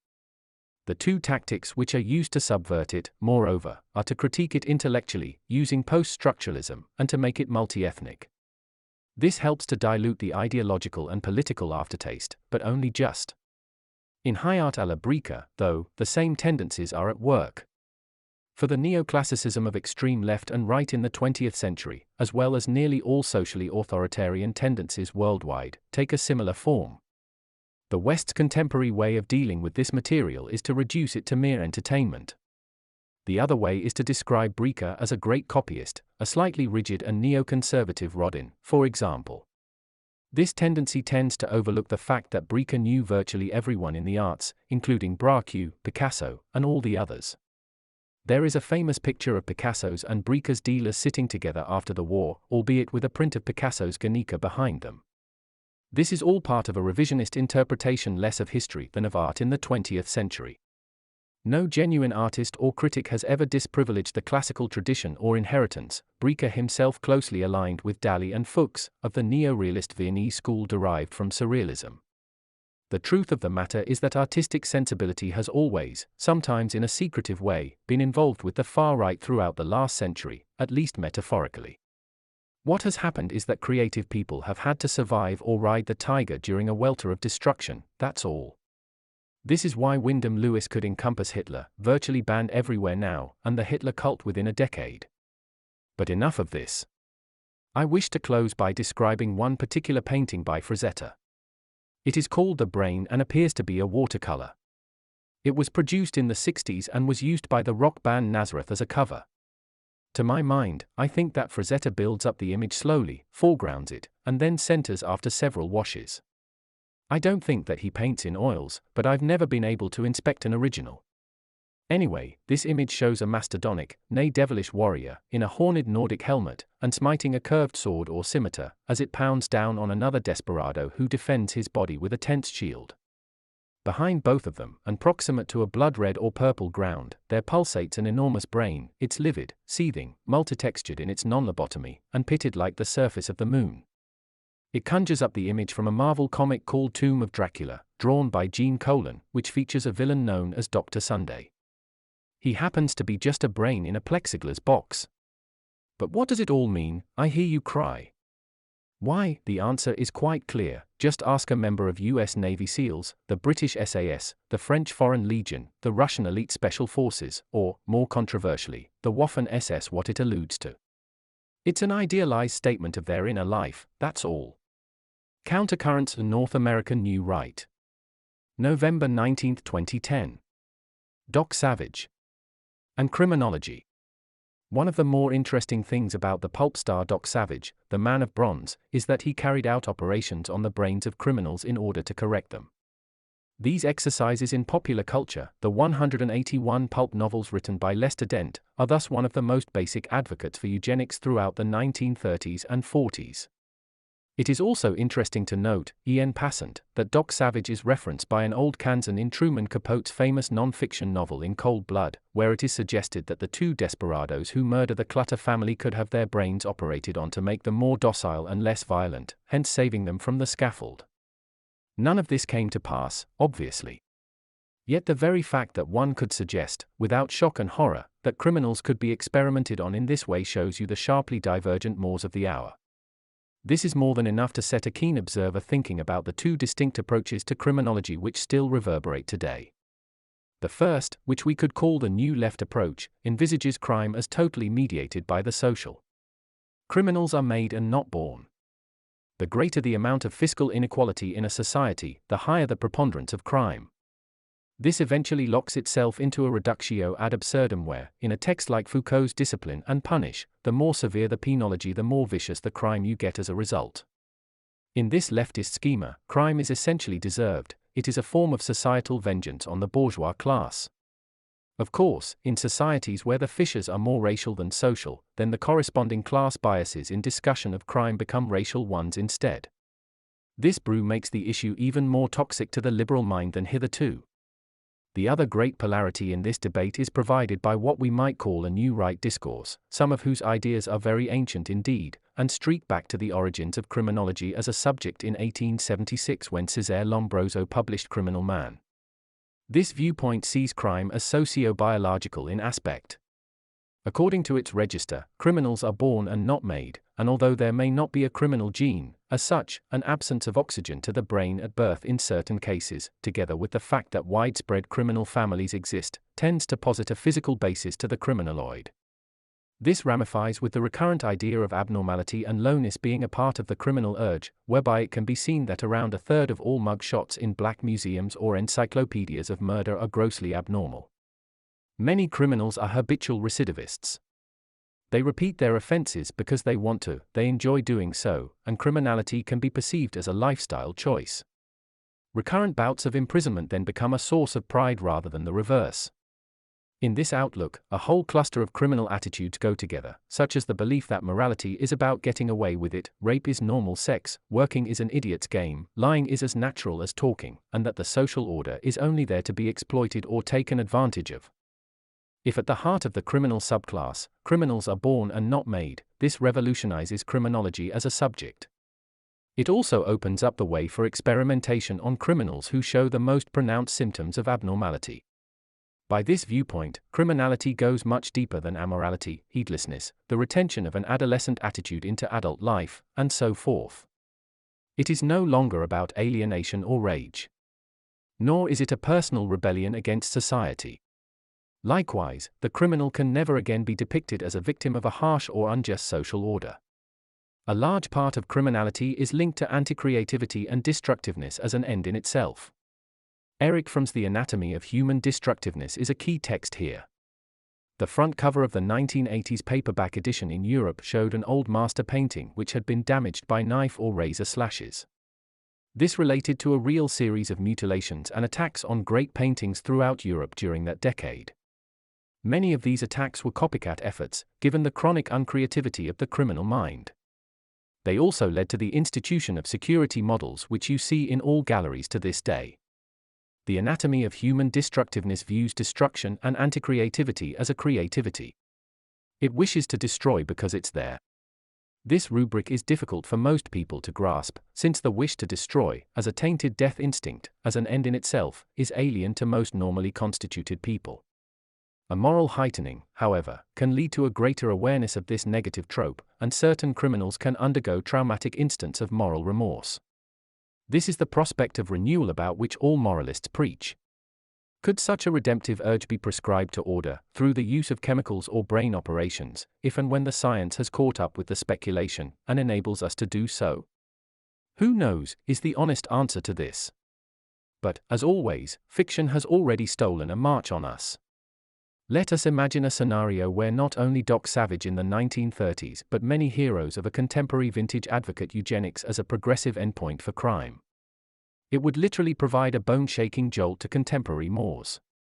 After all, eugenics began as essentially a leftist orientation prior to the era in which Lester Dent, Kenneth Robeson, had Clark Savage, Jr. and the Amazing Five, Monk, Ham, Johnny, Rennie, and Long Tom, strut their stuff. If ever these attitudes return to popular culture, then you will know that you are living through a seismic alteration in judgment. Countercurrents and North American New Right. September 13, 2011. Criminology, elitism, nihilism. James Hadley Chase's No Orchids for Miss Blandish. No Orchids for Miss Blandish was published in 1939 and later appeared in British editions by Robert Hale. 2 films were made as a result of it, one of them by Robert Altman, and the Corgi Transworld paperback editions have been sold all over the world. Millions upon millions of this book have been disseminated in pulp, cheap papered editions in supermarkets and dime store racks. George Orwell was so shocked by it that he penned the famous essay, Raffles and Miss Blandish, as a consequence. At this date, the provocative thing about this volume is its genuinely transgressive dimension in a world that exhibits multiple frisons. One of the most celebrated strategies in postmodernity is to shock, irrespective of quality or content. In the mid-70s, a conceptual artist called Manzoni marketed his own audio in a beautifully crafted, gilded box. It was wrapped in gold leaf and lapis lazuli, an Ezra Pound favorite. What could be more antisocial than this? An Italian-American heiress bought it for $7,000 so that she could boast about it at trendy parties. Nonetheless, Chase's pulp novel, which he put down on paper in under 6 weeks, is genuinely beyond the pale of Dublin. Most hard-boiled or realistic depictions of criminality end up romanticizing the criminal. They cannot help but do this, since if they are too brutal then commercial laws are defied. Also, the artistic or representational view of crime is slightly abstracted, romantic, existential, and darkly macabre. No Orchids flouts all of these in several ways. There is an instinctual understanding of criminality or the lower depths here, quite independently of any socially conservative theories floated down the last century by Lombroso, Eysenck, Kiesler, and most of the behavioral school. Chase sees lower criminality as ingrained, self-maturated, biological, and innate. There is no notion of social conditioning. Amongst these low and primitive specimens there may be a hierarchy, but it is strictly circumscribed to a subsidiary chasm, an underworld. This evaluation is most marked in Chase's treatment of the Grissom gang. All of them, from the ferocious matriarch Ma Grissom down to her psychopathic son Slim, are ethically dead. What do we mean by this? Essentially all of them, the criminal women as well, view rape as normal sex, sadistic cruelty as a means to an end, and murder as rough horseplay engaged in for minute-to-minute gain, usually financial. Truly, for nearly all of the criminals in this book, hatred is love, it is the norm in all circumstances. Quite contrary to the left humanist view, crime is never considered to be socially conditioned. Inequality and the squalor of the slums have nothing to do with it. The Frankfurt School notion, repeated ad nauseam for over a century now, that criminality is a justified vengeance against a repressive bourgeois order, falls away. Here the naked and primordial order, or disorder, of a colony of killer apes comes into the foreground. For James Hadley Chase and tough-minded or hard-boiled authors of his ilk see these things as biological tout court. It seems to denote the causation of Frank Norris McTeague or Stroheim's greed in its social Darwinian analysis, but without the literary or artistic pretensions. Indeed, this material has no desire to be considered as literature at all. The other remarkable element to Chase's analysis is that, for his predatory troupe, everything is sexually motivated. This fits in very well with the polymorphously perverse Testament Psychopathia Sexualis by Count Richard von Krafft-Ebing from the middle of the 19th century. Such an analysis imbues the biological, somatic, or genetic origins of primeval crime. We are not talking about opportunistic criminality here, but the fate of those who were born to be criminal, itself a recognition that criminaloids are a type. They are born and not made. Rather than an incidental sideline, adolescent fixation, and psychic fluidity, an almost constant erotomania is a semi-permanent feature. No concept of self-restraint even exists. The core of the novel is the forcing of dope or drugs, probably mixtures of morphine and amphetamine, onto Blandish by Ma Grissom. This is so her psychopathic son, Slim, who is impotent and incapable of normal relations, can rape her repeatedly in a sub-pedophiliac way. Note, one utilizes this term because she is reduced to a childlike dependency here. The Michael Jackson tendencies of Slim Grissom are admitted to by Chase at the novel's commencement. Blandish is the only wholly innocent character in the book. She is virtually a childlike patina onto which the other characters project their inadequacies. Another salient point is the complete absence of any feminist input. There is no difference between criminaloid men or women in this regard. The two female arch-criminals, Ma Grissom and Anna Borg, behave exactly like their male colleagues in every respect. Moreover, Blandis' suicide at the end of the book is solely to get away from their influence, even after she's been released from the gang by the authorities. In the course of the book's denouement, all of the criminals are exterminated by private detectives, uniformed police, bulls in cant or criminal jargon, and G-men under Hoover. No mercy is shown. The human rights of the Grissom gang, for example, hardly exist in the consciousness of these law enforcers. Slim Grissom, dead inside and bored, even, with his catalogue of molestations and murders, goes down in a hail of police fire. He expected no better. There is no redemption. Life is a fix. To him, every life is just an evacuation in life's toilet bowl. Truly, as he falls to the dirt covered in blood, the result of FBI men bringing him down with machine gun fire, he knew the meaningless of it all. It is interesting to note that, despite all of the liberal humanist plaints to the contrary, 3/4 of all criminals reoffend within a year of release from prison. Also, a half of all crime is committed again and again by the same hardcore who exist in open-ended criminal families. They exist in all races, groups, and subsets, although about a third of all Western crime is committed by immigrants. Yet hardly any contemporary politicians ever mention the reality of criminality to their electorates, preferring to blather about rehabilitation instead. Perhaps the provocative point to realize is that the masses share James Hadley Chase's view of crime, even as they sate on its presentation as entertainment. Couldn't this be construed as an object lesson in pessimistic mass psychology being much more accurate than that of an Enlightenment elite which preaches reform? Finally, in ultra-liberal England, where the death penalty was abolished 50 years back, 82% still support it. They entertain no illusions. For those who have ears to hear, let them hear. Countercurrents in North American New Right. November 7, 2010.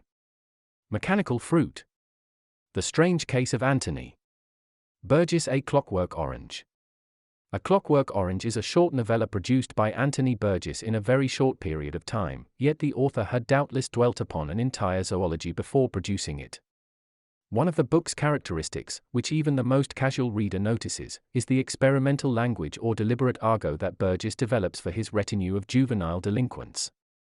They speak, stutter, roll around in their own minds, and tend to use words like hammers, meat hooks, or early morning razor blades. The story essentially revolves around the leadership principle or alpha dog mentality of Alex, the leader of this violent troop of hoodlums, and its subjection to Skinnerian behaviorism, a technique of which Burgess is highly critical. Paradoxically, Burgess is a highly moral and cross-grained man, a believing Catholic for most of his life, who worried extraordinarily about this novel's reception. For, to be sure, a short work which appeared to endorse or celebrate gang violence was the last thing that Burgess, a socially conservative Catholic, meant to bring to the table. Another provocative trope, irrespective of the furor about Kubrick's later film and its withdrawal in Britain, was the Soviet influence on the entire production. Soviet, I hear you ask? Yes, that's right, for the germ from which the novel springs was a trip Burgess and his wife made to the Soviet Union in which they discovered a great deal of gang violence. This surprised both of them, but it shouldn't have really. Communist systems have a nuanced attitude towards criminality, for what they really fear, oppose, and act against are political crimes or the ideas that give rise to them. This was by no means an original precept. In Alexander Solzhenitsyn's The Gulag Archipelago, Volume 1, the world's most famous anti-Soviet dissident noticed an indulgence by the guards towards the lags or general prisoners, a latitude that would not be extended towards other Zeks. As in Orwell's 1984, the Soviets treated the proles as near-animals, and their antics, youth cults, transgressive dress, drug usage, relative disrespect for Soviet authority, were all given remarkable indulgence. Why was this, Burgess wondered? It probably had to do with two factors: first, the fact that crime was always less important than politics, and, secondly, that the party really fed upon itself, in that the lives of inner and outer party members, as in 1984, were held to be far more important than those of mere proles. They were literally left to go to the dogs in every imaginable way, itself completely contrary to the official proletarian discourse of love and inclusion for the downtrodden, etc. Another factor which Burgess cleverly makes use of is the introduction of communist words, phrases, and tags, gobbets of agitprop and so forth, in order to tease out and make more real the lingo of his various youthies or violent adolescent pups. Yet having said all of this, the real point of Burgess' short and linguistically charged work was an attack on the way in which Alex and his drogs, pals, are reoriented or forced into well-adjusted behavior by the system. Much of this, in turn, related to radical, if largely conservative commentators at the time, who wished to break the juvenile delinquency of the 50s by applying eugenic measures. Note, following Bowden, I would describe these behaviorist measures as dysgenic rather than the reverse, but there is no agreed definition here. What Burgess quite clearly objects to here is state-imposed morality. The way in which he dramatizes this is quite original, in that Alex, the Caesar of his gang, loves classical music, and the reconditioning causes him to loathe his former joy, Beethoven, etc. Yet this is one of Burgess' own mistakes, given that the drogs bear a striking similarity to the British subculture known as the mods. Can you imagine a quadraphonic, sick, subculturalist who prefers Colin Island to, say, The Who? Yet Burgess definitely has a point here, in that the destructive side of behaviorist intervention was in its infancy then, although Burgess, with much greater insight than more progressive commentators, realizes that much of the gang's behavior is innate, biological, pre-social, or somatic in character. But if the propensity to antisocial violence is innate, biological, pre-social, or somatic in character, this may lead us to conclude that some form of national service in Britain, France, Russia, etc. is vitally necessary for around at least 40% and more of the young male population. If you fold this proposition out a bit, then even Anthony Burgess would have to do it, along with all bourgeois and proletarian males who were not mentally impaired or physically ill. Heaven forbid! Now many commentators might consider this to be just another form of invasive procedure, possibly less invasive but in no way less demeaning than the technique used in Burgess' A Clockwork Orange. This would certainly veer it into territory covered by Alan Sillitoe in the 50s, say, or a grainy, black and white film called The Hill, about British military prison, or The Glass House, and that starred young versions of Stanley Baker and Sean Connery. Nonetheless, these procedures are mass-oriented, somatic, physical, and work on the external trappings of young males, almost in a semi-anthropological way. They lack the internal craft, guile, or cruelty of Burgess' behaviorism and criminology in his short novel. The point here is that they limit Alex's internal freedom of choice in relation to his passion for classical music. They are malefic in an intentional, a priori, or willed manner, partly due to the individualism of the punishment, the latter personally selected to match with the trainee's particularities. Ultimately then, Burgess' fable revolves around the endless argument between free will and intentionality at the heart of Western thinking. Note, even the chorus in Aeschylus' Agamemnon debates whether Clytemnestra's murder of her husband is entirely self-elected or an inevitable outcome of Zeus' will. It is always there. Burgess is a conservative and a pessimist, he is an Augustinian child. He believes that the punishment follows after the facts, is self-limiting and does not seek to change human nature. Man cannot change, he can just learn to endure better. Arthur Kingsley Wake. Anthony Burgess, A Clockwork Orange. Countercurrents, North American New Right. March 18, 2011. George Orwell's 1984. George Orwell's 1984 is probably the most important political novel of the 20th century, but the Trotskyite influence on it is underappreciated. The entire thesis about the party's totalitarianism is a subtle mixture of libertarian and Marxist contra-Marxism ideas. One of the points which is rarely made is how the party machine doubles for fascism in Orwell's mind, a classic Trotskyist ploy whereby Stalinism is considered to be the recrudescence of the class enemy. This is of a piece with the view that the Soviet Union was a deformed workers' state or happened to be Bonapartist or Thermidorian in aspect. Not only is Goldstein the dreaded object of hatred, witness the 2 Minutes Hate, but this Trotsky stand-in also wrote the evil book, The Theory and Practice of Oligarchical Collectivism, against which the party defines its existence. The inner logic or dialectic, however, means that the inner party actually wrote the book so that it would control the mainsprings of its own criticism. One of the strongest features of 1984 is its use of what Anthony Burgess called sense data. These are all the unmentionable things, usually realities in the physical world, which make a novel physically pungent or real to the reader. This is the very texture of life under real existing socialism, scraping oneself in the morning with a bar of old soap, the absence of razor blades, human hair blocking a sink full of dirty water, the unsanitary details of conformism, socialist commerce, and queuing which made the novel feel so morally conservative to its first readers. This and the depiction of the working class, or proles, who are everywhere treated as socially degraded beasts of burden. Some of the most fruity illustrations come from Winston Smith's home flat in Victory Mansions: the smell of cabbage, the horrid nature of the parson's children, the threadbare and decrepit nature of everything, the continuous droning of the telescreen. Most of these sense data are based on Britain in 1948. It is the reality of Wyndham Lewis's Rotting Hill, a country of ration cards, depleted resources, spivdom, dilapidated buildings after wartime bombing, rancid food, restrictions, blunt razor blades, and almost continuous talk about victory over the Axis powers. Britain's post-war decline dates from this period when the national debt exceeded outcome by 7 times, and this was before the joys of Third World immigration, which were only just beginning. The fact that 1984 is just the conditions in Britain in 1948, at the level of the senses, is a fact not widely commented on. The uncanny parallels between newspeak and political correctness are widely mentioned but not really analysed, save possibly in Anthony Burgess' skit 1985, a satire which majors quite strongly on proletarian or workers' English, whereby every conceivable mistake, solecism, mispronunciation, or scatology is marked up, correct usage is everywhere frowned upon. Another aspect of the novel which receives scant attention is its sexological implications. In most coverage of 1984, the party organization known as the Anti-Sex League is given scant attention. Yet Orwell had considerable theoretical overlaps with both Fromm and Wilhelm Reich, never mind Herbert Marcuse.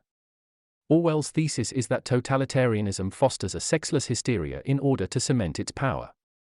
The inescapable corollary is that more liberal systems promote pornography and promiscuity in order to enervate their populations. Orwell certainly pinpointed the arrant puritanism of Stalinist censorship, something which became even more blatant after the Second World War. One also has to factor in the fact that Orwell was living and writing in an era where importing James Joyce's Ulysses and Henry Miller's Tropic of Cancer were criminal offenses. Nonetheless, Orwell's anti-Puritanism and libertarianism, sexually speaking, is very rarely commented on. Perhaps this leads to the nakedly sexual rebellion of Winston and Julia's affair against the party. A series of actions for which the mock Eucharist, the imbibing of bread and wine in O'Brien's inner party office, will not give them absolution. It might also prove instructive to examine the sequences of torment which Winston Smith has to undergo in the novel's last third.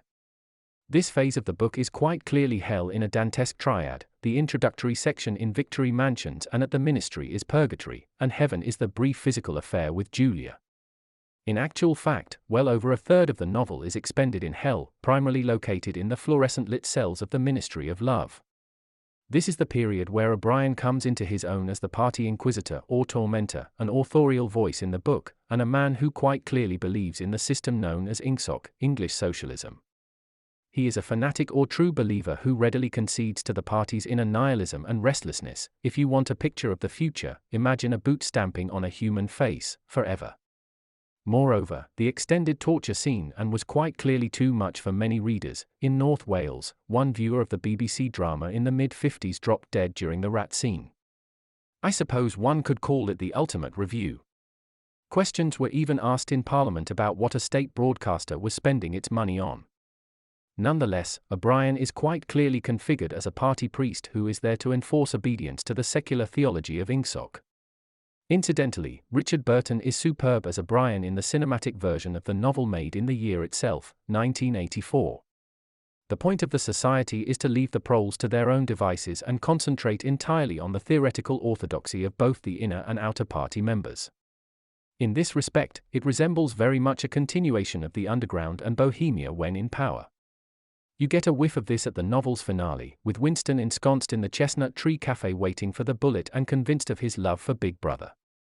This is the inscrutable face of the Stalin lookalike which stares meaningfully from 100,000 posters in every available public place.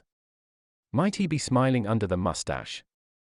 Countercurrents, North American New Right. July 1, 2011. Eugenics or dysgenics? Brian Aldiss Moreau's Other Island.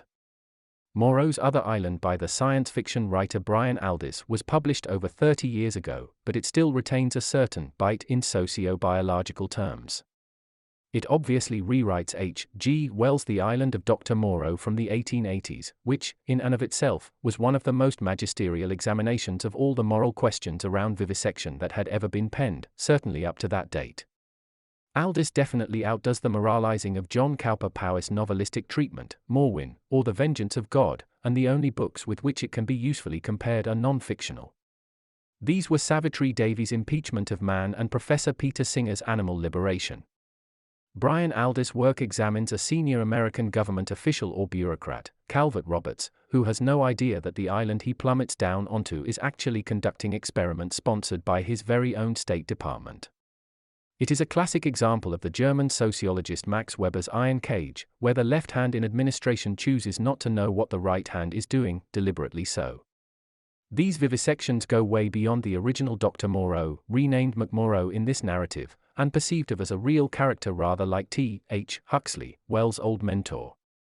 The purpose was, first, to replicate human-animal hybrids, then to experiment with limblessness and the extreme plasticity of the human shape, and finally to develop a new species, humanoids, who would be resistant to fallout and radiation after a nuclear war.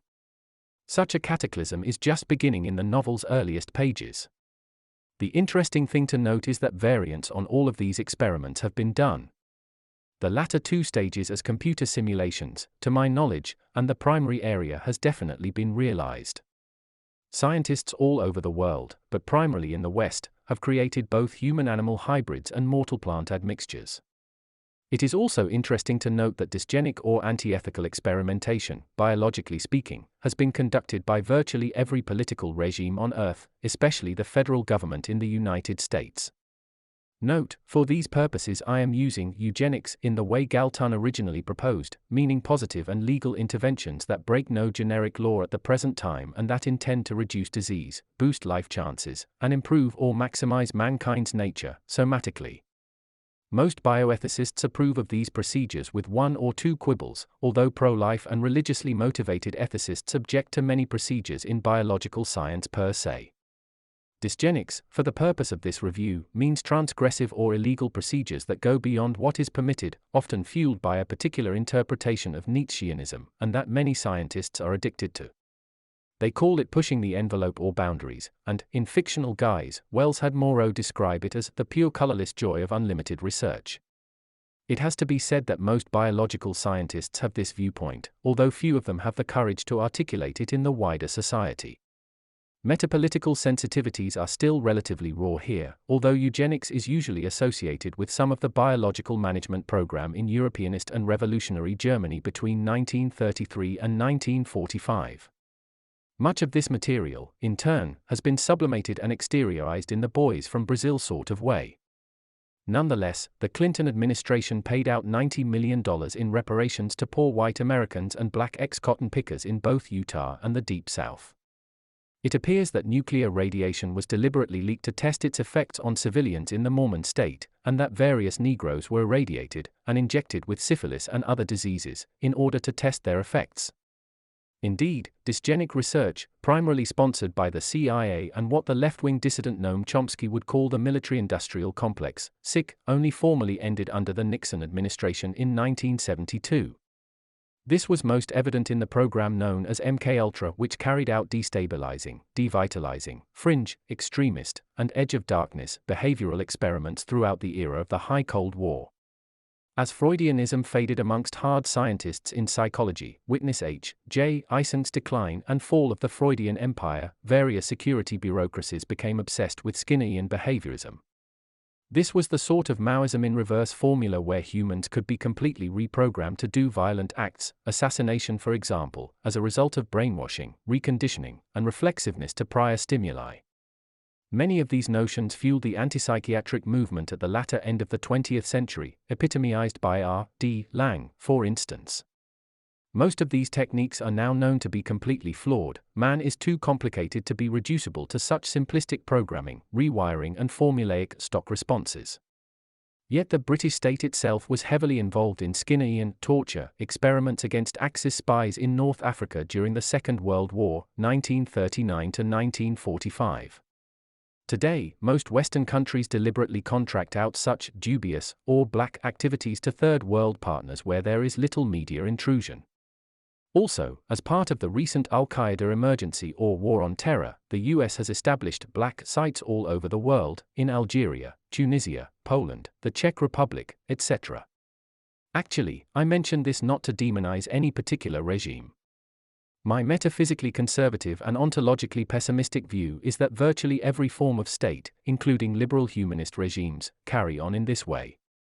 Incidentally, the British behavioral-cum-dysgenic experiments were conducted in Egypt, near Cairo, at SIME, Secret Intelligence Middle East, by Dr. Alexander Kennedy on behalf of SIS MI6. The subjects were always non-European, much like French special forces in their war against the Algerian FLN later on, in what the great historian Alistair Horn called a savage war of peace, Algeria, 1954 to 1962. It is also important to point out that such experiments are kept secret even within bureaucracies. This is partly designed to give politicians plausible deniability. Also, many senior figures in security bureaucracies fiercely oppose such measures. Dick White, an upper-class Englishman of the old school and a deputy director of MI6 in the 1940s, wrote a scathing report about Kennedy's experiments which he regarded as amateurish and counterproductive. He considered them to be the work of quacks and sadists.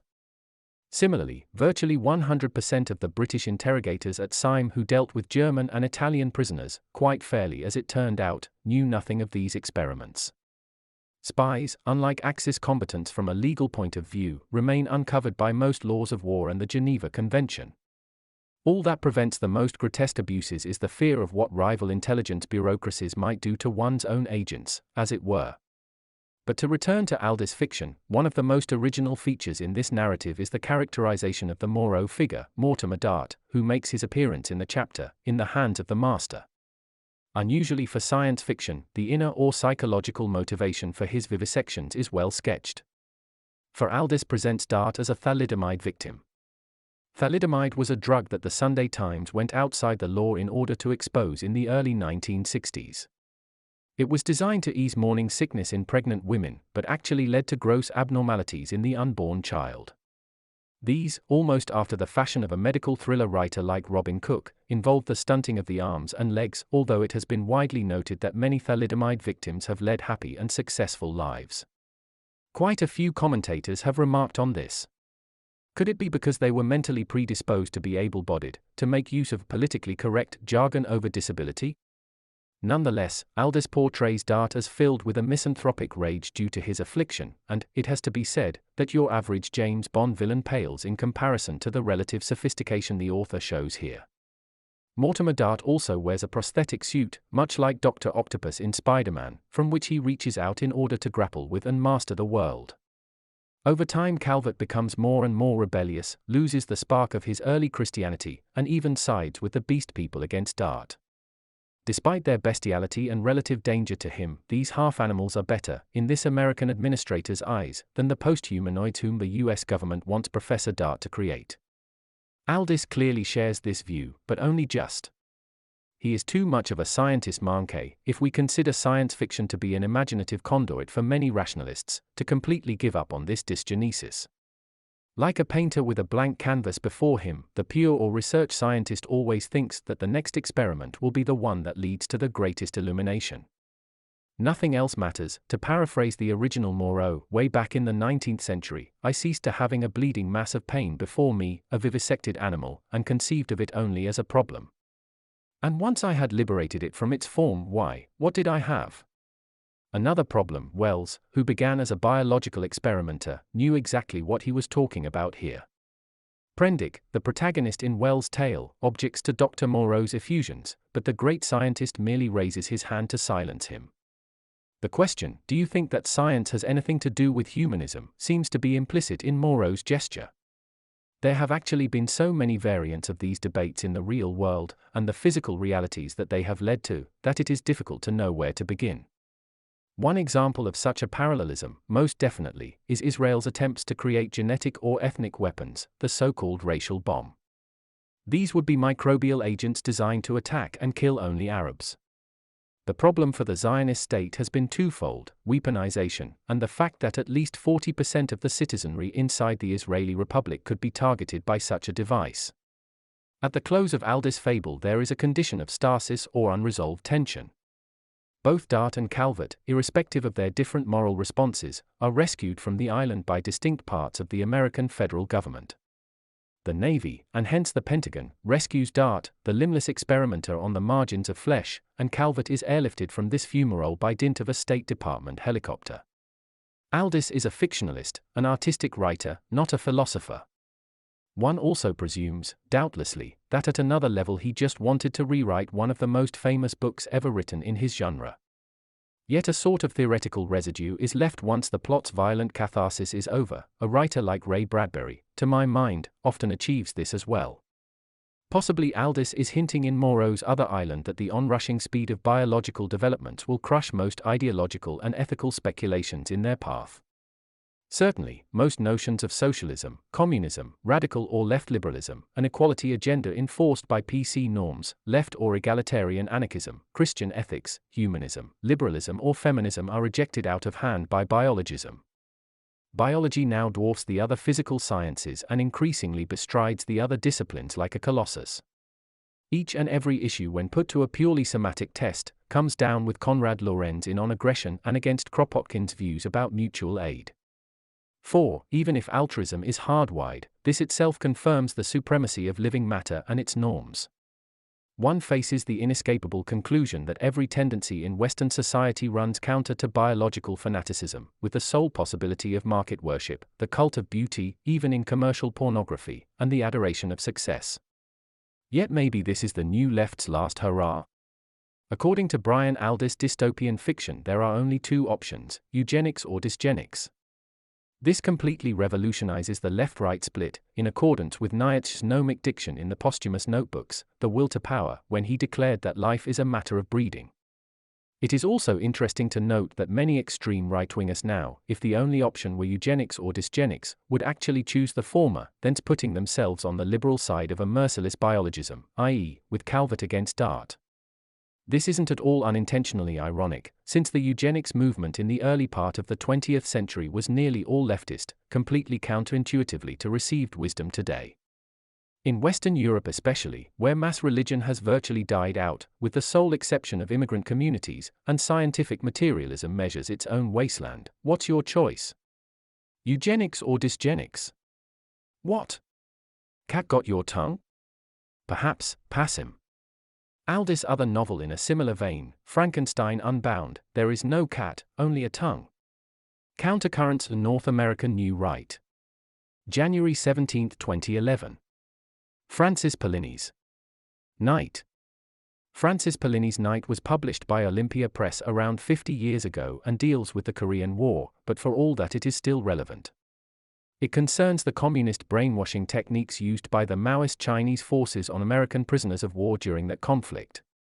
These were based on various behaviorist ideas which were very much in the air at that time and were used extensively by the KGB, CIA, MI6, the French Secret Services, and other parallel or adjacent bodies. The novel deals with a triumvirate of main characters over a 200-page span. The first is the Italian-American G.I. Marty Landi, the one serviceman who does not break as a result of the Chinese questioning, Phillips, the leader of the resistance in the prison camp, and Ching, the diabolical Chinese interrogator. These Maoist techniques were based on certain Chinese conceptions about the plasticity of consciousness. Man's mentality, particularly that of a prisoner of war, was considered to be extremely malleable and susceptible to toxic influences. The first thing to do was to remove all available authority figures. First, all of the accredited officers were taken away and put in other camps.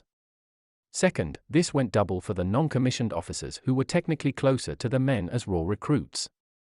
Once these nodal points for leadership had been silenced, the natural leaders were disposed of.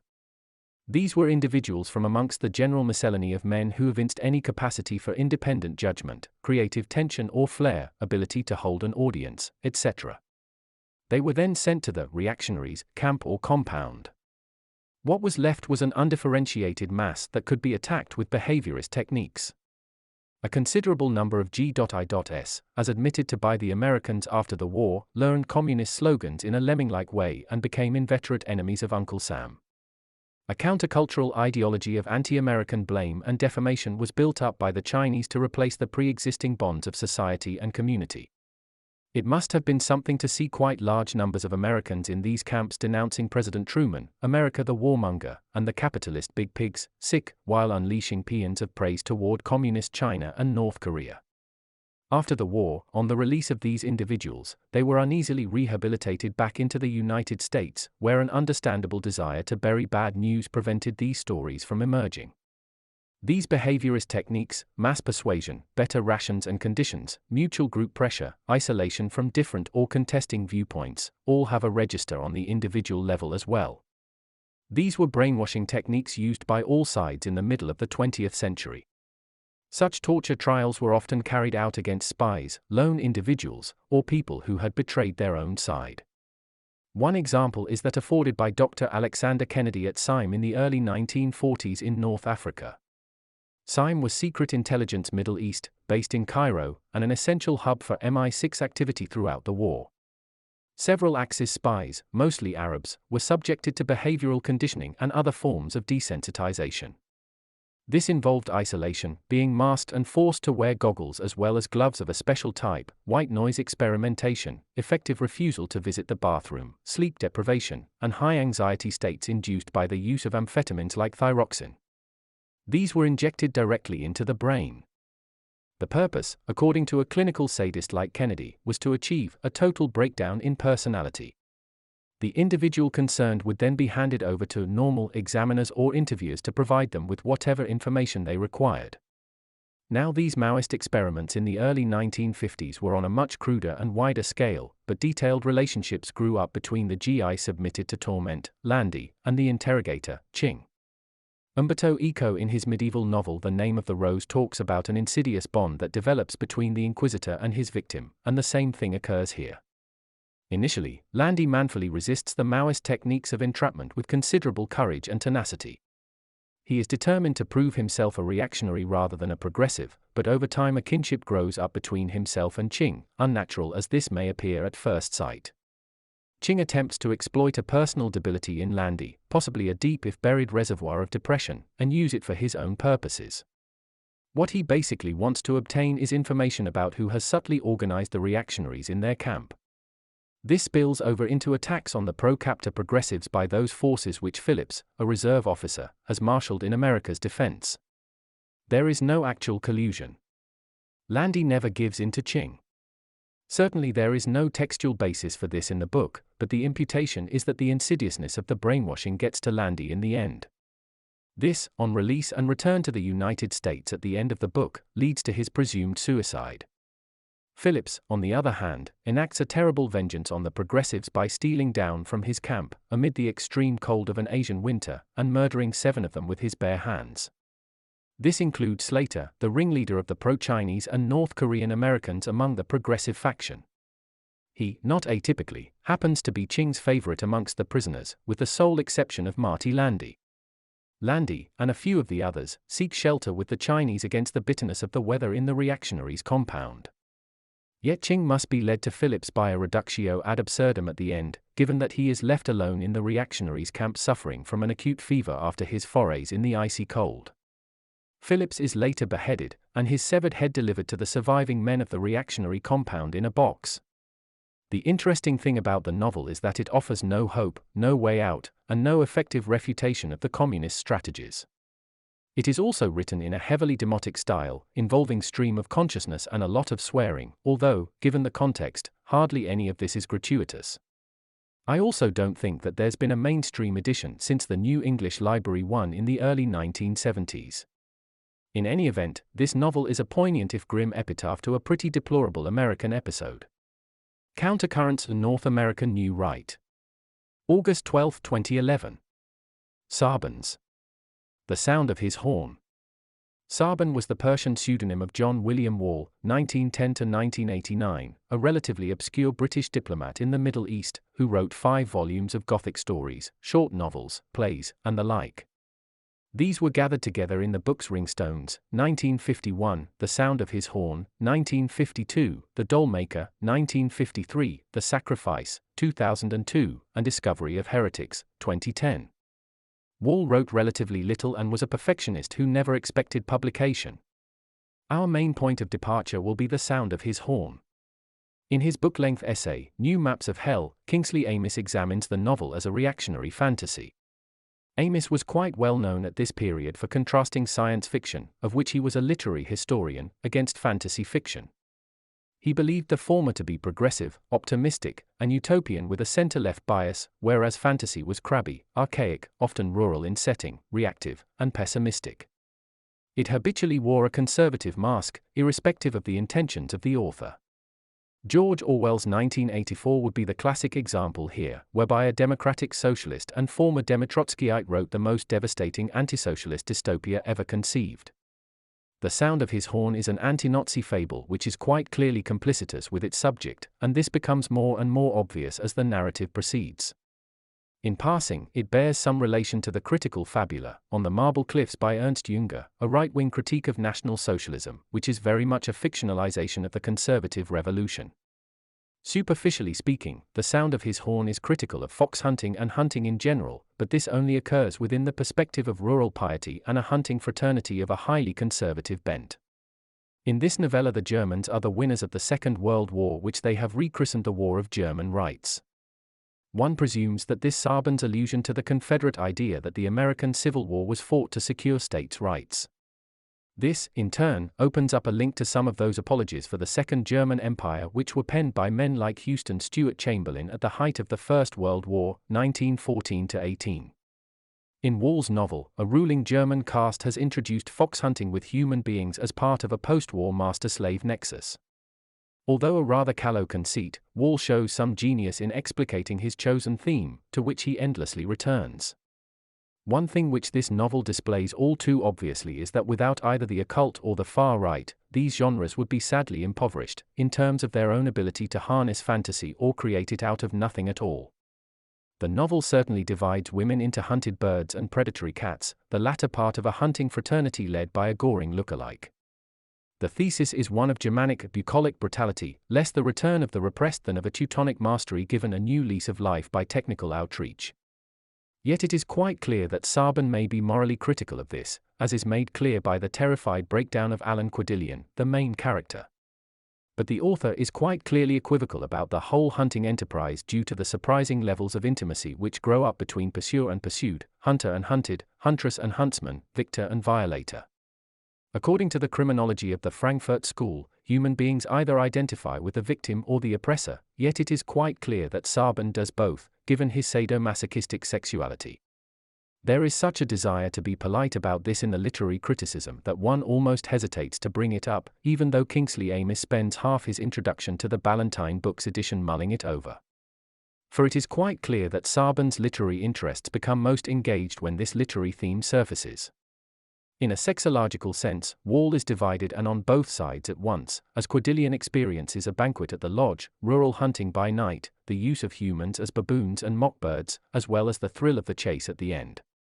Just prior to the electrified fence, a source of Bolan rays, the rice master forester spares Quadillion in an act of feudal generosity and mercy born of satiation.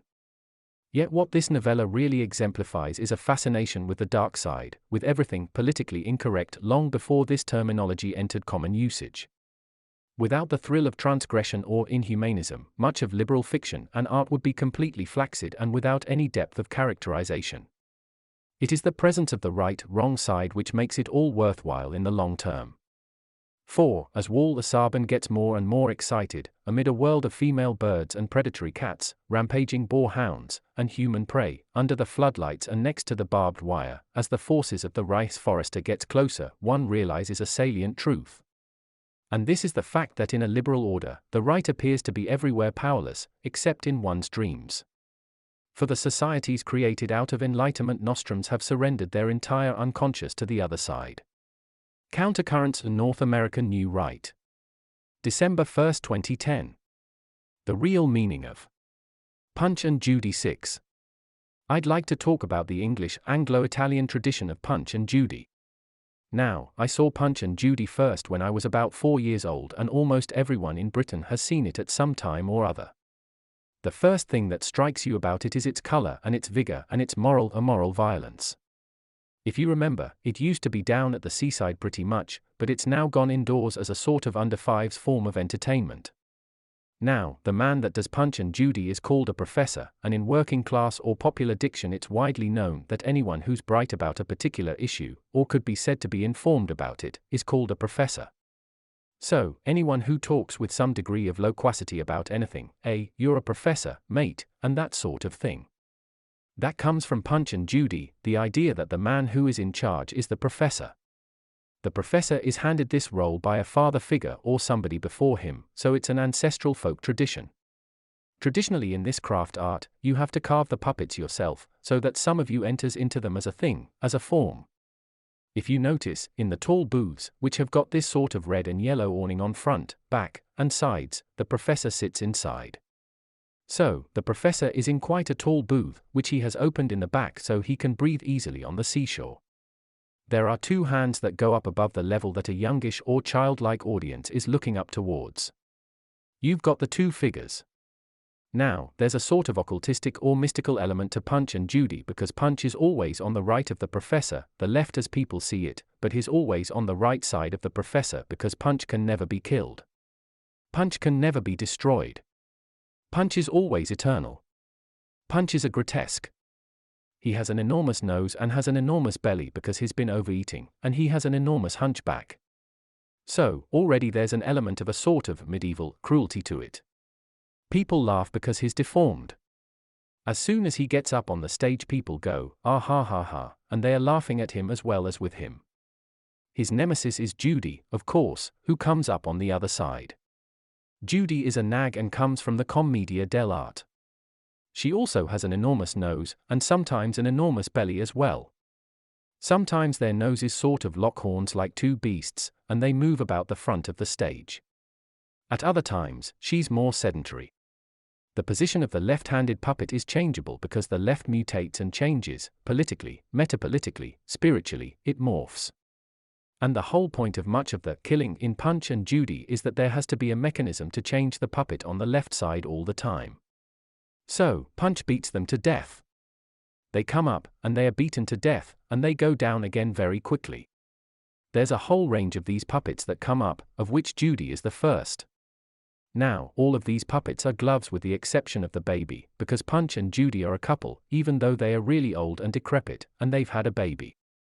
The baby's on a stick with a small head. It's the only one that exists independently of the gloves. Traditionally, the baby is thrown into the audience in a particular scenario. The audience is 5 to 15 to 25 to 90. In the 19th century and early 20th century, there would be enormous audiences. The children would be at the front and the adults, engaging in a slightly guilty pleasure, would be at the back. Now, where did this tradition come from? The truth is it's almost eternal. Because these popular or folk forms that Richard Wagner and other major artists loved and built much of the elements of their art out of are immemorial. There are pictures from Anatolia, drawings 1,000 years old, and they depict figures in a booth which look suspiciously like a chap with a large nose and a funny hat beating a nag. So, we sort of know that this tradition has existed in various ways and is reinvented. Those who are aware of puppets will know there are 2 forms. There's the glove, and there's the marionette that moves from above with the strings. Everyone has seen Jerry Anderson's Captain Scarlet and Thunderbirds and Joe 90 and all of these sort of heroic things when they were very young pretty much, and here we have a marionette that moves from above. That's very much the French tradition. There's a man called the Bottler who has a top hat and a large trumpet, and he announces the festival. He announces the tragicomedy of Punch and Judy, although it's usually just the play of Mr. Punch, and all the children drag the parents, and all the parents are going, oh, God, but the children want to see it, so they drag them to the audience. The Bottler is so called because he controls the crowd, because it's a popular entertainment. It can be quite rough. If people don't like it, they chuck stuff at the stage. Stray dogs come around and have to be chased off if you're outside. Punch and Judy traditionally involves a dog called Toby. Remember Toby Dog? Toby. And Toby's there, and he's on the top of the panel. He's very tame and so on, but he can become a bit less domesticated when another mutt turns up, because he knows he's got to defend the pitch. That's one of his roles, you see. Now, this particular tradition that exists now, which has dipped down at various times and is having a bit of a revival, paradoxically, in the last 25 years when major concepts of Englishness have been under such deconstructive challenge, this tradition comes largely from the 1780s. An Italian showman who was believed to be illiterate settled in the East End of London and brought an attenuated version of the Italian playlet called Commedia dell'arte over the channel and settled here. His name was Puccini, but he was known as Porcini by all of his followers. Mr. Porcini and his traveling circus of freaks and shows. He developed the modern tradition. A man called J. P. Collier wrote a book about his type of theatre in about 1818, and a very famous English artist called Cruikshank did engravings of all of the characters. Now, Cruikshank was a very major figure, equal to Hogarth and Rowlandson, and he's one of the most violent and famous cartoonists and caricaturists in English traditional art. The line, and the concepts of graphic energy in the line, is cardinal to a particular type of Anglo-Saxon creativity. One of the reasons that Puccini, amongst probably other showmen actually, is designated as the originator of the modern tradition, which is almost 250 years old now, is because an artist and a writer, Collier and Cruikshank, put it down. Now, Punch is on the right here and can never be destroyed. Judy comes up. The baby also exists. There's a whole range of other characters. The discourse is modulated as to how adult the audience is and how much they can take. One of the reasons that Judy and Punch nag each other is because he has a mistress. The mistress is called Pretty Polly, hence the term. Pretty Polly appears occasionally. Polly never speaks. She just sighs. She goes, ah, oh, ah, and she moves about. Punch moves around, circling like a shark, with his nose down and the hat waving, and this sort of thing. But Judy is always about to appear, like in the French farce. She's always about to appear. The nose appears on the side of the stage and all the children go, ah, there she is. She's back again when Polly's disappeared, you see. What the professor is doing is every time a new character emerges he takes the glove down, he puts the glove on a hook which is underneath the rim of the stage that the audience can see, and brings up another character. One of the other characters is Clown Joey, and Clown Joey is a zany, or a zani in the Italian version of the tradition, a Johnny. Joey is Punch's benevolent side. He can never be killed. He never speaks, but he's very irritating. He goes, and Punch says, "Why are you doing that? What are you doing that for?" It's very, very irritating, and, consequently, he wants to beat Joey to death. He intends to get Joey in various ways. Joey gets down. Joey runs to one side. "I'm going to get you. I'm going to get you." And they go back and forth across the top of the stage. He can never kill Joey because Joey is his benevolent side. Now, Punch is sort of non-dualist and immoral and attacks everything and everybody. He's partly deaf, because he's old, and can't hear what people are saying. Another character is Scaramouche. Now, Scaramouche comes up and is a differentiated version of Joey. He has a very long neck which he can extend out into the audience even. It's a trick of the puppet. You press a button inside it, and it comes out. Or it's just a pole that you sort of lever out from the side and people think in the speed of it that it's coming from the puppet. And all the children go, "Oh, look, look, look." Of course, what Punch wants to do is break that neck or strangle him. So, he tries to get over him and strangle him, of course, but he's indestructible like Joey, his principal. Another famous character is the crocodile. The crocodile appears, and he's green and has a very long snout with teeth. The crocodile is a relative of the dragon which existed in the mystery plays of the Middle Ages. The mystery plays typically involve a Christian icon, such as St. George, beating the dragon to death. The medieval idea being that the evil in the puppet is beaten out of the character. Now, often the crocodile can morph into a dragon, an older variant from the Middle Ages which has largely been discarded from the contemporary troupe, or he can become the devil. The devil appears in Punch and Judy in red with horns. Whenever the devil appears, the bottler, who's the sort of middleman between the audience and the stage, goes, "Ooh, look. The devil is here," and the devil comes up. Initially, Punch is frightened of the devil and runs about. Because you can have sort of distended perspective, if you like. Say I'm the professor. You've got Punch here. You've got the stage there. The devil emerges behind, and he's sort of on your shoulder, really. But you're down here so your head can't be seen. You move Punch across, and the devil comes up, and everybody goes, ooh. Traditionally, Dr. Johnson said in Boswell's biography of him, that Punch is always beating the devil to death, but he's always beating everyone to death. Including the minister. The minister, or priest, or Methodist as he's sometimes called, is the Christian figure who appears. His hands are glued together because he's so pious he's always praying, you see. He comes up, and he says, "Dearly beloved, we all love Punch. Punch is a sinner. We pray for his reclamation." And Punch says, "Shut up, you old fraud," and beats him over the back of head, and he goes back down under the top of the stage. I first became very aware of the potency of this sort of tradition for people who are beyond 5 years of age when I attended an event of the British National Party which is called the Red, White, and Blue. Interestingly, they had a traditional Punch man from Lancashire, and the police came on the site to stop it. Very interesting. The police came on the site to stop it. And the reason that they said they were going to stop it is it didn't have an entertainment license. This is how things are done in modern Britain. There is a sort of ideological overlay to this that these are just blokes obeying orders, and they say to you, "Look, don't be boring. We've got this thing to enforce. Obey it. We don't agree or disagree with it.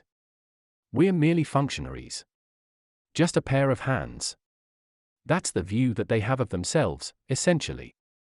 But in a way, if you look across England now, and Britain as an extension, an enormous number of our traditions, pubs, the circus, this sort of thing, are being disprivileged.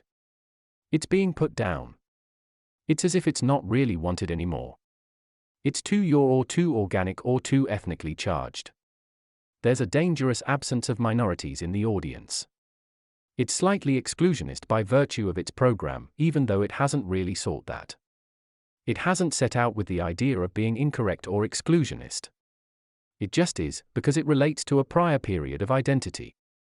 This brings me on to the very politically incorrect elements of Punch and Judy beyond the sexism, and the generalized beatings and the disableism and the animalism, speciesism and all of the things which I've just glossed. One element is the racial element. All foreigners are funny. So, whenever a foreigner appears, people howl with laughter. The Turk appears saying, "Shalaba," and everyone howls with laughter. The black man, as we'll call him, appears and everyone howls with laughter. Immediately, Punch wants to kill him, as soon as he's appeared and leaps around and this sort of thing. This tradition is called Jim Crow, which relates to a 19th century music hall tradition made very famous by Jim Thompson, an Edinburgh artiste and sort of music hall performer in around 1830. The whole tradition that morphs into human acting traditions and that gives rise to the black and white minstrels, which were very current on mass popular television of the time when I was a child in the 1970s, this all dips down because it becomes self-consciously offensive. In a sense, when it becomes self-conscious, due to the presence of the other in its midst, it begins to realize it might be construed as offensive. Before then it didn't even think it was offensive, particularly, although some people would construe being beaten to death by a mallet as slightly offensive. The other element, which is very current in Punch and Judy but which is not often talked about, is the anti-Semitic element. Yes, it creeps in, even into Punch and Judy. Point 7 It's the presence of pork on the stage. Because, if you remember, they all have endless fights about pork sausages. And in the modern synthetic puppets which people can get off the internet auction houses like eBay and so on, they are made of stringy sort of polystyrene, and they are purple. They are always fighting. Joey loves the sausages. Joey wants the sausages. No, you're not having them. Punch fights with him over the sausages. The crocodile wants to eat the sausages. The dragon wants to eat the sausages. The padre wouldn't mind a few sausages. Get up. They are all fighting over this meat, essentially, but traditionally real pork was used. So, the Punch man, or the professor, had to handle pork, and this meant that it would be an indigenous tradition because a way was found, not entirely consciously, to integrate into it elements which were not for outsiders. This is, in a sense, how folk culture evolves. It implicitly excludes those that it wants to exclude, and that's done quite deliberately. There are great routines where he wants to turn all the other characters into sausages. He develops a machine, and he puts it on the stage. The policeman comes up then. Hello. What are you doing? He wants to turn Joey into a sausage. He wants to turn Scaramouche into a sausage. He wants to turn everyone else into a sausage. The crocodile comes up and wants to eat them. There's all sorts of jiggery-pokery with pans, because you cook the sausages in a pan, and somebody grabs the pan and belts them, and they go down again and come up behind. And if he kills one, he feels bad about it, but he doesn't really. I haven't got a conscience. And they all scream, you haven't got a conscience. Then he screams, liars. Liars, and this sort of thing. It's quite fun. The skeleton comes up again and doesn't speak. The bottler says, oh. The skeleton. There he is. And he goes down again to be replaced by the devil, and so on. Other characters include the hobby horse. The idea in popular diction that people ride hobby horses when they've got a bit of particular enthusiasm of one form or another. Punch gets on his horse and rides, and runs to one side. Then he's a bit bored. He turns around and rides to the other side. Then hobby horse disappears. Another character is the doctor. Doctors have been hated down the ages by everybody, and this is a chance for the audience to describe how they dislike the doctor. The doctor appears with a starch white collar and an enormous moustache, and he's bald and quite posh and snobby. The doctor appears and says, hello, my boy, in again? The doctor is a complete quack who will be beaten by Punch mercilessly. But, of course, he's got a lotion called Physic. What you need, boy, is some Physic. Physic is what you need. Because they've all been beaten up, you see. So, what they need is some snake oil, basically. Because he's a snake oil salesman. The doctor is told, shut up, you quack. Punch is always beating him. Oh, hitting a man of the cloth. Hitting a man of the medical profession. He goes down again and another one comes up. Now, there's always retribution for Punch's transgressive amoralism, and the retribution is in the form of the law and the state. The policeman is one. Hello, hello, hello. What have you been doing? You've thrown out your baby. You've thrown out your wife. You've beaten the crocodile to death. You reprobate, reprobate. You need to be angered. And Punch is deaf, you see, because he's old. He always says, I don't want to be fanged. No, angered. Spanked? No. Angered, boy. You're going to be angered, you understand? You're going to take some rope. Says the policeman over here. And Punch says, I don't want any hope. I don't need any soap. No, he says, rope. Rope. And the children are howling because of all these lexicographical and grammatical and verbal mistakes that Punch knows full well, because he's dragging out the moment when he's going to be hanged. The traditional way in which he's going to be hanged involves a whole miscellany of characters, some of whom appear or not. Sometimes they are just melded into one. There's the hangman or the executioner who has a hood over his head and is often called Jack Ketch, who was a very famous executioner at the beginning of the 18th century. Indeed, when the body was thrown to him, people in the audience would say, "Catch that, me old son." Because Ketch is a catcher. He often throws the baby to Ketch saying, "Get a load of that, mate." He gets hold of it and goes down at one end of the stage and then pops up again. The other figure of amusement, contempt, state power is the beadle. The beadle, whose figure has sort of died out in English life, was traditionally a figure that imposes parish law on behalf of a rather faceless magistrate in the neighboring town. The beadle, or as Punch calls him, the Black Beetle. Don't call me that. Don't call me that. Have you no respect for a man of the law, directs the gibbet upon which Punch is going to be hanged for his many, many infractions which are almost too numerous to mention, including beating the devil to death, but we'll come on to that a bit later. The building of the gibbet is very important, though it's usually just a noose in the middle of the yellow and red stage. Sometimes the judge is involved, the beadle's involved, the hangman's involved, the policeman's involved, and they are all building it. Punch says, "I don't understand how you are to be hanged." And he gets him to illustrate how he's going to be hanged, which is how he traps them. In a very famous, world-famous, Punch and Judy skit or performance within the drama, the Beadle says, "You mean you've lived for several centuries and you don't know how to be hanged?" And he says, "That's right. I don't know. I haven't mastered the gist of it. You tell me. How are you to be hanged?" And the Beadle says, "Well, it's only for illustrational purposes, and children don't do this at home." And the bottler shouts, "Get on with it, you old tart. You have all this interactive stuff, all this chat going on at the same time. And the noose is swinging, and this sort of thing." The Beadle says, "Well, what you do, old man, is you flex your neck. You need a flexed neck for a good hanging.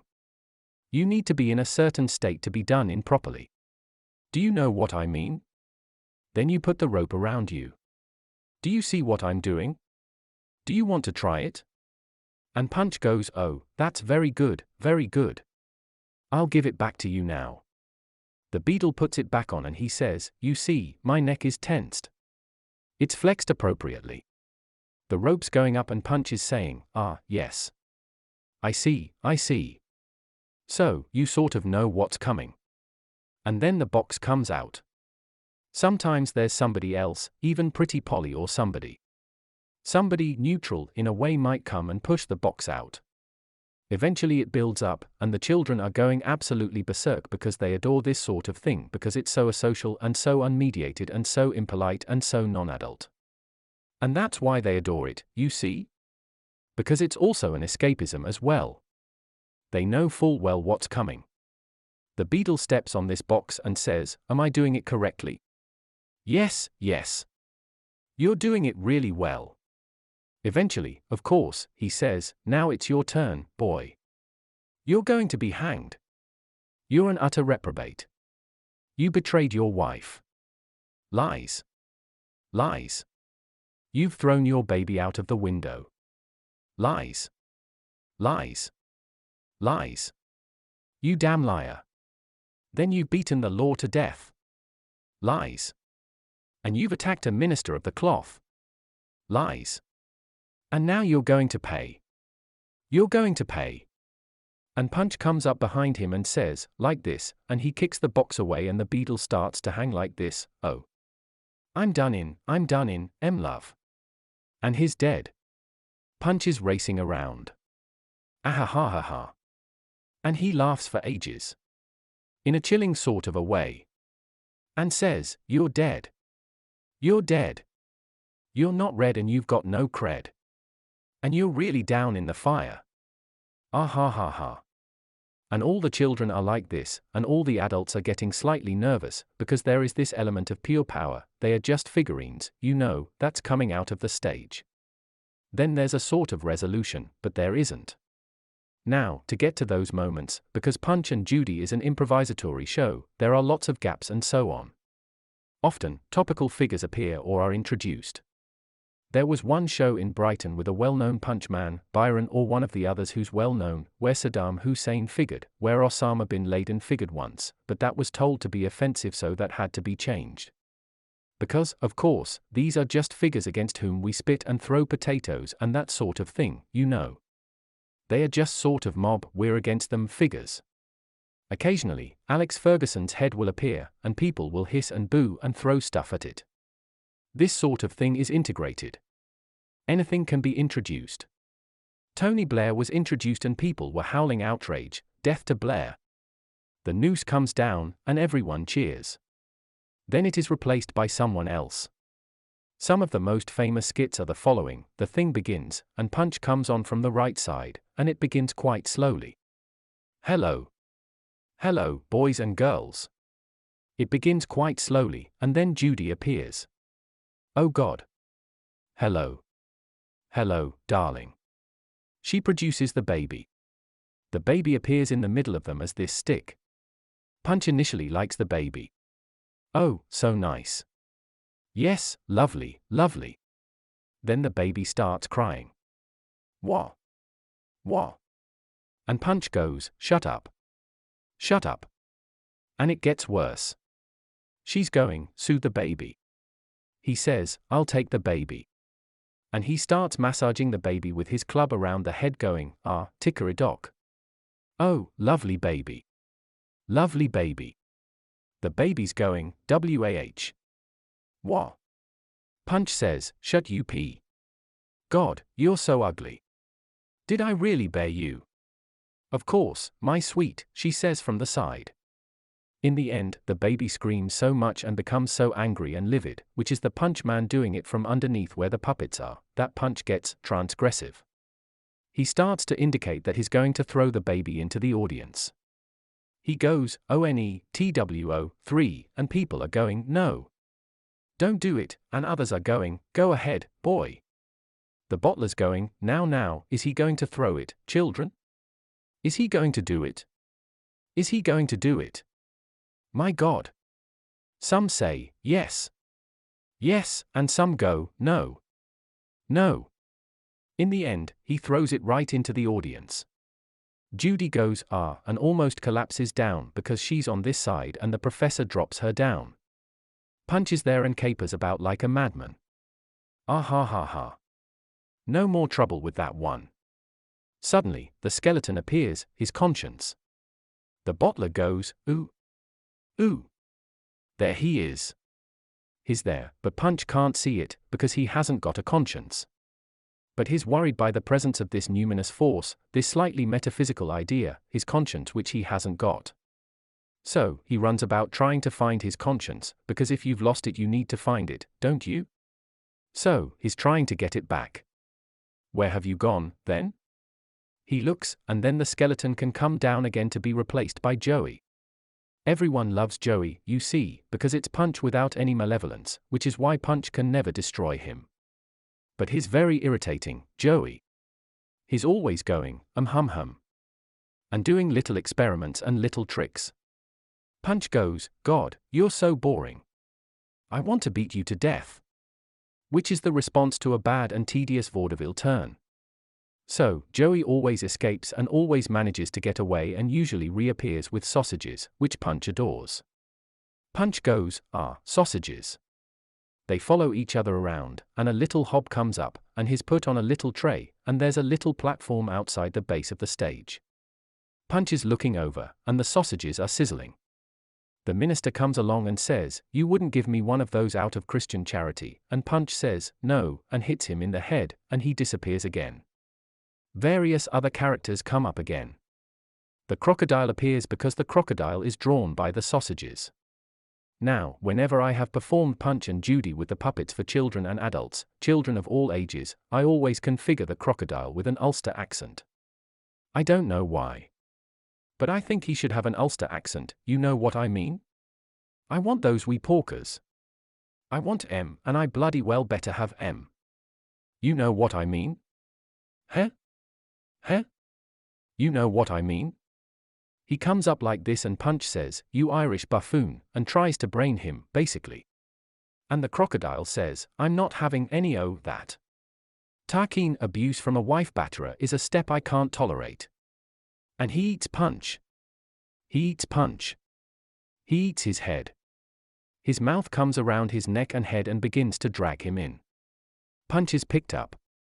Sometimes he comes off the puppeteer's hand, which dispels the illusion, but the children, and the adults as well, are so bought into the illusion by that time that these little blips don't matter, because the thing has become magical for them. Punch is going, Aya. I'm dying. I'm dying, and he sort of dies in the crocodile's mouth. The crocodile says, I've done for him. They said he couldn't be killed, but I've done it, you know? He takes the sausages and goes down, and the sausages trail along the front of the stage and then whip down. Then, of course, the doctor appears. Because when you're dead you need a doctor, don't you? The doctor appears and says, Punch, boy, you look a bit peaked, old man, a bit peaked. Punch is going, I'm deed. I'm deed. The doctor says, you don't look too dead to me. You look rather all in. All in. You quack. The doctor wants to administer the physic. He says, what you need, Punch, is some physic. You need some physic, boy. Rub it on your backside, rub it on your spine, rub it under your heart, rub it on your throat, rub it over your brain. Physic in the morning, physic at tea, physic in the evening, physic for me. Punch says, shut up, you quack, and beats him almost to death, and then he disappears, and the minister comes up. He says, "Oh, Punch. Punch, you've had a near-death experience. Has this turned you towards the revelation?" And Punch says, "No. Get off, you quack," and then the minister goes back down.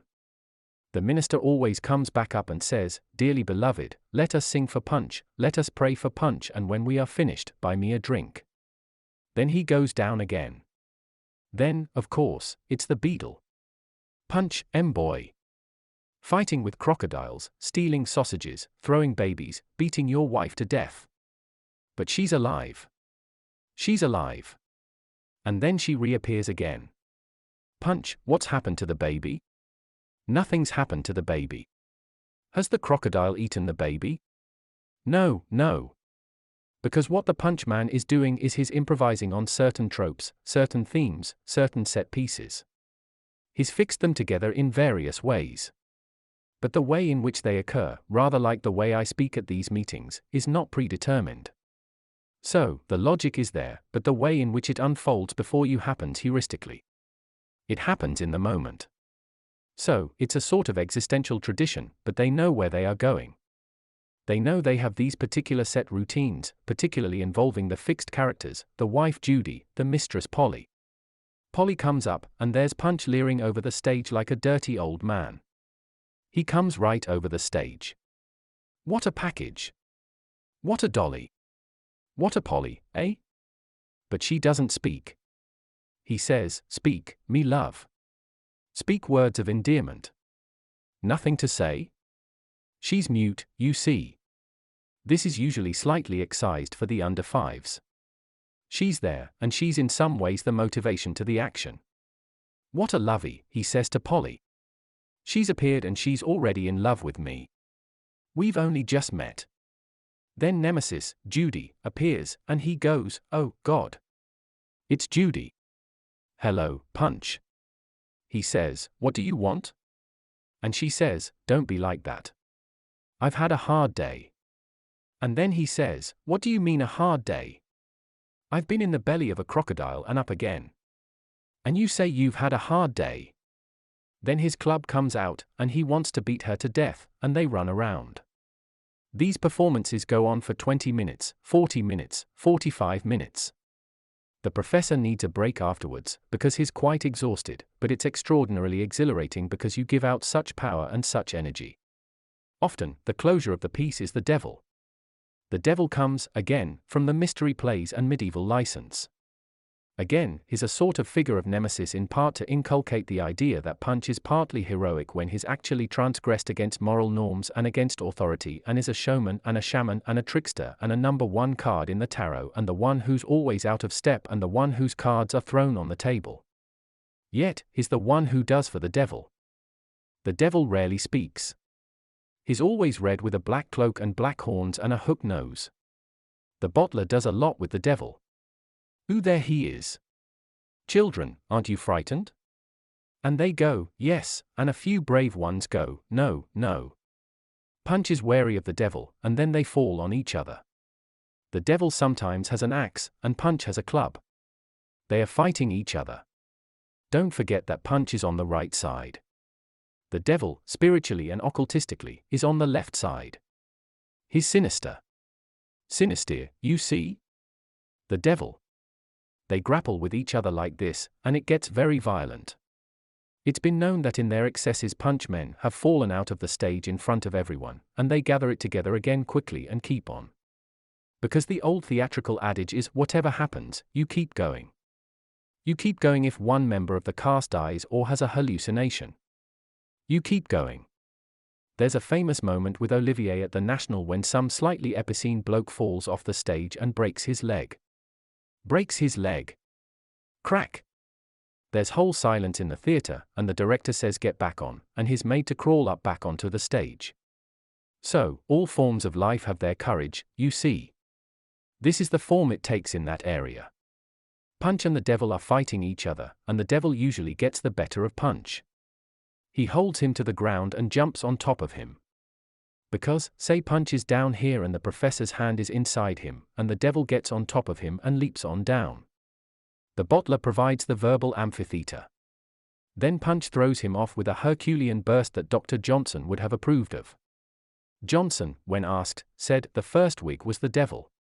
Whig, of course, was a term for liberal in that era. Eventually, Punch gets on top of the devil and beats him very severely. He beats him down to the ground. The devil gets up again and throws him off. He's down on the stage. The devil leaps on top of him. Punch gets more and more strong. The right seems to dominate the left more and more.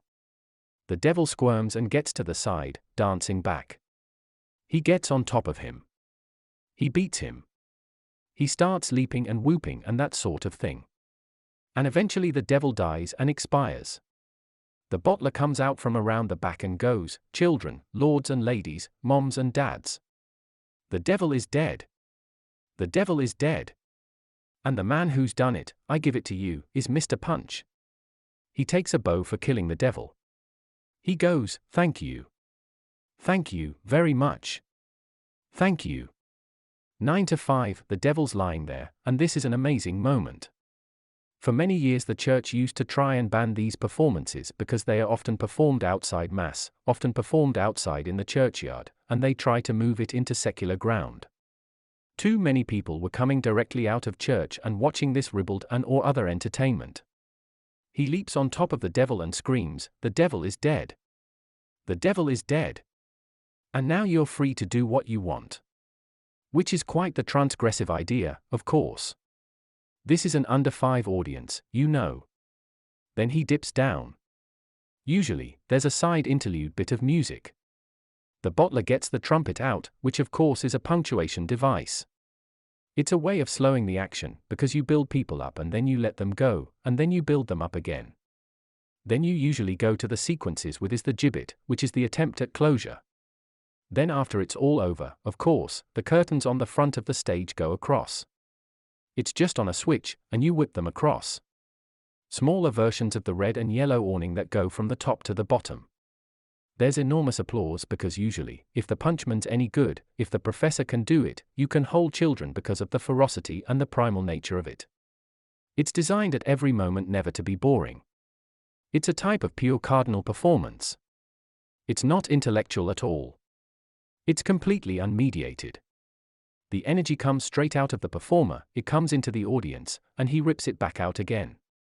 They give a lot of energy that he also recycles to them. It's pure theater. The people who see it when they are very young, particularly the very violent dolls, the very Victorian ones with heavy papier-mâché heads, so every time Punch hits them or brains them you hear the bang, you hear the clunk. Clunk, clunk. It's quite physical, quite animalian, and also slightly animist. I know there was a famous modern punch man from Bolton who would never allow his characters to be hanged. When somebody asked why he said, "Because they are alive." There is this streak in all of these performance-related arts, ventriloquism is the most famous, where they do take on a life of their own. I knew a ventriloquist, and the doll would be in the corner of the room. The doll would have grey skin and these big red rubbery lips. The doll was completely hideous, and had long nails. It had a sort of fontrelle suit with a bow tie and a striped waistcoat. The doll is the unconscious of the performer, or semi-consciousness of the performer. So, you say, "Hello, Robert." And it would say, "Oh, God. That bastard's turned up." And he'd say, "Shut up. Shut up," because the negative side, the anima in Jungian terms, would come out of the doll. It would say, "He doesn't like you, you know." The ventriloquist says, "Shut up. He's such a bad boy." Because the negative element of the personality comes out of the doll. There's a very famous scatological female ventriloquist, and she insults men in the audience. "Go on, look at him," says the doll, and that sort of thing. And these blokes, these working class men, they come out and they punch the doll. They punch the doll. Because the doll has insulted them. Because it's alive, you see. It's non-dualist. It's the bit that people don't say to avoid social conflict that comes out through the doll. So, there's always an aggressive sort of tiger-in-the-room element in all of these forms of popular culture. Because they are interactive, they have a dangerous side. There's no bully, as it were, because in Garrick's day in the 18th century every theatre had a bully. You had men at the corner of the stage with clubs. Traditionally, women couldn't be put on the stage because the audience would howl prostitute, and this sort of thing. Only at the end of the 19th century with Ellen Terry did it really become respectable for a woman to be on the stage. Many men, if they saw a woman on the stage, would immediately think she was available. So, they would get on the stage and leap towards her. So Garrick would whistle, and a bully would come out of the wing and get hold of the reprobate, flog him, and drag him out into the Strand or drag him out into Charing Cross Road, where the Garrick Theatre now is, and throw him into the dirt. And Mrs. Disraeli or whoever it is would rearrange her bodice and continue the performance. Always a trooper, you see. That type of energy is dimmed by television, dimmed by the collapse of vaudeville in our culture in the 1950s. How many of you have seen The Entertainer by John Osborne with Olivier, when at the end there's only 3 old beers at the back of the audience, the music hall is dying in the 50s and Olivier says, "I'm dead, you know, loves." Dead behind the eyes? And one of the old beers at the back says, "God, this isn't much fun, is it?" But Punch and Judy is a lot more fun and a lot more grotesque and quite dangerous actually. The endless prohibitions which have been put on it, church prohibitions, liberal, state, and materialist prohibitions, entertainment license prohibitions. You don't see it very much at the seaside now. But it's sort of been morphed and resurrected as a cardinal folk tradition, usually with the racial and pork sausage element played down and the sexual dimension with the Mistress Polly of course played down. But still, that cardinal element. The modernist composer Harrison Birtwistle wrote an opera called Punch and Judy, and Stephen Pruslin wrote the libretto. It was his first piece, and it's a very violent expressionistic piece in many ways. Most of the traditional Punch men don't like Glyn Edwards and Michael Byram and George Speet, who wrote the cultural history of Punch and Judy that came out about 35 years ago, and certain others. Jeff Felix is a well-known Punch man and wrote a book of recollections which consists of them all talking about their lives and this sort of thing. Many of them led fascinating lives. Traditionally, they would just go about in a car. They had no home. Their home was the next tent. Their home was the next performance. They lived on what they got in the bottle. Traditionally, they are called bottlers because you go around with a bottle at the end, and people put coins in it. Some money. Some money for your man. The money for the performer. And everyone is just putting in some coins. At the end of it, we're talking about pre-modern money of course, it would be filled to the lip, and you would smash the bottle in front of the audience and all the coins would go all over, but you'd have the bottler to get them up quickly because that's what you needed to live on until the next performance. Now that won't work because you can't live on $320 a week, which is what coppers filling a bottle would amount to. But people throw fivers and so on. What they do now is children's parties. Where, in a way, the tradition is castrated and slightly emasculated. It's too twee. It's too polite. It's too likably nice. And it's too small. In the average living room, the energy that's created by this very macabre theatre is too small. But I personally think that Punch and Judy is an extraordinary example of the folk tradition. It always makes me smile that you have major cultural Marxists like Theodore Adorno, who wrote an enormous 800-page book in the middle of the 20th century called Aesthetic Theory, which is the basis of quite a lot of ideas about contemporary culture. And they dislike the cultural industry. They dislike the industry that provides Madonna and Michael Jackson as the Carla fans, as the icons, which you are drawn to adore. The Amy Winehouse types. He dislikes all of that. Yet, if you follow through the logic of what Adorno is saying, one of his criticisms must be that it's transplanted these folkish forms. That it has transplanted these organic forms. That it's pushed them to the side. But in all truth, he wouldn't like many of these organic forms in their fauna and flora, and in their violence and amorality, in their textural lividness, in their Greek tragedy without necessarily the hard words and concepts. It's called the tragicomedy of Punch and Judy, and the best theatres, the very large 19th century ones which were very elaborate, had the theatric figures of tragedy, misery, and comedy, humour. Because one moment he's crying and the next moment he's beating them to death. Enjoying himself, in other words. Leaping on the devil, you know. Wouldn't you like to leap on the devil? It goes from comedy to tragicomedy to burlesque to sentimentality and back again. Popular culture like this really has two nodal points. Sort of aggression and sentimentality, in a way. But the speed with which they interchange with each other can be quite profound and quite liberating for an audience. It often exhausts an audience. The audience is often exhausted at the end of it. They've been to a rally. They've been to the equivalent of a political rally and yet received no ideology. That's the trick of that type of performance. Although it's a distant point, you can say that politicians and people who attempt to influence society. I mean, no academic would give a performance like that, would they? It's contraindicated. You can't do it. Because it's a sort of carnal type of culture. You're actually giving a physiological performance. The words are largely noises. Which is why Punch is always making noises. One point I haven't made is that the Punch Man has a device in his mouth called a swazzle through which he creates this sound. You can create it without that, of course, but the tradition is you have this thing in your mouth. This is quite difficult because you have to have it on a chain or a bit of rope. Because when the swazzle's in your mouth you're going, but when another character comes you have to spit the swazzle out and speak more normally, like the policeman. I think there is a parallel to be drawn between certain types of extremist political speaking and these types of performances. Because that type of speaking, which is now completely disprivileged in current political discourse, involves speaking to the whole audience. It involves speaking to the front of the brain, to the back of the brain. It involves speaking intellectually but also cardinally, also semicarnally. It involves taking energy from the audience and giving it back. It's partly a theatrical performance as well as an ideological and semi-intellectual one. It's deeply disprivileged now. Hardly any politician can do it. The type of performance that is permitted now is Obama's. Where Obama has a device here and a device there, and he looks at the one, and he looks at the other, and he says, "Today, in America, we are born for the greatness which is coming." And he gives a very big grin. The teleprompter gives the words, and it's all in about 20 or 18 points. The size of it is enormous. Indeed, Bush too was so thick that the teleprompters would often have false words because he might get confused if they were properly spelled. So, he had to have these false words like dessert would be dessert or something just to get his mouth around it. It needed to be phonetic, so he could grasp it and not say, "Gee, what's that," in the middle of it, with the whole media watching him. These terrorists that we need to punish. Like Jerry Adams Gaelic.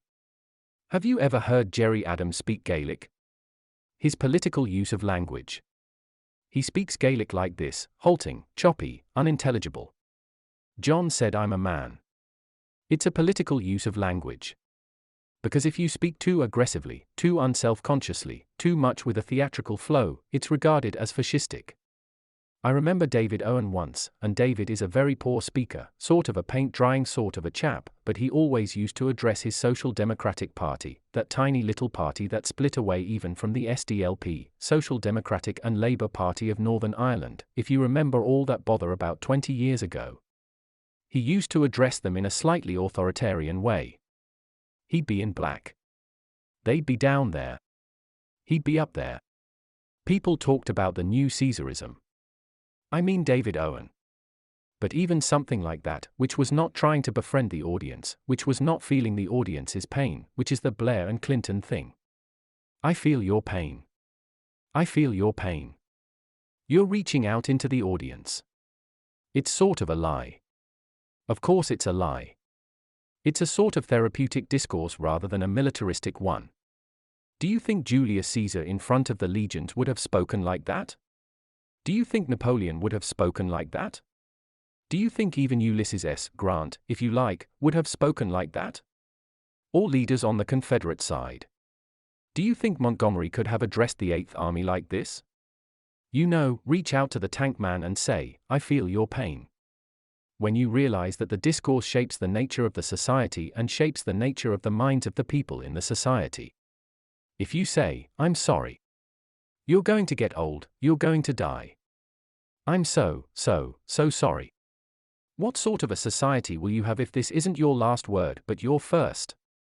Your first word when you go to a mass audience. The important thing about public speaking is never to be afraid. The second important thing is never to give a damn. And that means you can just get up in front of people.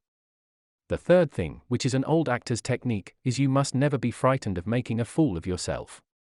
In Actors College, you go on, and they all laugh at you. Look at that idiot. They almost throw things at you. You imagine breaking your leg on stage. Once you've made a mistake, you're less afraid about making another one because you just step over the prospect that you might make one. Another trick to all real performance is domination of the audience. You have to be up there, and they are looking at you. All rock stars and all these other people use some of these techniques because they've gone into those areas. They are not allowed militarily too much. They are not allowed at all politically because then they may be authoritarian. So they've gone into other areas. You can never destroy anything. You can just displace it. Usually to some internet site they haven't taken down yet. But there is a degree to which these sort of techniques are very, very useful. Particularly in a democratic age, because you can speak to 40 and speak to 3 million using the internet as the weapon to do so. The irony is, you see, in politics you don't speak to people's minds. You speak to them physiologically. You speak to what's underneath the mind. Do you think you can raise men up into battle just by talking to what's mentally up here? You influence the brains of the men who will influence them. Your discourse will influence them by doing that, but you don't influence them by doing that. Tony Blair once said that we went to war in the past between 1914 and 1918 and 1940 and 45 and all the other wars to fight for tolerance. To fight for inclusion. Inclusion and tolerance. Can you imagine giving your troops a bit of tolerance and inclusion before they went over the top? Of course not. You give them something quite different. Quite different. Almost totally unrepeatable in a way, and probably the men in the back couldn't quite hear what the bloke was saying anyway, but they understood what it meant. You see, real speaking, they understand what you mean even if they don't understand what you say. Because it is the way in which you say it, and the energy which goes into certain subconscious parts of the brain. Of course, there was a man who came earlier in the 20th century who had a very considerable talent for this type of speaking. He was regarded as very dangerous. But all sorts of other people have had that talent, which is inborn. It can be trained. You can make people better, but in the end it's inborn. It's a way in which you can mobilize very large numbers of people. The question is, for what? And why will they follow? A critic would put his hand up and say, what you're saying is all very well, but why would they follow your discourse rather than another? My view is this: if you speak as in these puppeteering performances, from a position which is primal, from a position which is organic, from a position that comes out of the ground and relates to the corpses and the genealogies of that which was before you, you can make mistakes, you can abstract things, you can go on to different parts, but the audience understands where you are coming from, because they hear the echoes of the voices that have spoken before you. And that is why they respond in that physical way. Newton, the scientist, was an incredibly arrogant, slightly sociopathic, and quite unpleasant man, but he was once asked, "How did you come across the second law of thermodynamics?" Newton, in physics, discovered the idea that energy in a system always replaces itself when it's used. Now, Newton said something very interesting for a man who was so full of himself, and so full of hubris as the Greeks would have said. He said, "I saw further than the others because I stood on the shoulders of giants." And that is why you can influence an audience. Because they know what existed before you, and you are basically plugging in. You are putting the plug in the socket, and you are turning the switch down. Nietzsche, in one of his books, In Will to Power and in others, the notebooks collected after his death by his sister, says, "Not me. Not me, but the wind that flows through me." It's the idea that when you're in such a mode certain things flow through you from the past, from what is rooted, from which is underneath you. And it can affect people. It can, liberate is the wrong word, can free elements of the mind that are otherwise restricted. It can get them to see the truth about life. That's why there's this odd interconnection between high and low forms of culture, because the high intellectualizes the primal energy of the low. As soon as you begin to theorize or philosophize about the motivations of these sorts of characters, even though they are made of wood and papier-mâché, you immediately have tragedy. Because if you begin to understand the motivations of the method of destruction, you're immediately dealing with the questions of Aeschylus or Aestia. You leap from the very low, if it's organic and rooted, to the very high, and can go back again. This is why liberal society is cancerous, ultimately, of real culture, because it divides the interconnectedness between the high and the low and prevents the energy coming up from beneath, from the bottom to the top.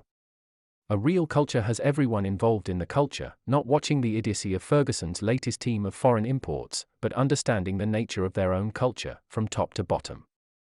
In Shakespeare's day, the whole society was in the theatre, the lower class, the middling class, the upper class.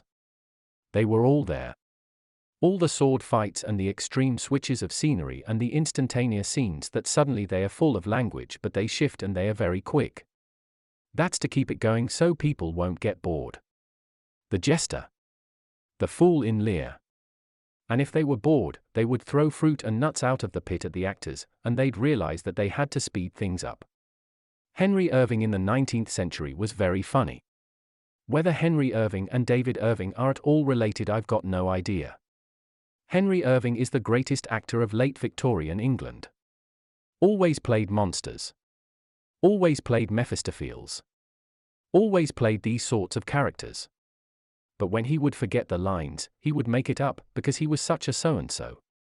If he was on the heath doing Lear, you know, ho, bloody beadle. Why dost thou whip that whore? Thy lust is so used up for that kind for which thou whipped her, which is a couple of stanzas from Lear. If he can't remember the next bit, he'll just go, and as the owls do breach the lofty turns, this tree a storm, which is just made up. Because you've got to have that sort of facility to continue it. There's somebody in the wings desperately trying to get a message across to you as to what you should be saying. Of course, that's why the wings are there. Because when you forget your part, the man's got to go, no, and try and give you a bit of it. The theatrical dimension, the excitement. Think how exciting those political meetings would have been before television. Think how innovating and energizing they would be. After one of those sorts of meetings, you'd want to take your entire society over, wouldn't you? Rather than just go back and watch the X Factor on the box. You would feel invigorated and empowered. That's the purpose of these. They are almost like secular religious events. That's what these forms of culture are, and that is why they are not liked, and that is why they are slightly disprivileged, and that is why they are scorned. If you want to win a battle in a court, you don't speak in this way, but if you wish to take a society back, you take some cognizance of these traditional forms. Thank you very much. Countercurrents and North American New Right. January 17, 2011. Why I write. This is always difficult to assess, but from this distance 3 different spear points become discernible through the mist. The first is an obvious desire for self-expression, yet, as always, the nihilism of Samuel Beckett needs to be avoided, where, during one part of the trilogy, such as Mallory, he declares, nothing to express, no need to express, a blinding desire to stain the silence. I think that the aporia whereby postmodernism eats itself needs to be avoided. Nonetheless, I believe that fantasy or the fantasia of the semiconscious mind is the most important vector, aesthetically speaking. All of my fictional work comes out of the anima or that part of consciousness just beneath rationality. All of my texts, like Kratos or the fanatical pursuit of purity, for example, are dreams. But dreaming to what end? Well, the essential starting point is a desire to overcome dualism in the ethical sense. This imputes the following, that all of my characters, in a short story like Origami Bluebeard, are neither good nor evil. They are, more fundamentally, a mixture of both, and they feed upon each other like raptors within a world of the uncouth. Nor is this a purely misanthropic vision either, in that heroic vigor is just the flip side of negativism. Character, at least as posited in these stories, is biological, prior ordained, morphic, and predestined. It is primarily Augustinian in theological terms, in other words. But contrary to most Judeo-Christian estimations of culture, this is not observed in a woe-begotten or morbid state.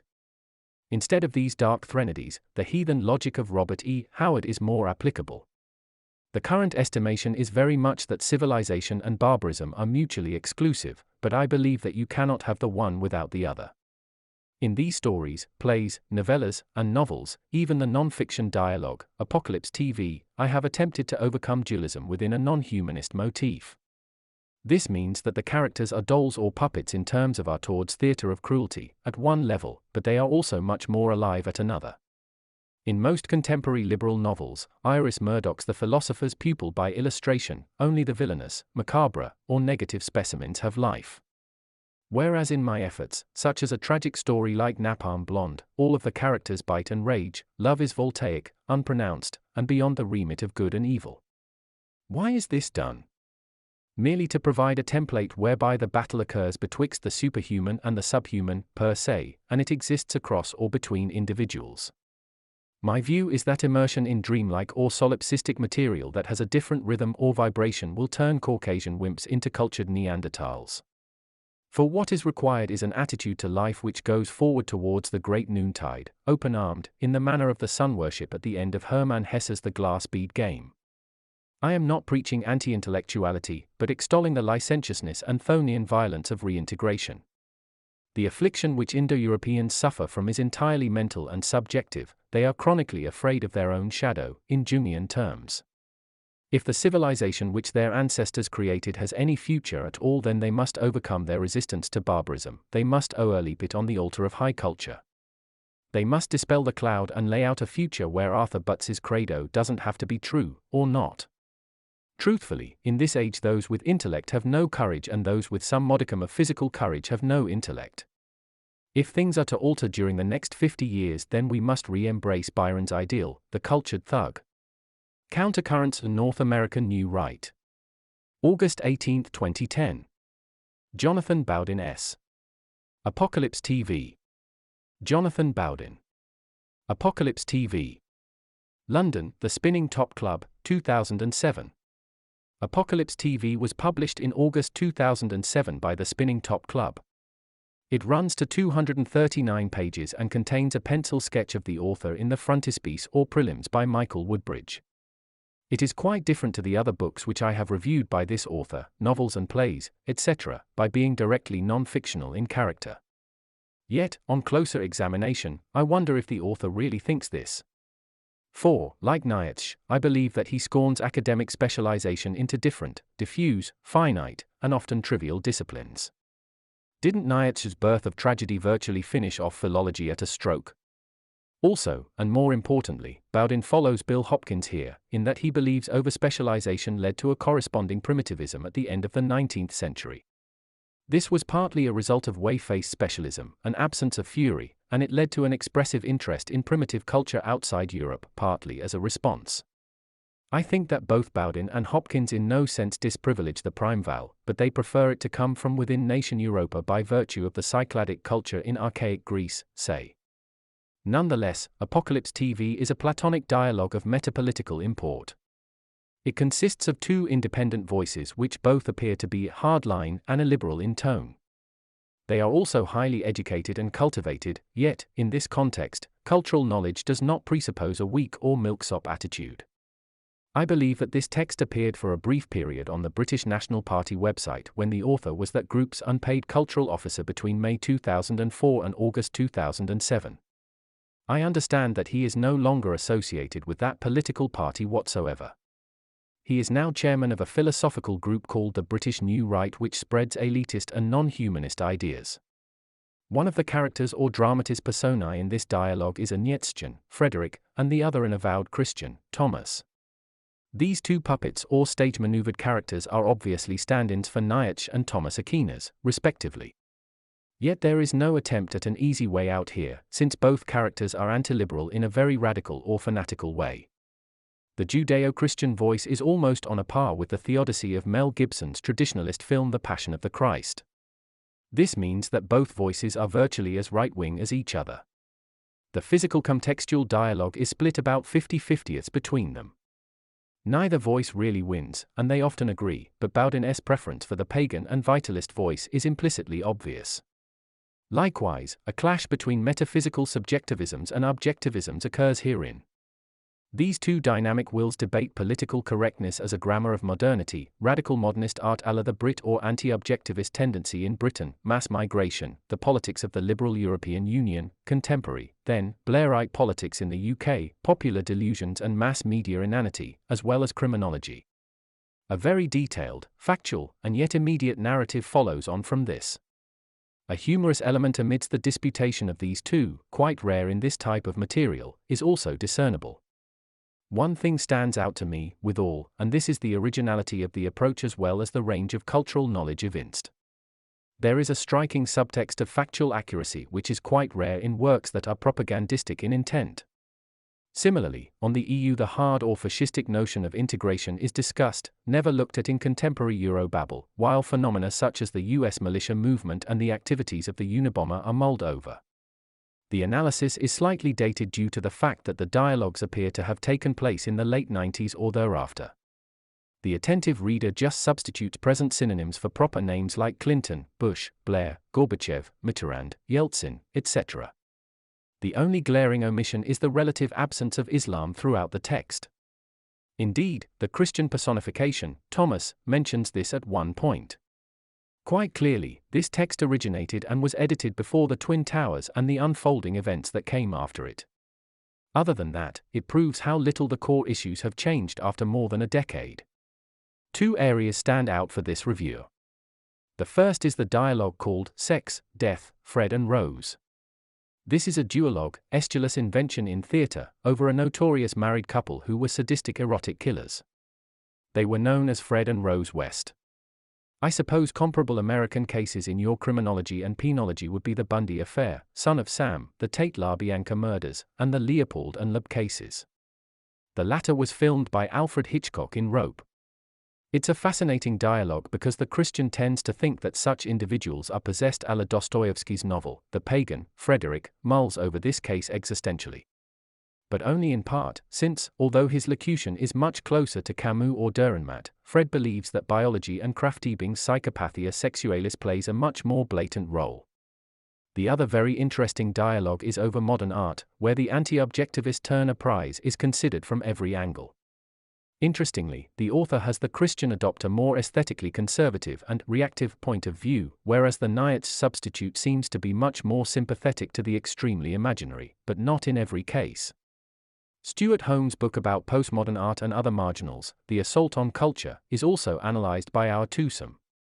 This consists of fringe art movements like situationism, fluxus, lettrism, the movement for an imagist Bauhaus, autodestructive art, etc., yet the far left, materialist and ideologically neo-proletarian prefix often falls sheer. Since, in Holmes' very description, male art involves an artist sending, unsolicited, various representational paintings of Adolf Hitler to all sorts of people who probably didn't wish to be in receipt. Bowden's antennae were very acute here. When Apocalypse TV was composed, Holmes was a very minor player. But after this he has emerged as the writer-in-residence at the Tate Gallery in London. Jonathan Bowden has also devoted an oration or talk on this area called Stuart Home and Cultural Communism. It can be found on YouTube. 8. All in all, this philosophical dialogue harks back to one of the West's oldest forms, namely, a debate between two lively minds.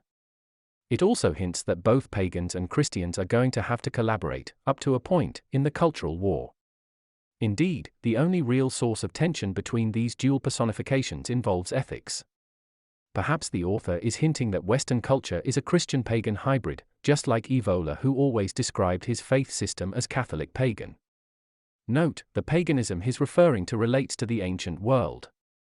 I have to say that every radical right point of interest, intersection, and debate is dealt with in this volume.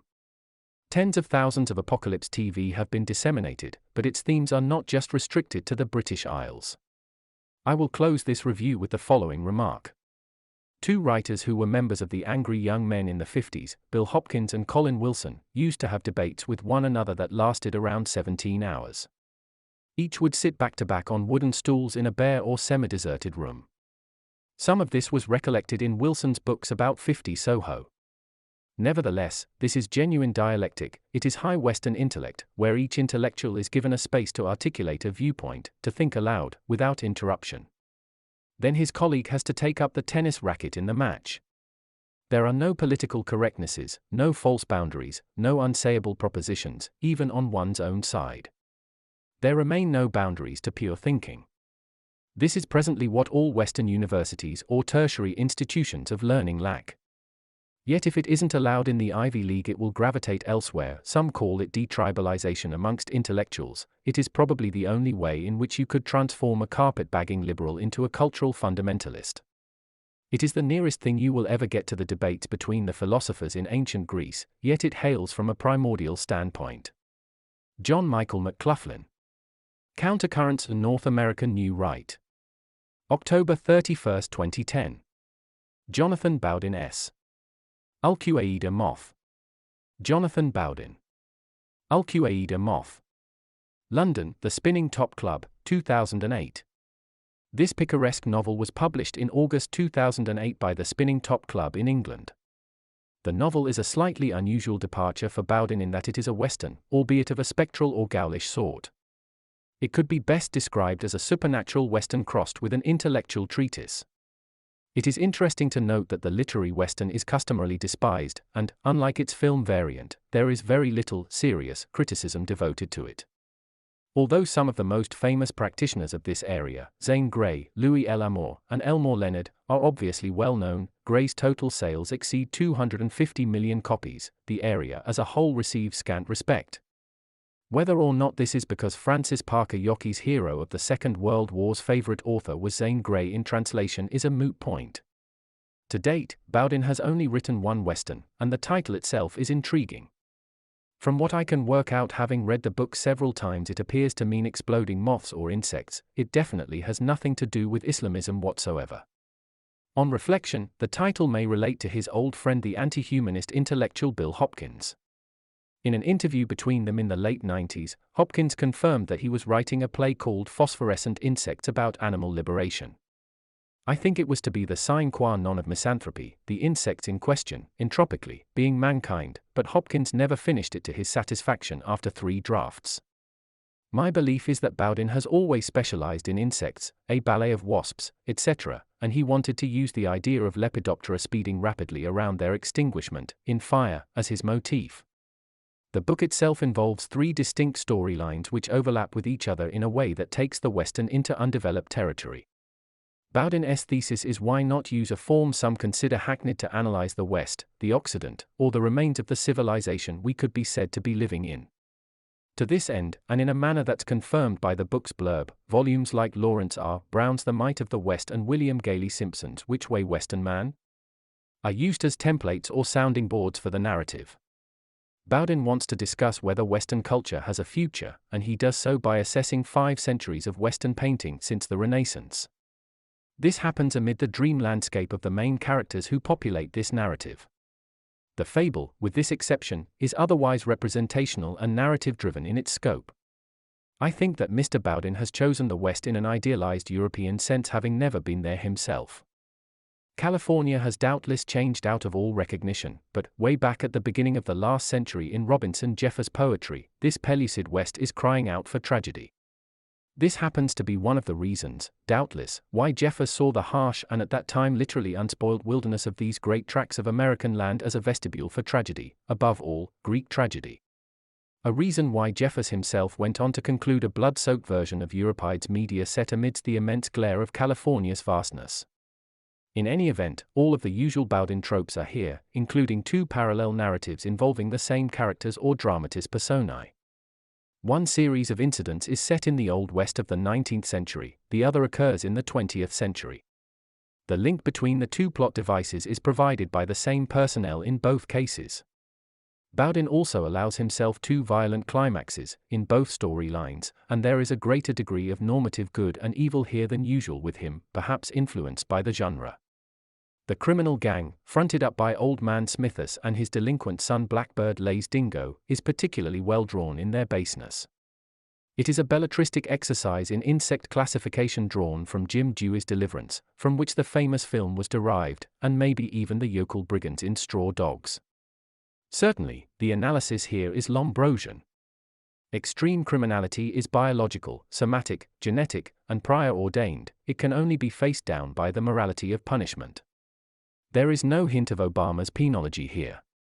For, like Robinson Jeffers, the harsh Western sun beats down upon all with a maximal glare and in a fully pagan transport. This is the nearest that Jonathan Bowden has ever come to writing a straight adventure story, or series of same, and yet he undercuts this by a dreamy debate about culture.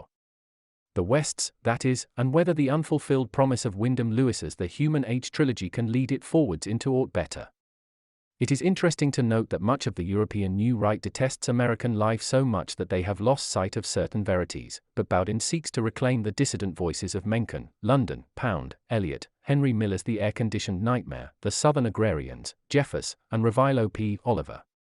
He sees in a dissident, post-Puritan, apocalyptian, martial lord, bleaker, sun-drenched, and full-on a Mary, K., a seeds of a new beginning. It is as if some of the rhetoric of Cotton Mather has displaced itself in time so as to allied with Andrew MacDonald's Hunter, the progeny of Dr. Pierce, in order to flower in a violent Walden, a parody and dystopia on the negation of Ellis' American Psycho. In any event, the anti-communist, free, wise, and open art of the post-war firmament was abstract expressionism, encoded by Jackson Pollock from small-town Wyoming, and secretly financed by the Central Intelligence Agency. One wonders what they really thought about it all. Nonetheless, isn't it time to put something on the canvas, and yet still remain expressive? Perhaps a skeletal arm, in imagination, reaches out all aflame and surrounded by white sheets in a scenario where death on horseback rides and twists, and where Philip Guston retreats in alarm to from where his later self-portraits originated in Griffith's Birth of a Nation. For those who have ears to hear, let them hear. John Michael McLaughlin. Countercurrents in North American New Right. October 17, 2010. Jonathan Bowden S. Kratos and Other Works. Jonathan Bowden. Kratos and Other Works. London, The Spinning Top Club, 2008. The book Kratos was published by the Spinning Top Club in very early 2008. It extends over 157 pages. It consists of 4 independent stories of around the same length. The first, Kratos, deals with a Lombrosian tale about criminality and psychopathia. It delineates a Yorkshire axeman called Billy O or Dung Beetle whose intentions are fundamentally misread by an upper-class fop, Basildon Lancaster. One might characterize it as an exercise in degeneration theory from the late 19th century brought up to date, hence its debt to Cesare Lombroso's Criminal Man from 1876, I believe.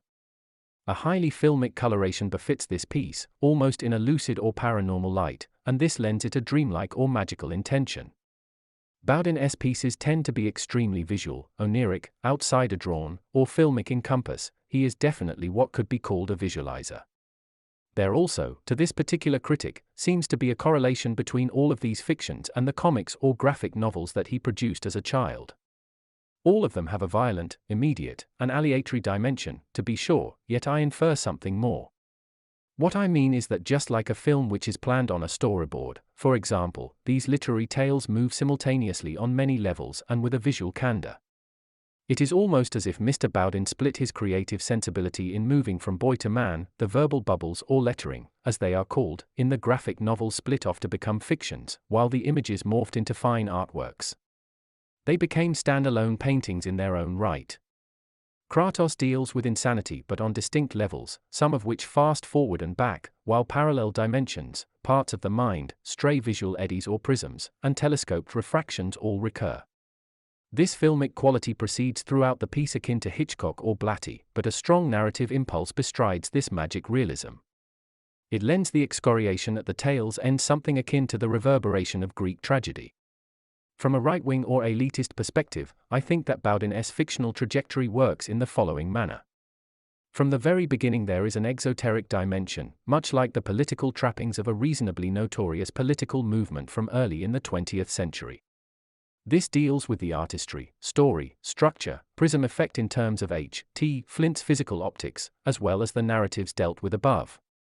But, in my view, there is another hidden, buried, esoteric, occultistic, and numinous aspect. It is slightly and from a liberal perspective rather scandalously linked to a thesis in the book Nietzsche, Prophet of Nazism by a Lebanese and Maronite intellectual, 9 together with the occultistic text The Morning of the Magicians. This inner urge or poetic trope is an attempt to create the Superman via a manipulation of consciousness.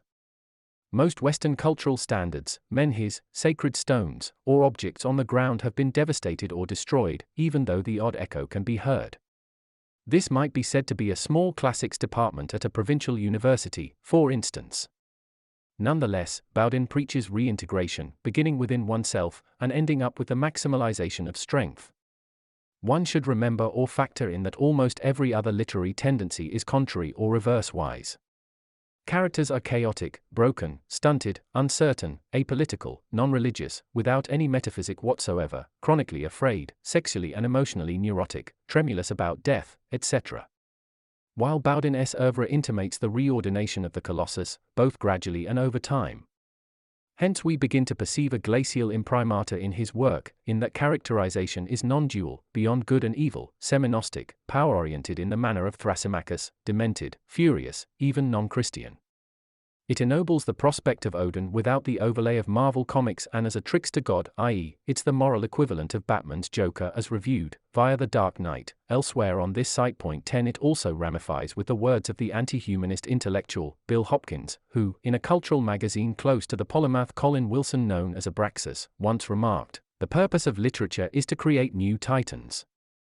One other cultural idea suffices here. This has to do with Joseph Goebbels' answer to a question about his interpretation of the divine. This should be seen as part of the frontispiece of his expressionist novel Michael, a third positionist work from the 20s. He described God as a multi-proportioned or eight-limbed idol, replete with heavy jams and rubiate eyes, and possibly constructed from orange sandstone. Such an effigy was associated with the following: flaming tapers or torches, brands, naked female dancers, and human sacrifice. To which the Herr Doctor's interlocutor remarked, "It doesn't sound very Christian to me." The propaganda minister's response came back as quick as a shot: "You're mistaken, that is Christ." I think that Jonathan Bowden believes much the same about the metaethic of his own literary output. The other stories in this volume were Origami Bluebeard, A Marriage, A Murder, A Threnody, A Ragman, a take on Thomas Carlyle's Sartori Sartus, Grimaldi's Leo, a lighter variant on animal liberation, and Napalm Blonde. This was an attempt at Greek tragedy, configures a Tiresias who may be alone but not in a wasteland, and happens to be radically heterosexualist after Antony Ludovich's analysis. For those who have ears to hear, let them hear. John Michael McLaughlin. Countercurrents and North American New Right. October 9, 2010. Jonathan Bowden S. The Fanatical Pursuit of Purity. Jonathan Bowden. The Fanatical Pursuit of Purity. London, The Spinning Top Club, 2008. This book was published in 2008 by The Spinning Top Club in London. It is a Gothic or picaresque novel of 178 pages. This book can be considered in two basic ways. The first revolves around purely literary considerations. These have to do with an external or diachronic quality which Wyndham Lewis first explicated in the 20s or before. His aesthetic, very much influenced by his career as a painter, views mankind from the outside. A strategy that is intimately related, in turn, to the portrait painter's desire to get closer and closer to the sitter, almost in a manner which portends a threatening encounter. To wit, in this regard, one remembers Graham Sutherland's portrait of Churchill after the war. It was destroyed by Clementine and the Churchill family, thereby setting back the British taxpayer £80,000, quite a sizable amount in the 50s. Churchill hated the painting. He declared grandly, "It makes me look thick, and I ain't." Always the Joker, eh? Nonetheless, the revisionist biography of Churchill by Professor Charmley from Cambridge University features this portrait on the cover. The point of this digression is that a right-wing view of letters often leads to an exteriorization of style.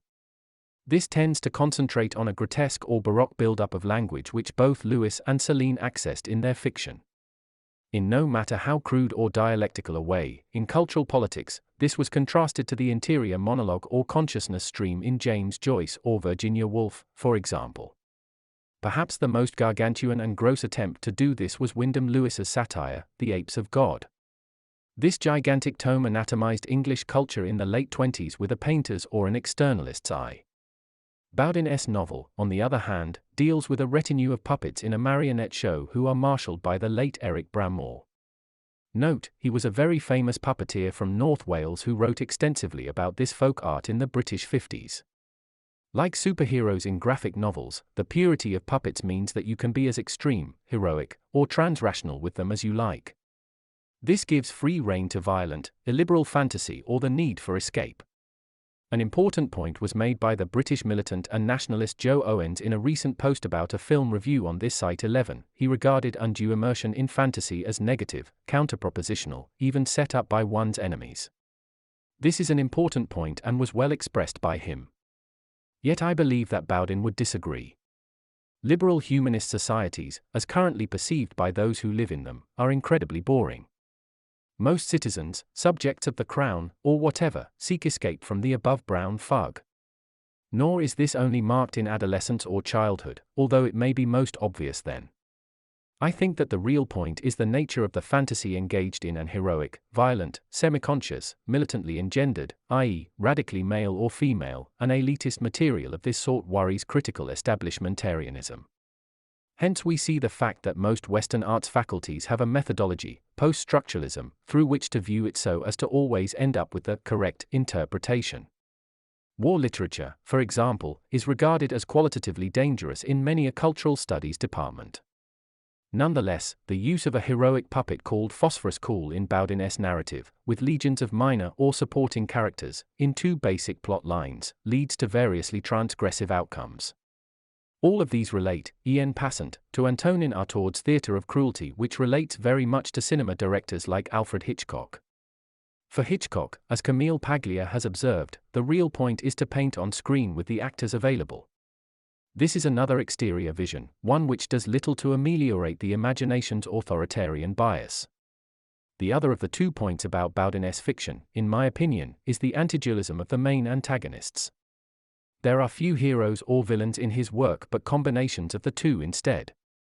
If you were to take this superhuman or inhumanist notion out of fiction altogether, you might end up with some interesting ideas. Almost everyone grows up with the idea that Wilhelmine Germany, Prussianism and so on, was bad, the Allied powers are correspondingly benign. The same idolatry or Aunt Sally tactics are used again and again. What if these things were more grey, indeterminate, powerful, non-Christian, and pagan in specificity, a la Nietzsche's beyond good and evil? Isn't it at least a fact, if only provisionally, that if you approach Second World War historicism from a different prism one might understand today's world better?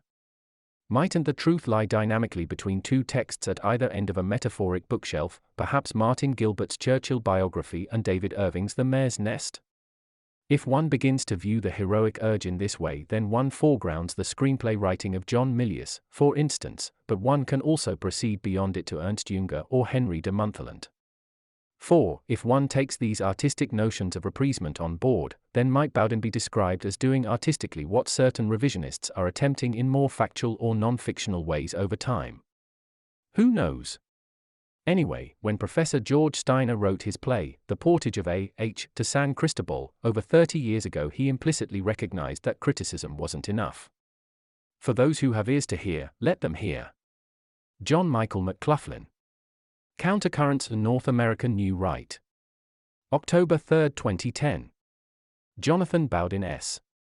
A Ballet of Wasps. Jonathan Bowden. A Ballet of Wasps. London, The Spinning Top Club, 2008. A Ballet of Wasps is a collection of 4 short stories and a play. The stories, including 2 that are very short, are A Ballet of Wasps, Golgotha's Centurion, Wilderness Ape, and 60-Foot Dolls. The play in question is called Stinging Beetles and very much relates to the book which follows it in the sequence, Lilith Before Eve. The entire volume appeared towards the end of 2008. Like all of Jonathan Bowden's works, this volume supports radical inequality and the courage which is necessary to view life tragically. The entire point of this corpus of stories is to raise courage and instill qualities of stoicism, anti-defeatism, non-resignation, arrogance, and defeat's absence. One is reminded of the anti-humanist intellectual Bill Hopkins here, who, in writing in the journal Abraxas, commented that the purpose of literature is to produce new titans. This demarcates Bowden's efforts from a lot of contemporary material, much of which oscillates between entertainment and a reconfirmation of liberal values. There is an important point here, since Bowden's work avoids a great deal of the scatological, vegetative, or crepuscular horror of the area which he has made his own. If one compares his work to the eyeball-removing machine in Edward Bond's Lear, for instance, then his fiction is positively genteel. Nonetheless, in these particular stories, I believe that Bowden is attempting to go beyond mood music in order to impinge upon the reader beneath the conscious mind. Can authors really influence their readers in this way? It remains a moot point. Yet many people act as if there can be uncontrollable impacts, at whatever level, from work they find disagreeable. A large number of conservatives would be made deeply uncomfortable if they had to read through Bertolt Brecht's The Threepenny Opera, replete with an Otto Dix painting on the penguin jacket.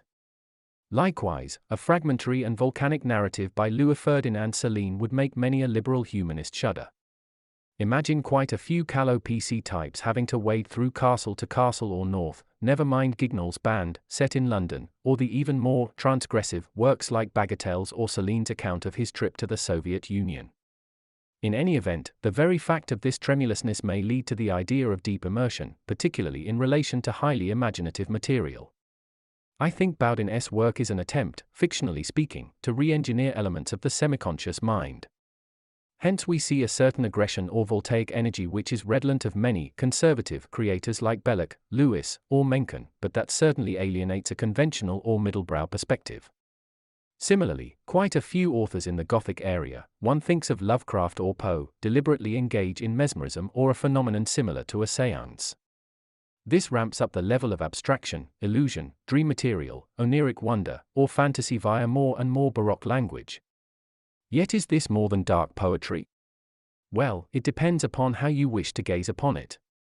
Mr. Bowden's religious ideas are not immediately discernible from his work, but certain items do stand out over time. One is the notion that every type of mysticism exists at this level, even if it doesn't. Another viewpoint suggests that art is the praxis of religion. One has the idea with this creator that, pass him. Goebbels, if asked whether human sacrifice was wrong, he would answer, it depends how aesthetically it's done. The British conceptual artist Damien Hirst got into very hot water indeed for expatiating on the Twin Towers, September the 11th, 2001, and referring to the aesthetic pleasure they gave him. This is the dandy's position, if you will. Although my own view is that this author attempts to do more. My suspicion is that he configures his work as a drug, a transmission mechanism, an occultism, and an estranging mystique. I dispute that he wishes to adopt a mood, rather, in my view, I think that he sees his artistic work as a magical act. This would explain its extreme conservatism, metaphysically speaking, when combined with certain modernist and gruesome aesthetics that many Philistines can't stomach. The old conundrum where ideologues who talk much about Western culture are not able to sit through Aeschylus' Agamemnon raises its head here. One is also reminded of the fact that the entire postmodern vista is the 60s creation, and that Timothy Leary's adoption of a drug addict's lifestyle lay at its heart. Narcotics are about many things: overcoming boredom, the tediousness of a liberal society, a desire to escape, personal weakness, etc. Yet, in an artistic sense, I think something crucial is happening here. Bowden as an individual is probably quite puritanical or ascetic, but he believes in the sheer power of the imagination. I believe that if the unsuspecting voyeur opens up to what Michael Moorcock once described as fantasy's implicit fascism, then Bowden has seized a device with which to hook, deprogram, turn around, and reorient a generation. It must be said that your average liberal academic would regard this as preposterous and meaningless. And yet, why insist on an anti-essentialist or politically correct method for reading literature in every college if this weren't so? To finish, A Ballet of Wasps concerns a woodsman's discomfiture about boasting in front of a vampire. It is set in White Russia. Golgotha's Centurion is a Sicilian revenge tragedy which owes something to the sweat of John Webster's brow. Wilderness Ape deals with Haitian voodoo and is quite clearly influenced by Spencer St. John, Revillo P. Oliver, and Lothrop Stoddard in doing so. 60-Foot Dolls explores evolution, degeneration theory, and some of David Icke's more fanciful conundrums. Whilst the play, Stinging Beetles, turns around the necessity for courage and involves a dilemma or choice at life's crossroads. It is less William Styron's exemplification of Sophie's choice than a man's desire to rescue a beautiful blonde girl from a magician's village. In magical lore, such a Hamlet only materializes on a windswept and torrential night. Perhaps those who believe in the natural goodness of man and liberal equity should bear in mind the poem at the volume's start. It exists tucked away on the copyright page. Study for Three Figures at the Base of a Crucifixion by Francis Bacon, 1947. Out they stand in orange, screaming like blinded bats, wrapped around in lintel. A mother's angel sings. Better were it, indeed, not to be born. John Michael McLaughlin. Countercurrents, a North American New Right. September 27, 2010. Jonathan Bowden S. Lilith Before Eve. Jonathan Bowden. Lilith Before Eve. London, The Spinning Top Club, 2009. This book contains 4 plays which are more likely to be read than played in the theatre. They are called Lilith Before Eve, Glock's Abattoir, We Are Roth's Children, and Evolution X. This tradition of literary theatre is quite well known in Britain, but something else needs to be pointed out to make sense of it. This has to do with the takeover of the theatrical space in the 1970s and 80s throughout the British Isles by the revolutionary left. A whole raft of authors who were strongly influenced by Brecht and the Berlin Ensemble in East Germany gathered the reins of state-subsidized theatre into their hands. They were a veritable hydra whose names included Edward Bond, Arnold Wesker, Howard Brenton, Trevor Griffiths, Jim Allen, Margaret Darcy, John Arden, David Edgar, and Carol Churchill, say. For example, Brenton describes himself as a practical communist. Allen was formerly linked with the Workers' Revolutionary Party, a tiny Marxist-Leninist sect, and Griffiths wrote the screenplay for Warren Beatty's Reds. He never joined the Communist Party of Great Britain, CPGB, but actively fellow-traveled. In many respects, these 4 plays by Jonathan Bowden are a response to the above, in that they prove to be right-wing, elitist, non-humanist, inegalitarian, and Nietzschean. A 5th dream play, Stinging Beetles, occurred in another volume, A Ballet of Wasps, which takes it outside our remit. Superficially speaking, Lilith Before Eve concerns a ventriloquist who loses control of his dummy. Glock's Abattoir deals with a caretaker at a cemetery who cries wolf too often. We Are Roth's Children. Involves a battle over a will, and Evolution X is an attack on communist brainwashing. The last play of the 4 is the most explicitly anti-leftist, in that it considers the reality which Francis Pollini dealt with in his novel Night, published in the early 60s. This text, at once highly demotic and experimental in form, couldn't find an American publisher. A fact which was probably due to its unheroic ethos and its depiction of GI degradation, or brainwashing, at the hands of Maoist interrogators. Bowden's play Evolution X, on the other hand, deals with a quiet, isolated, stoic and provincial hermit who is tortured into conformity by Red Guards, or possibly the secret police.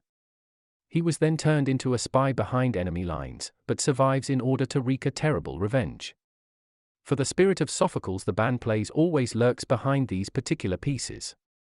Despite their metapolitical intent, all of these works manifest the author's concern with various examples of Anglo-Saxon folk culture. Take, by way of illustration, the Padworth hobby horse from the English West Country. Its dark, Dominican headgear, black coloration, spherical body, tassels, and celebration of a victory over the French, morphs in the United States. It is widely held, by many English cultural historians, to be one of the origins of the trick-or-treating, comedic, and yet slightly threatening subculture that fuels the early Ku Klux Klan. This is before the organization re-emerges as an underground army in the South, post-defeat, to thwart carpetbagger attempts at reconstruction. 4. In many an English ear, the American accent itself is a radicalization or extension of a Wessex or West Country diction. In any event, Jonathan Bowden looks at 2 major forms of English folk art, in extenso, during these plays. The first was the Mummers dramaturgy and the second is Punch and Judy. This playwright quite clearly adores circus, ventriloquism, music hall, vaudeville, animal taming, grand guignol, contortionists, sideshow barkers, mountebanks, mystery plays, strong men tearing apart directories, fair grounds, old-fashioned wrestling, ghost trains, escapology, and mesmerism. The Mummers plays were often without sound, involved blacking up and top hats, as well as a ubiquitous female figure, the Bessie. They are a very ancient village tradition that often featured sacrifice, by burning like a guy, at their summation. Punch and Judy, by contrast, has lasted in one form or another for centuries, but the modern tradition harks back 200 years to the late 18th century. It is an Italian import which involves glove puppets who are controlled, in the booth, by a manipulator known as the Professor. Punch is a cardinal nightmare or prince of folly, possibly the first tarot card, who beats his wife, throws the baby out of the window, attempts to murder his benign familiar, Clown Joey, and ends up eaten by a crocodile. This saurian is a synonym for a dragon who also stands for the devil. Punch often beats the devil and jumps up and down on him, in a reverse Gnostic or transgressive touch. Dr. Johnson commented on this extensively in the 18th century. He once snapped, "The first Whig, liberal, was the devil." One notion which is never commented on, however, is that Punch and Judy is a purely Aryan or Gentile form. No Ashkenazic can be a professor. The reason being that pork sausages actually have to be handled, traditionally, during the performance, hence all the tomfoolery about porkers involving Punch, Clown Joey, the crocodile, the doctor, and the policeman. It is quite clear that Jonathan Bowden believes that the antidote to cultural Marxism is folkish, at least in part. This is accompanied by an insight which was born by the violence of these popular forms. For in modern art, power is beauty. John Michael McLaughlin. Countercurrents in North American New Right. September 12, 2010. Jonathan Bowden S. Goodbye, Homunculus. Jonathan Bowden. Goodbye, Homunculus. London, The Spinning Top Club, 2009. This volume consists of 4 stories of approximately equal length. Their titles are Goodbye, Homunculus, Iron Breath, Armageddon's Village, and Noughts Are Crosses. Each one of them deals with extreme takes on the imagination, and the entire book teeters on the edge of various genres. These are horror, the gothic, science fiction or romanticism, fantasy, chillers, crime, yes and no, the ghost story, and noir. Yet, in all honesty, a serious undertone or classic element lurks throughout, and this has to do with Greek tragedy. Why has the author composed them? Well, on clear inspection, several discrete pathways or strands become discernible. The first is a change in moral temperature throughout these tales. At first, this can be rather disconcerting to a half-attentive reader. For it is relatively difficult to tease apart the good from the bad characters. Usually, in tales of this sort, there is a clear distinction. Let's take, for example, the Gothic or noir stories of William F. Harvey. Despite his harm-none or Quakerish views, his astounding or graveyard riffs were nasty, fierce, clammy, vaguely unwholesome, and ghoulish. The two viewpoints probably went with each other, on reflection.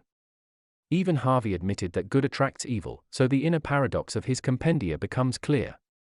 He is a classic dualist, irrespective of his literary quality and sepulchral imagination. Essentially, Harvey is a Manichaean, an either-or man, who posits the notion that God and Satan are coeval. Bowden, on the other hand, manifests a different approach, since all his varied personae seem to be quite clearly a mixture of light and dark, positive and negative, benign or malignant. They wax lyrical as raptors who feed on blood only to be disappointed, as well as exhibiting the odd tender moment. Most certainly, they are objects or puppets up to a point, and this lends an element of satire to these proceedings. But we have to be careful here, they don't lack reality and even retain a capacity for suffering. For instance, of the two brothers Gregory Fawcett Greensleeve in Goodbye, Homunculus, one is quite clearly more Luciferian than the other, but the more well-rounded character proves to be multifaceted. Again, in Iron Breath, both the robot who would replace mankind, personified by the lonely lighthouse man, and his victim wax beyond good and evil. There has to be a medley or interplay of forces. Perhaps, as in Walter Allen's early review of Tar by Wyndham Lewis, humans want to have their cake and eat it. What does this lead to? Are we in a situation where these stories prove to be transgressive or immoral?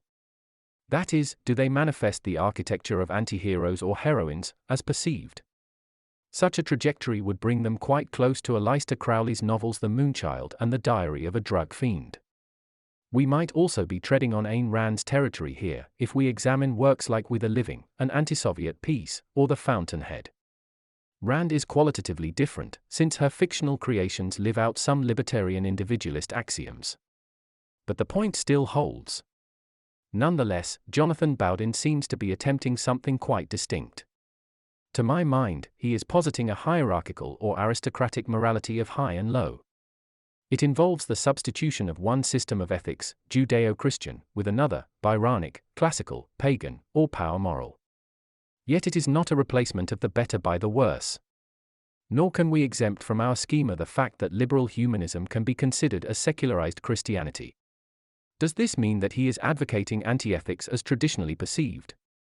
No, not really, for such varied systems preach dog eat dog, to the victor the spoils, morality amounts to little more than the laughter of the strongest man, etc. Such nostrums can be associated with Hobbes' social theories, the black opal-like philosophies of the Marquis de Sade, or antinomianism. The last comes across as either heresy or a dissenting note within Calvinism. It derived from alternative ideas about predestination and election inside Puritanism as a whole. Many of these views subtly influenced various subcultures in the early United States. By far the clearest explication of them is in James Hogg's classic of Scotch literature, The Confessions of a Justified Sinner. A text that André Gide, a self-confessed existential or a moralist, revived in the early 20th century. To recap, I don't believe that Bowden is advocating moral inversion, Satanism, or pseudo-Satanism at all. No, he happens to be promoting aristocratic radicalism and its attendant mores. Put more earnestly, it amounts to the ethical attitudes of the Vikings or Odinists. This means that infighting, even within an individual, is moral, honor proves to be the linchpin of behavior, and that everything ramifies with nature. Each and every person has his natural place within a hierarchy, biology overmasters life, striving is moral, strength welcomes morality, and the weak should be punished, but they can become stronger.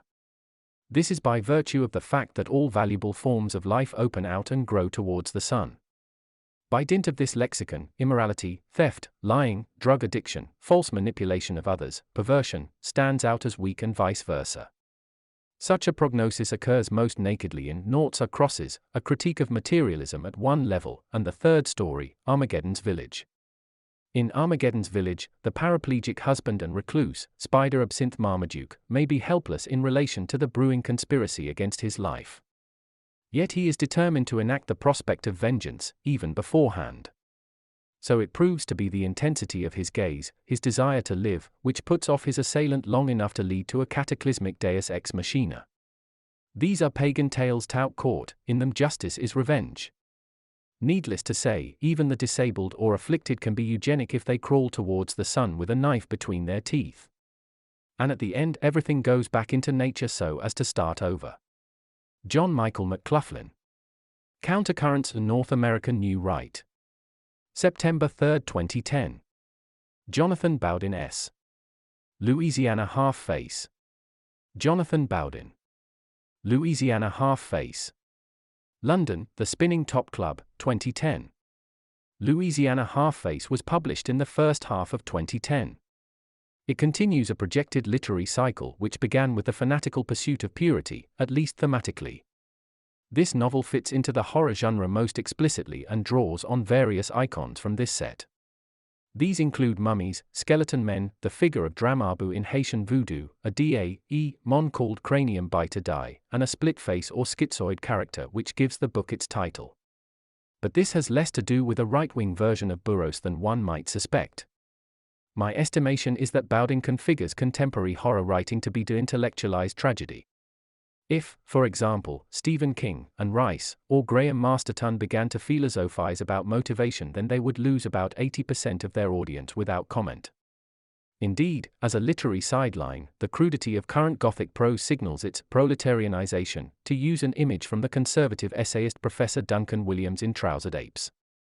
Just on a literary level, there is little comparison between Algernon Blackwood, Arthur Machen, Walter de la Mare, and contemporary purveyors of slasher items or gore.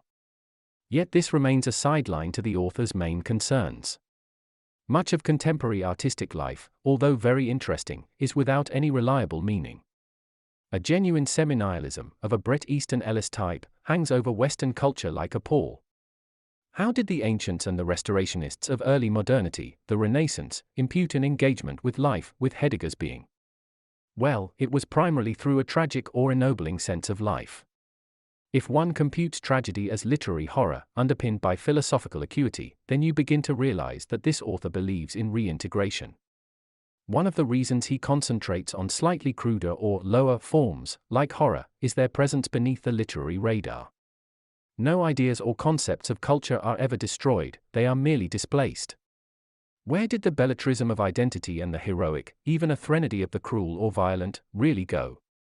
The answer is that it went down into mass culture, essentially despised by the new criticism, F. R. Leavis and I. A. Richards, of the mid-20th century. Even more acutely, where did fascistic literature of an ultramasculine cast go? Why, at the level of Wyndham Lewis's The Apes of God, Henry de Montholon's The Bachelors, and Yukio Mishima's Sea of Fertility, did it disappear altogether? But many of these themes, stripped of poetry and intellect, re-emerge as actions in mass culture. The extreme left, as exemplified by the post-structuralist school, is deeply aware of this conundrum as well as the dangerous essentialisms lurking down there in the depths. One interesting sidelight on contemporary travails is seen by the fate of Professor Paul de Man at Yale University. He headed the School of Deconstruction there. This is the detailed, linguistic and hermeneutical examination of mass culture. Amongst its ideological beliefs are the ideas that authors have nothing to do with their texts, empirical facts in historical writing, for example, have no validity, and everything is relative. Well, it turned out that Professor de Man had fellow-traveled with the Rexist movement in Belgium during the Second World War. He had also contributed mildly nationalist articles to a review like Michael Walker's The Scorpion, for instance. For those not in the know, Operation Scorpion was the Europeanization of the Waffen-SS's ideology, as Alan Clark revealed in his History Barbarossa. Nonetheless, de Man's crime was such that the late post-structural or deconstructive school has been fatally crippled by this brief flirtation with the other. By which I mean those forces in the European subconscious which a present-day English literati called Ian McEwan describe as the black dogs. I leave it to your imagination what tendency of opinion these wolves represent. Yet, suffice it to say, that in the cast list of James Herbert's The Spear, based on Trevor Ravenscroft's The Spear of Destiny, the extreme right is the villain. One could argue, from this perspective, that this trail is exemplified perfectly by Ira Levin's The Boys from Brazil, for example. Yet if radical elitism, in its customary guise, is always the enemy, then what about an example of horror fiction which also contains a strong dose of European cultural fundamentalism? Surely that would be the worst thing in the world, in a doubled-up or inglorious bastards sort of way. What could be more situationist, more transgressive, than right-wing horror, at least on another level of reality? On a rival plane altogether, the new left Marxist Theodor Adorno, in a text called Minima Moralia, said that all poetry was redundant after Auschwitz-Birkenau. Everything. Well, imagine if even that implacable and postmodern logic was contradicted by the tragic idolatry of a form which worships a nature that is neither good nor bad.